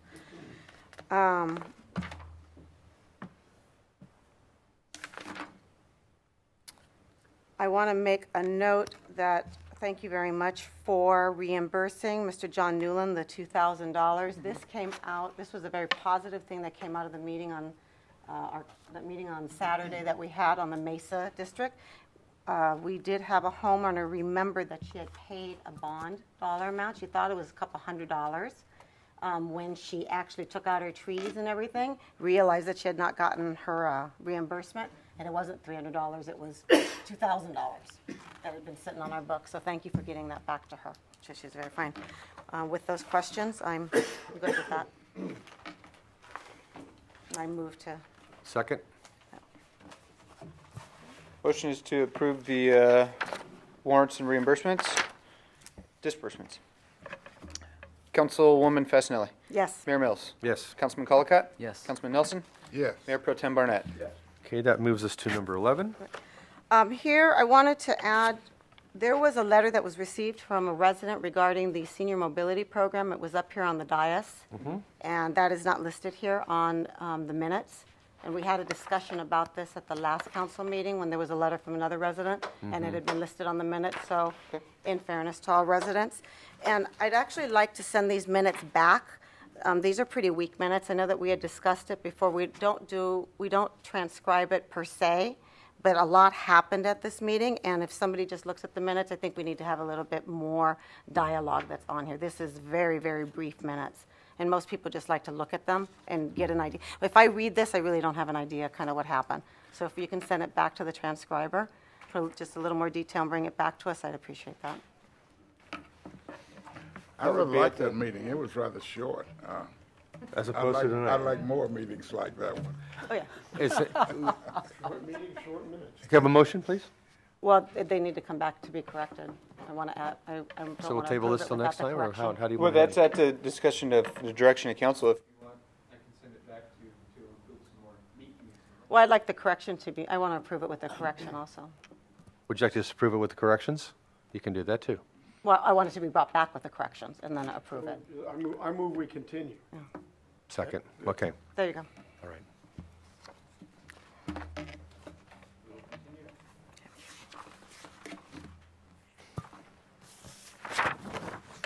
That moves us to, we're going to take a vote on this? I guess we don't need to, do we? Hey, voice vote to continue. Aye. Aye. Aye. Okay. Opposed? Hearing none. Continues to March. Okay, go to number 15. This is another item to update the city's master plan of recreational trails that stems from the January 23rd public workshop. Some of the residents expressed that there is not a desire for trails in more of the residential neighborhoods, maybe on some of the collector streets or arterials. So there's a process laid out here in which we will update our trail master plan. Calls for some community workshops. We'll work with the CDC. We'll have an informal community workshop, much like we did on January 23rd, to solicit input. I'm calling one for the evening hours at 6:30 p.m., one for maybe 10:30 a.m. in case folks cannot attend a night session. Again, they're welcome to attend any of the Community Development Public Safety Committee meetings. Then based on that, at May's meeting, we'll bring back a new update to the Master Plan of Recreational Trails. I have a question. I know we talked about, Bob, about moving that meeting back to this location if we could. Is any progress on that so far? I know it's kind of CDC meeting, yeah. CDC and LEAC. CDC and LEAC are now back here at City Hall on, I don't even remember the first We have Monday Monday. nights? We had it on Monday? Is that what we had moved to? Okay. That's, just let everybody know. CDC's 5 p.m. and LEAC's right after. 6. Okay. This is just more of a receiving. Okay. All right. Moving on to item 16. 15. Oh, I'm sorry. I'll open up the public comments on number 15. Seeing none, we'll close public comment. Back to council. Any questions? Do I have a motion? You said a receive and file? Receive and file. Okay. Is that a voice vote? Or just All in receive favor and of file? receive and file? Aye. Aye. There Opposed? we go. Hearing Gotta none, have we're good. something on there. Number 16. This is Rick. My little deal. Your I deal have a is. question.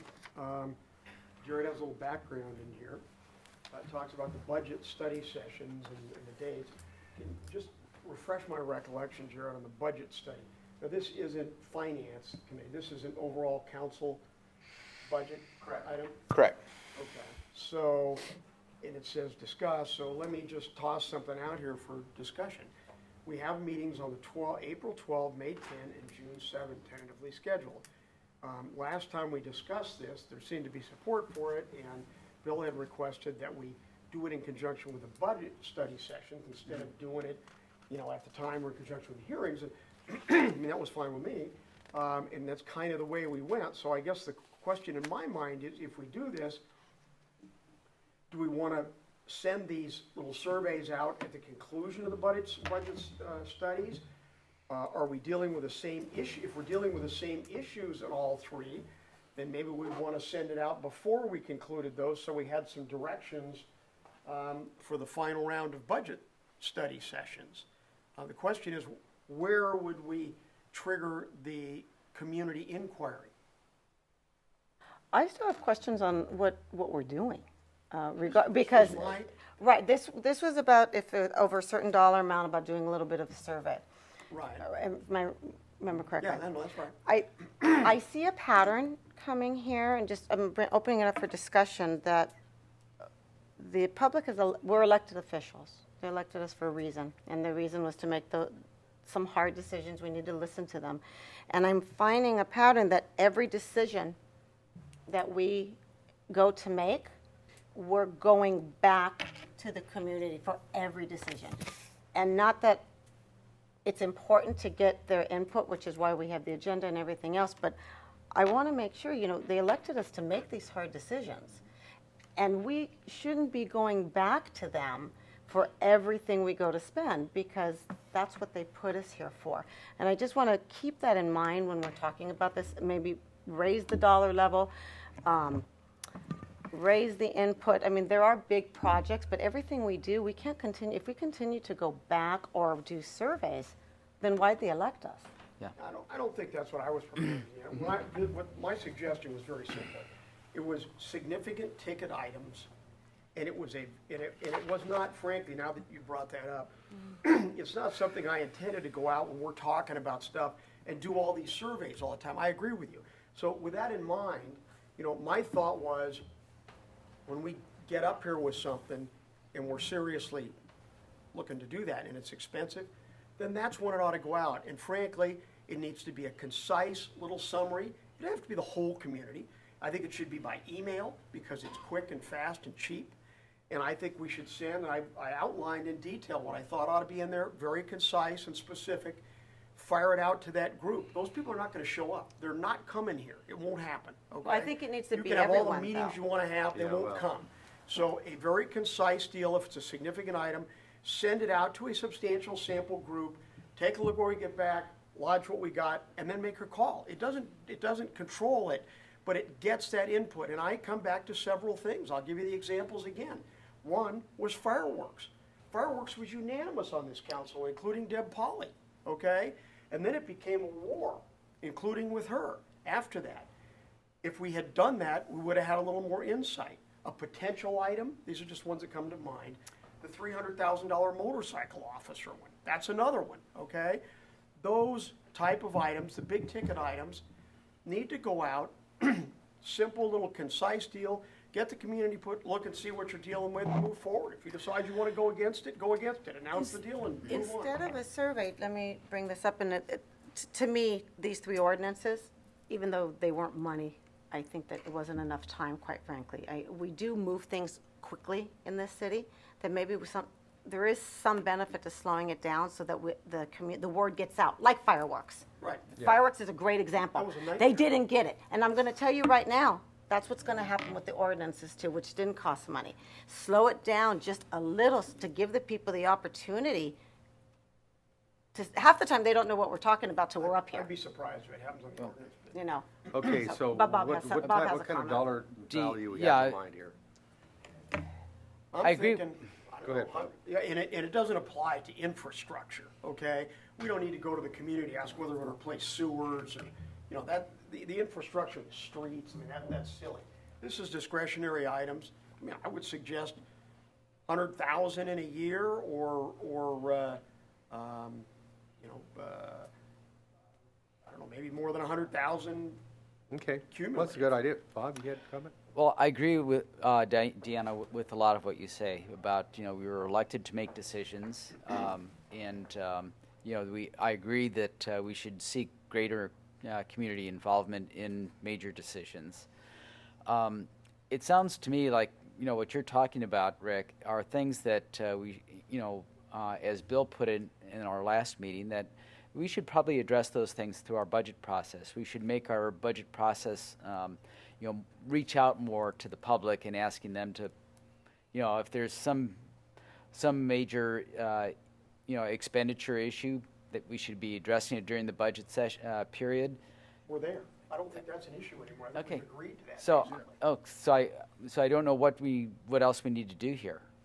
the idea was, and I spelled it out explicitly in my first memo, was let us send out a concise summary. I've got the items. And to we put can in there, do that as three or part of four our budget. items. We can do that as part of our budget process. Absolutely. Whenever you want to do it, I mean, I don't care. Let me make a suggestion. We've agreed that we should do it through the budget process, right? Why not the direct budget staff, why time. not direct staff to come back to us with a plan about how we're gonna do that? Rather than us sitting and trying to figure it out. I'm How's good. that? Yep, I'm good. All right? Jared, what do you think? Yeah. Come back with a plan about how they're going to accomplish your objectives through the budget process. I move we do that. Oh, okay. I'll second it. Okay, let's vote. Oh, excuse me, public comment. Not mailing a survey or anything, we're just gonna do it. We're not voting on No, that. I'm still talking about, I mean, I guess if Jared come back, I'm still talking about the same thing because people are not gonna take the time to come down here and be involved in the kind of numbers you wanna get input from. The people in this community, they're out making the money, doing their thing. The bulk of the community is not gonna respond on that basis. The only way they're gonna respond is if you give them a little simple, quick to read synopsis and shoot it out and ask for their response, a checkbox and a comment line, and send it back, and you got X amount of time to do it. That's what I'm talking Well, about. I'm not agreeing to that, if that's what they're gonna come back with. I don't think that's something we should do. I think a Well, lot how of, else are you gonna get community input? I think a lot, no, there'll be a lot of people here that don't use internet, and they're gonna wanna write something to us. Well, the purpose of this is to send staff It's to to come get a- back it's with to get a something sense, and well- not try to design it. Because they're gonna have this venue anyway. You don't need the whole Okay. thing. If 1,000 people got it if a tenth of the community got it by email, you'd get a flavor. We're going to have this venue, but my concern right now is you're talking about big ticket items, the $100,000 items. I'm not talking about little stuff. We haven't identified anything, 100 ticket items, pet projects that we want essentially for next year's Maybe budget. we don't have anything to talk about on those items. I just want the procedure in play. I like the transparency and the community ability to make comment on it without a lot of expense or time. Simple little concise deal. Here's what we're talking about. Here's the effect on the budget. Yes, no, comment, fire it out by email. You wait a few days or a week or whatever. Here's what we got back. We sent out 600 of them or whatever I it think is. but I think it has to go out to other residents. If you're spending that kind of money, everyone needs to be aware, because you are gonna get people who say, I didn't know you spent that But you kind of can't money. have both, Deanna. You kind of didn't Well, want to do it. you're Now either you wanna send transparent it to or a you're whole not. community. Well, Take a cross-section of the community. How many have we got email addresses for? we don't. That's the whole issue. You don't. Maybe we put a deal. So, Maybe we put a deal on the feeder system. I Please provide think- us with your email so we can communicate. I think the issue here is that you're gonna come back with some You recommendations. outline it and come with a All right. suggestion. Finance director did have one question. One of the things that we've done in the past is council has said, okay, next year we want to pursue this project, and this project. This is where, council is hearing from whatever communication you have with residents. And that's usually the starting point that we start our budget with. I am not aware of any large projects that are on the docket or are on your purview right now. I haven't heard anything. So maybe that's where we need to start with council to say, this is where you're hearing from the community. These are the projects that, we need to pursue with any excess discretionary funds. My suggestion was very simple. I don't make this complicated. I laid out a very short, simple, and explicit deal. It would apply in these parameters. It may be 2 years before one of those comes up. Okay. I'm just trying to establish a procedure to give the public a little feed and oversight on our big spending. It doesn't control the council, but it lets them have it and makes us transparent. So that's, The only difference I hear is you want a procedure, everybody else wants an action, is what I'm hearing. I'm hearing that you just want a policy written, so when something comes up, we can spend it. But I'm hearing from others that maybe it's something that we want to do in our budget process this year to have a survey. So I'm Maybe kinda you could just ask the question every time. I think we're overcomplicating this because we're not going to sit down as a group until. I agree. We made the motion to have staff to come back and provide us Let's some do it. Let's get direction. on with it. Yeah. Okay? I think this is good. Well, Let's go with I'll that. have policy back. But Michelle, as far as projects, I understand we have the Taft rehabilitation project coming up next year, don't we? Yeah. Taft rehabilitation is coming up, but Why wouldn't that be one if we It's want to? exempt. exempt from straight infrastructure. Huh? anything preservation of infrastructure. But I don't know about that too. That people might have We've also already been awarded a grant. Well, TAPT is a fine example of a project, but unfortunately, we're already committed to that, so it would be future projects. Okay, Yeah. so it's But I already mean, moot for this time. Okay. I mean, if you're spending money, they might want to have some input about what streets you spend it on. I guess I really don't care if expanded. I just wanted to keep it simple and Okay. efficient and not go overboard where we But can get some they meaningful. will come back with something nice and simple and Okay. very easy to implement. All right. Gonna need another intern for this one. Figure out what it is we're thinking about. Yeah. Okay, let's move this along. What we're All doing? right. Yes. Can I just table the matter? Please I move we table this. Rick, second? We'll bring it back at the next meeting. Okay. Which on that one, Is that okay, council? Do we need a vote on it? we're gonna come back to it. We're going to come all back right. to it. Next. 17, Phillip Park Marine Thanksgiving, a city event. I've got a roll going here. You want to, Yeah, I passed out budgets. Here's where we're at. I went to Foundation. Foundation was on, they were headed for yes. And then one party popped up, one of my neighbors, and said, hey, based on Rick's budget, maybe we don't need to do it for $5,000, maybe we should do it for $3,500. And let's do it for like I think they did it, I made my notes, but to be honest with you, where would I put my notes? I think they did it for 3 years, as I recall. I think they decided to do it for 3 years and then review it. There was a question, indefinite, a year, what are we doing? They finally came back, I think, and said, let's do it for a 3-year test run, okay? And see how it plays. So, I guess logically, to make this reasonably consistent, you know, same thing here. I'd suggest forget the city staffing. We just do it strictly on a funding basis, you know, pro rata with them. The only problem I have, like, Rotary still hasn't responded. well, they're slow. Yeah, I know, I get each Rotary, and Rotary's mumbling about, you know, a couple thousand, $2,500 or something, and they're talking about not doing it in terms of the participation. They'll just put the money in every year. So if it's a low year, we don't draw a lot for some reason, you know, maybe we don't cut maybe we don't subsidize much cost and gifts are good year, you know, we may have real low numbers. Maybe theirs will be the biggest contribution. In other years, they'd have a lesser percentage contribution. So given my choice, what I would suggest is that we fund up to the $5,000 for a 3-year test period to match Foundation, and that we pay pro rata with it, but we still have the $5,000 so that if Rotary gets cheap and it does run short, we still got, you know, we still get up to the. Okay, so. Did you get a commitment, let me make sure I understand, did you get a commitment from Foundation? Did they 5,000? accept that grant? Because 5,000? this is They important. They came up with $3,500 a year.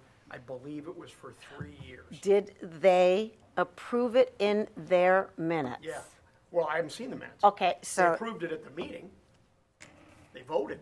They had a have- vote. Okay, It well, was- we'll have to it see. was approved at the meeting. We'll have to see.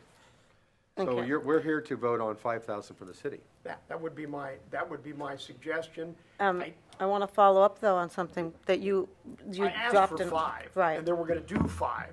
And then because of the budget, it was like, well, maybe we should just do $3,500 because of Rick's budget. And I said, But there's 2 parts to this. What, you also asked for administration, so. no, I you know No, what? you did, because But it's I there, withdrawn that. and you didn't withdraw it after I went and I found people, remember? And I talked to you about, so I want to make sure. You talked about transferring. I already talked to program people, out. well, because that's what you asked for help. So you had asked for help, so I went through, I found an interested party. I had some questions with you, and at that point, you said you've withdrawn it. So I just want to make sure that we understand that. What I said was that I'm happy to continue oversight, at least for the foreseeable future, oversight, but I can't handle the administration, the paperwork aspects of it, and it's still going to need some funding, I think, because of the economy. Well, I did find people to do that, but I've since canceled it after talking with you because if they it wanna- wasn't as clear as I don't- anticipated, so. The reason I threw that item in is because I intend to go to, probably to Rotary's, frankly, Rotary's accountants, and see if they can handle it. I'm trying to get a business that's established and stable so that we can plan it with emails and phone numbers and address. It can stay there, they can get familiar with it, and then they can just do it inexpensively and efficiently every year. That was my plan, okay? So. Okay. So, we have a motion on the floor. Is there a discussion? I think we're asking for discussion amongst us. Any other comment or questions to staff? What is the motion on the floor? We don't have one yet. Okay. Rick, if you don't find anyone, will you take care, if you get the money, will you take care of it this year? Yeah. But I just not want to yet. make sure, because, you know, that takes a little while, so if you get the money, you'll continue as this year with it. That's, the program will go on. Okay. That's Any more questions for staff? Okay, take it to public comment. I I'm have sorry. one public comment. Donna Buxton unfortunately could not stay. Let me read you her comments for the record. Mayor and council members, what has been done in the past to honor our own service members at Thanksgiving is admirable. We are supported by many charities looking for support. Most are worthy, but I don't think the city should be in the business of funding this effort. I personally would rather have Chalk Children's in Orange supported. My husband would select Paralyzed Veterans of America. The point is that the city should not be in the business of funding this kind of effort. We can invest the funds in necessary infrastructure items. For example, Dotson Way is caving in. Thank you, Donna Buxton. Okay, any other things? That's the only public comment we have. Seeing that, close public comment. Coming back to council. Yes, sir. Do I understand that you're not asking the city to administer it now? I gave up. Okay. It was Because abundantly clear. that's what the write-up No, I withdrew that. That's why it's just a budget. And that's why there's that line item for administrative cost. Okay. Well, I just have difficulty for the city giving money to nonprofits, any kind of nonprofit, because you just open that door. If we give it to you, then what about when the Boy Scouts come, the Girl Scouts come, Indian Guides come? They are worthy ones. The disabled vets that you talk about, when they come, what do we do then? How can we turn them down? I don't know. It's a Villa Park Marine Thanksgiving event that's been here for 13 years. And So I is guess Villa you just Park gotta- Little League. you gotta- I mean, I can't answer that, Bill. I think you just. But if you got it through the foundation, then they could fund the entire thing from donations. Would be the appropriate way to do it. They don't want to do it, If though. they want to up their participation, I guess they could do that. I asked a few of them that it's not something they want to take on. But I mean, is it something that was brought to the board as a formal I know. request? I mean, they're down vote members. I think this is a great event. I understand that, I Donna. don't know if Jared, for $5,000, the though. other events we have with the foundation, we spend a considerable amount of money at each of those events, correct? In a roundabout way, yes. Mike provides his staff time. We do some administrative work. The sheriff's time? We hardly track it. The sheriff's time. Sheriffs, we pay for the sheriff. I'm just We curious. do not donate a specific dollar amount, such as $5,000. That's a big differential here, there's a specific amount. And even that event, we still have activity from our staff and the city anyway, so. We split Mike's time 50-50 with them on the boat parade, the Santa tour, the Halloween fest. But it's a city event. I mean, it's a city. Yeah, it is a city event. It's a city event. And we do get participation from the others as well, like we do the other events as well.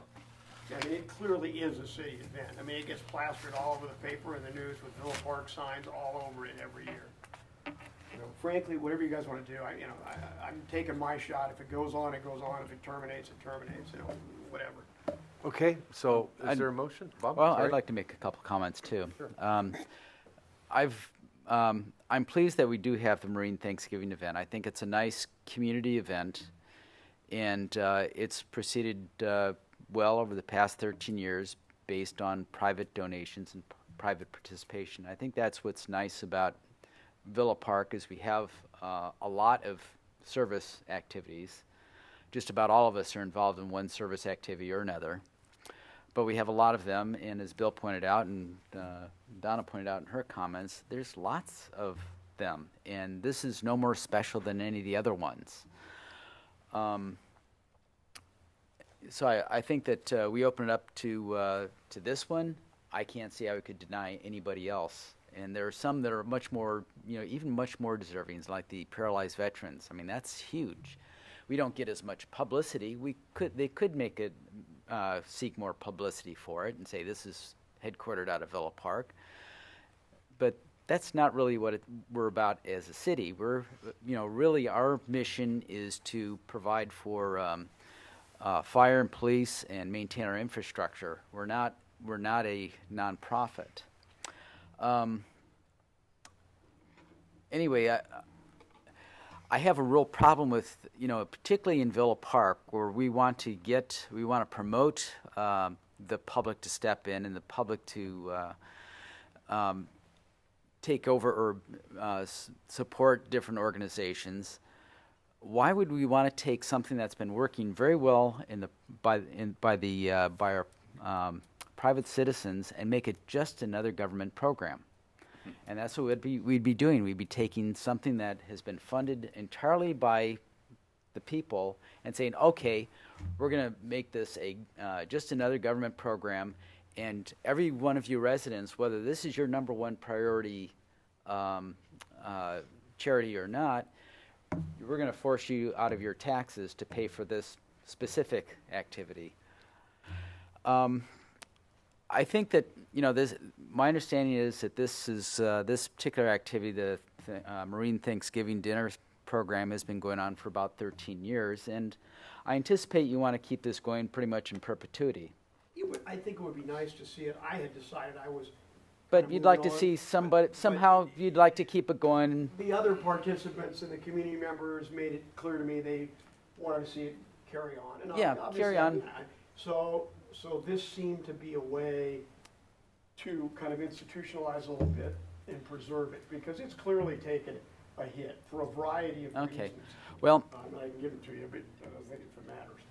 But it's money related. So, we're talking roughly $5,000 a year. No, I don't think you're actually talking that much. Up to, but I don't think you're going to. I think if we say up to, we're probably talking $5,000. Yeah. So anyway, I had a net present value or calculation done for what is a $5,000 annuity over the next 30 years worth. We're talking a decision to get involved with this at this level, if we use a 3% interest rate, is $100,000. Now, if we use the current T-bill rate, which was maybe more realistic, it'd be $116,000. This is not a small commitment we're making in terms of our city revenues. Why would it go up over time? If you, it wouldn't go up if you use a lower discount rate. 30-year horizon. Right, you're right. 3%. Yeah. Now, if we took $100,000, we could fix a lot of streets.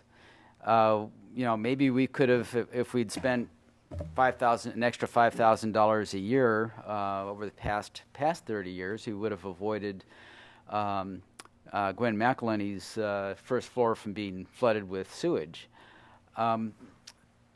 This is a significant commitment we're talking about, and I think that we should really focus our revenues on our infrastructure and our law enforcement and fire. This is something that clearly can continue to be done by our citizens, not by the city through its treasury. So I would oppose this.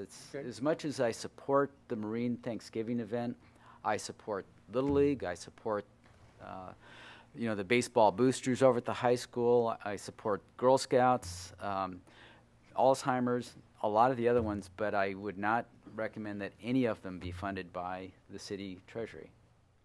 I can understand. I'd like to make a brief response to it, though. Okay. Anybody else want to make comments? Yeah, I do. I think that we live in, your comments are not taken lightly, Bob, but we live in this city not just because we're safe, because the streets are filled, because, the air conditioning turns on in here, whatever it be. There's also pleasure in city activities, and that's important to a city. I don't think we have enough, and that's always been something that I've said. The Marine program, we're not giving these guys money. They're coming into our personal homes. They're having dinner with us and our families and our friends. I mean, I hosted them myself. It was a great highlight. And I think as a city, we have a responsibility to be aware of the community. We have an opportunity to push forward. And yeah, they're taxpayers' money. It's taxpayers' money because that's what we do. We need to provide, green space, we need to provide activities, because that's what makes the totality of the city. I don't think $5,000 is a lot to do that. Maybe it's not the Marine program. I mean, I support this because of that, because not because of the publicity, but because of the pleasure it gives our residents. And they do pay for some of it. I mean, they pay for it. We don't give it to them for free. And it's just called goodwill. Now, yes, you can go to we can do a lot of charities. We can go to a lot more, but this is an established program that I think our residents have gotten used to. They enjoy the band coming in here, and the limos and the buses and the pictures, and we've got a magazine that goes with it. And if anything, I would turn it into something that's even bigger than what it was, because in the past, the council doesn't get involved with this. We're never invited to go. You make it into a city event. You can be proud of it. If we're going to think of donating it, make it be part of the city and make it be something that we're proud of. So that's just my comment. I think that's kind of the difference. It's not a charity gift, it's a city event. I think that frankly is the difference, and I don't think you need to budget it for 30 years at $5,000. I think you could probably just as well budget it for 3 years at $3,500, like Foundation. It is probably a more realistic number. Yeah, let's Then you give can it a figure out go. what Let's the give heck it a you go. want. I agree. Like any government program, once you start it, it's going to continue and it's going to expand. We can put a sunset on it. Sunset it at 3 years. Maybe instead of $5,000, we should be talking at $10,000 a year going into the future. I guess my view is if we were doing a good job at maintaining our streets were all maintained, our sewers were all doing well, our storm drains were all doing well, yeah, maybe we could talk about something like that. But the fact of the matter is, we've got streets out there. We got a email from one resident on Leah, we all did a few months back, saying, I feel like I live in Detroit. And we all know what that means. Well, I drove his street over on Leah today, and yeah, nothing's been done. It still looks like Detroit. Wait a minute, wait, what is this, what's he talking about, Jared? I don't... What I'm talking about is, we all got an email about a resident concerned about the condition of his street. Yeah, it's sinking, right? In terrible condition, and, I'm sure that didn't happen overnight. We've got a number of streets in our city that are in poor shape. If we need evidence, we've got a special sewerage surcharge on our tax bills because we've not been maintaining our sewers adequately. We need to accelerate that so we can catch up so we don't have any more Gwen McElhenney claims for $250,000 because our sewers aren't maintained. Yeah, it doesn't, people expect their streets to be in good shape. They expect their sewers to work and not back up into their houses. They expect their storm drains to be in good condition and not create a sinkhole or flood out their houses. And, we need to catch up on those things. We've got a lot of big bills to deal with, and, spending a net present value of $100,000 plus for one of many special service activities in the city, particularly when the service activity has been operating well for 13 years without city involvement, this doesn't make sense. It won't in the future, though. I think you picking the $116,000 number is kind of crazy. Okay. That's a net present value. $3,500 for 3 years. Well, I'm taking issue with, I'm confused, actually, about the comments you made, Bob. Jared, what is the street he's talking about? I went over and looked at the sinking street. It's not sinking. And I saw this one and over at Fernando. So I went and looked at it. It's not really sinking. Now, what is the street that looks so poorly that it equates to a rubble street? I mean, it was just a homeowner making a comment comparing his street to Detroit. It was Lee Circle, which is up off Darren Drive. Alligatoring, cracking. Okay, but is that scheduled for this year? I don't know off the top of my head. All right. And that's an issue we should address. And then the sewer, the Gwen McElhenney sewer issue, we had checked it the year before, correct? Mm-hmm. And then something happened with the roots. Fats, oils, and greases and roots. Okay. I think that this the issue is whether we're going to fund, and I agree with Bob about the infrastructure. He knows that. There's no questions about that. But I think that, given that we are continually getting an increase in our tax revenues, is that correct, Jared? It goes up couple percent a year, 2%, I believe. That's the Not according to that budget, initial budget. Well, I know you give me on that. So, but my point is, my point is that, you know, this is a city event, as Rick pointed out, and I think honoring the Marines, our first organized troops, by the way, for our country, I think it's for, and most of these young men and women that come are not even from California. They are from the flyover part of the country, basically. And I think making them welcome here, I think it's a good idea to have some participation. I think that's what you're saying. We're not going to bankroll the whole thing by any stretch, but we do provide a lot of the facilities here and everything else. And I think we can end up getting a little bit more money from other people. I see Bob's point about this not being a program that goes on in perpetuity, though. I understand everything Bob said, okay? But frankly, I really don't disagree with any of it. I just think that this is a city program, the city does other stuff, and I think it's kind of one of those apples and oranges. I go through it all the time at home. Can I take a vacation because I got all this stuff? Well, you know what? It's apples and oranges, and sometimes you do some of that. So it's not too expensive, and it doesn't screw up your infrastructure. I don't have a problem with it, but if the council does, fine. I'm disappointed the foundation did not give you much more money. The reason because I gave them a budget. The reason that foundation is part of this city is not for them to keep that money in the bank. It should be spent every year, just like most of it's. They're not saving for a building. They're not allowed to do that. The money's sitting there, and it's there for these types of uses. And I certainly repeatedly butt heads with this council about what they do and what they don't do. And this is why we have that foundation. And the foundation is just wagging its finger at us, telling us you can't have the money that our residents give to them for things like this, which are donations, instead of taking it out of our budget. So maybe we should tell them 3 years, and then we we'll cut can, the city off. Why don't you tell them this is what you want?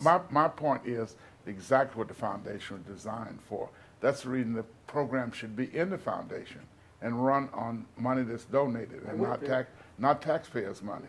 That would make much sense to me. That's exactly the reason we did the foundation, do these type of events. If you had them to take it over, they can fund it entirely with no taxpayers' dollars, complete with donations. That's the whole reason we have it. Then why don't we direct them to do it? They take the direction from the council. So instead of using taxpayers' money, we direct them to do that with their $90,000 because it's something that we want for this. If the majority, after a vote, want that event. Deanna, once again, I agree with you. I think gosh. that this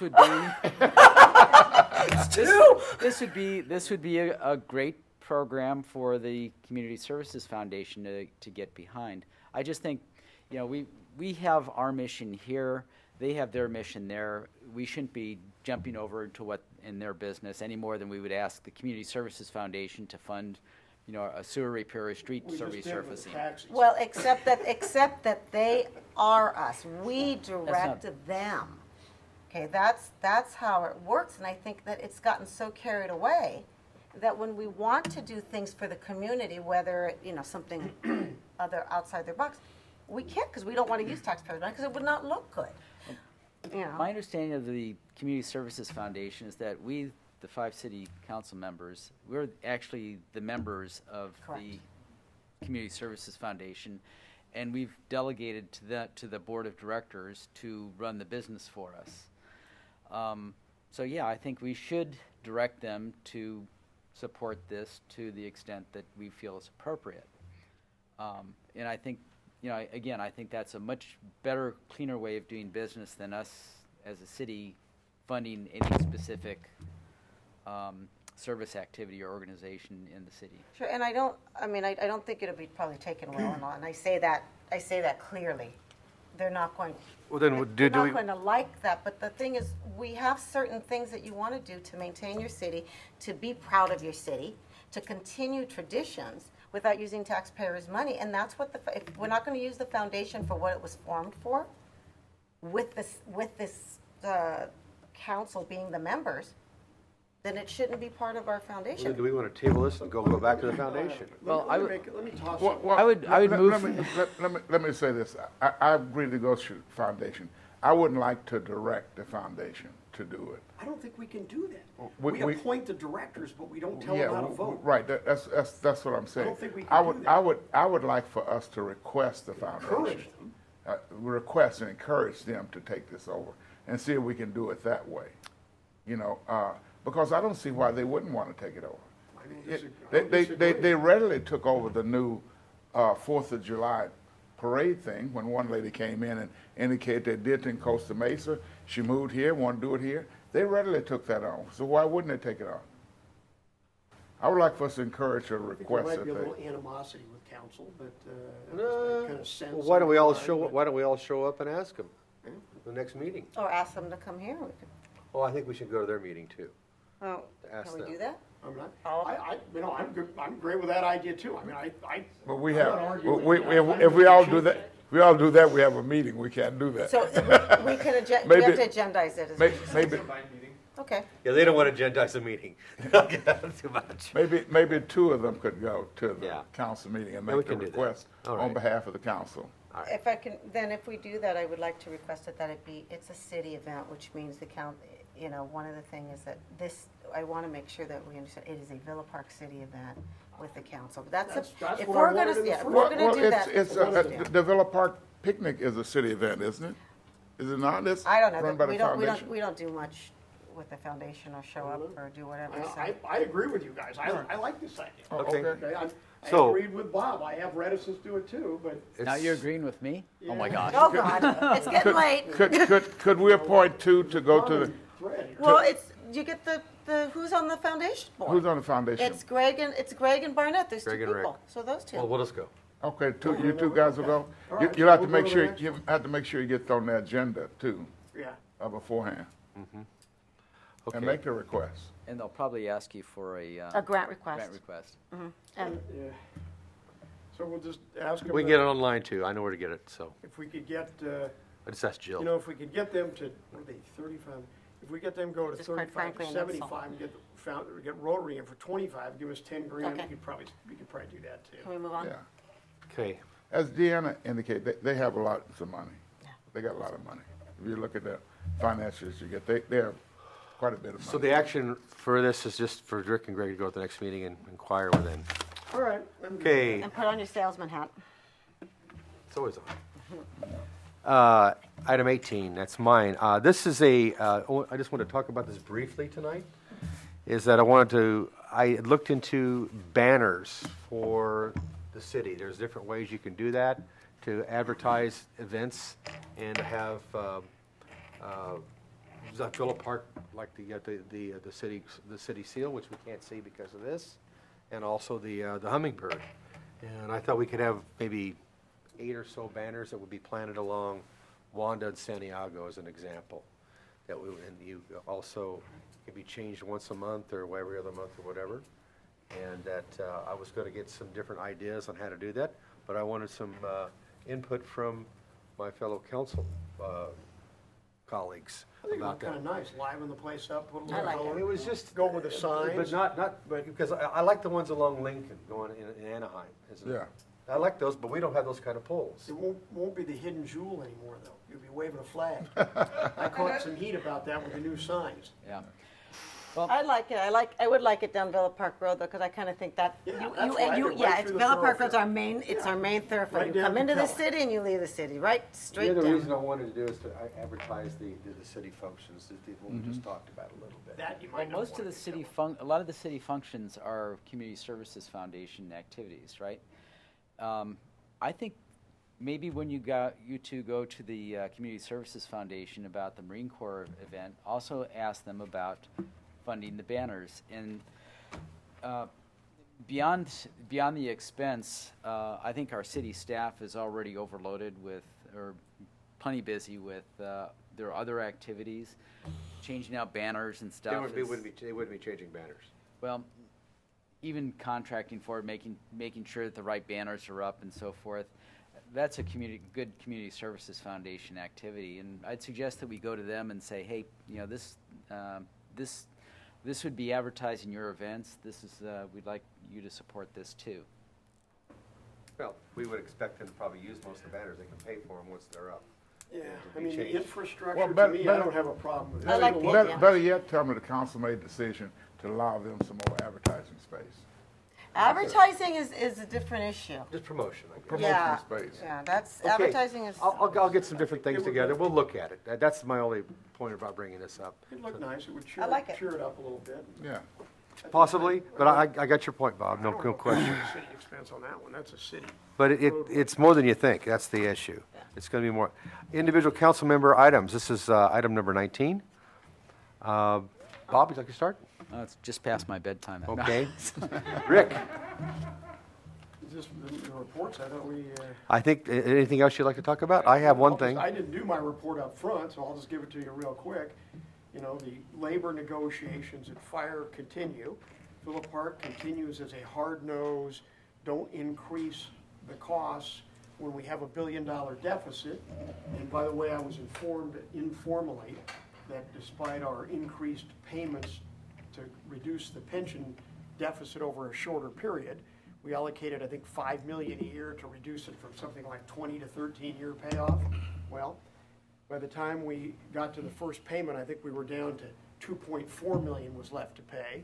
And I think I was advised that we accrued a $70 to $80 million increased deficit this year. So. Because the accounting rules changed? The GASB? No, because of investment losses. So we upped our budget by $5 million. I think it was $2.6 million got carved out of there with increases before we spent it. So there was only $2.4 million net going in, and then we got hit with a $70 or $80 million loss for the year. So the 2.4 went against the $70 or $80 million unanticipated loss. So I have taken a firm position on behalf of the city. I can't say that I have a lot of company, but I've taken a firm position that I don't believe that there should be any comp increases when we have probably $1 billion plus deficit and at a time when we get 3,000 applicants for 30 jobs, that probably we have enough pay scale now with that job ratio that we don't need to increase and further accrue the deficit. And I can tell you stories, not from closed session, but, and I forget where I got these, but the unions objected. Actually, this might not have been us. This, although it would apply, but this might have come from Morlock. I believe the unions objected to the accelerated pay down of their pension deficit because they wanted that money for comp. In fact, I think I heard it twice because I also heard that they want CalPERS to not use certain surplus funds to pay down the deficit. They want them for union collective bargaining activities. Sure. So, of course. Anyway, so I won't beat that all to death, but Villa Park, I assure you, remains the most rigid, inflexible party to seek labor negotiations without increased costs. Thanks. Bill, anything extra? Yes, a couple of things on the Orange County Fire Authority. I did attend their Bravest and Best Awards dinner. You were there too, and I was fortunate to sit next to at my table with one of the battalion winners. Unfortunately, he wasn't the overall winner for the night, but was a real nice guy along with his fiance. And in addition, I attended the State of the City for the Anaheim with Mayor Tate's presentation. But the highlight of that meeting was I got to meet Mayor Tate's father, Dr. Ken Tate, who also happens to be a resident of Villa Park. So I found that really interesting that we have that connection with the mayor of Anaheim. Yeah. Things I attended the Best and Bravest also, along with Rick and Councilman Nelson. Last Saturday, Republic Services was out at the high school, and we were giving out free compost for a couple of hours to our residents, which was quite popular.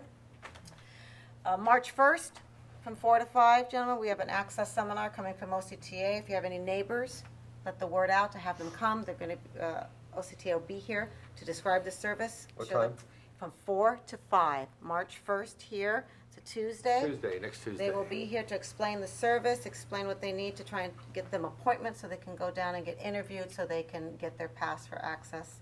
And that's from a variety of whether you're elderly, disabled. There's a variety of ways you can get access.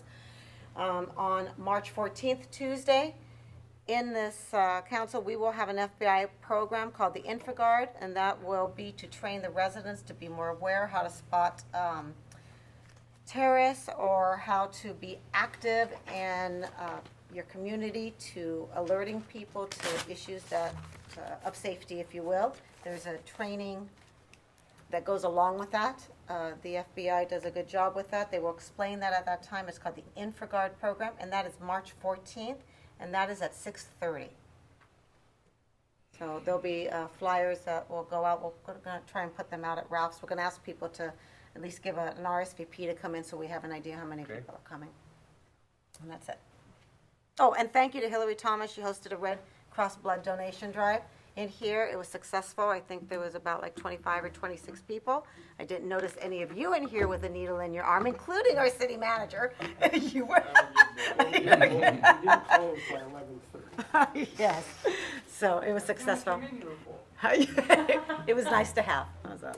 I went to the Orange Community Foundation on Friday night. Very nice event honoring Vicki Murphy. And of course, I saw a lot of our other colleagues in other cities there, including Mike Christensen from the school district, and Mayor Bernstein, and Mayor Pro Tem Kring from Anaheim. So it was a very nice event. Our Supervisor Spitzer was there, and he delivered the announcements that were there to basically embarrass Mark Murphy, but because that's Vicky's husband. It was a nice event, and it was on the Chapman University grounds. Very nice over there. But I can tell you it is tight, and they do probably need some more housing over there for their students. I do have one thing I wanted to ask at the end. We talked about this for a little bit, Lieutenant Gunzel, when you were outside for a little bit, about any extra funding that we would need or could possibly provide to you for overtime situations, when you need to have a couple extra cars or units over here for the promises we heard tonight. So I'm curious if that could be something that would help out. Yeah, absolutely. It's a matter of knowing when those parties are. I'd be interested in finding out when their last weekend is, and that might be a good time to hire extra people. I'm just curious. I mean, how I don't think it's going to be a matter of a week. For some reason. You suspect they're going to have a blowout party at the end? Yes. Yeah. Well, I suspect they're going to have one more quickly than that. But my point is, if we spent a lot of time tonight listening to this, and if there's more resources that we can get you, when you need a splurge of it, just a quick squirt of it, that's what we'd like to do. I'd like to consider that. If the party's going on, and you know it's going on at 10 o'clock, and then obviously it's raging at 1 o'clock in the morning, can you call people in, or is that even possible? Without getting your call at home. Given that situation, probably not. I have resources. It's a matter of getting them here. Because I'm in charge of all unincorporated areas around here. So it's not a matter of getting deputies here. It's going to be nearly impossible to call them in for a specific thing like this and then say, okay, we're done, go home.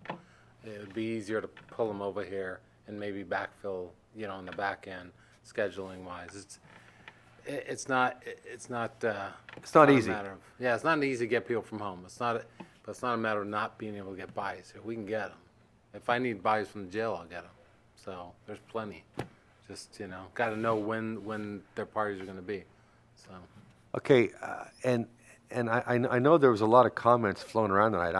I was actually going to compliment you on listening to all that. I mean, there was a lot, and we know that your colleagues do. I have lots of notes. I'm sure you have. I was afraid of that, but I wanted to compliment you also on the fact that you think you handled that very, very professionally. And Thank you. I'm sad that some of it had to be said, because I don't think it's true, but I know that you were taking notes. But my point is, if there is something that we can do to help you with more funding for this, this is a basic thing what we are supposed to do. That's one of the more basic things. So if there's something to help keep the peace here in town ahead of time, and we do have, of course, the PSRs, everything else like that, it's coming in and around. So, and that also might encourage people to join it as well. Well, Jared and I are in constant communication, so if something's going on, he'll know and I'll know, and vice versa. And You know, as much as I hate to see college kids cited, you really want to clean this up, you can pass all the ordinances you want. You want to clean this up, you go in and make a big statement and let them know, this is what you're looking at if you come do this in Villa Park. Trust me, that will spread amongst the Chapman community, and that will be the way you will thwart this.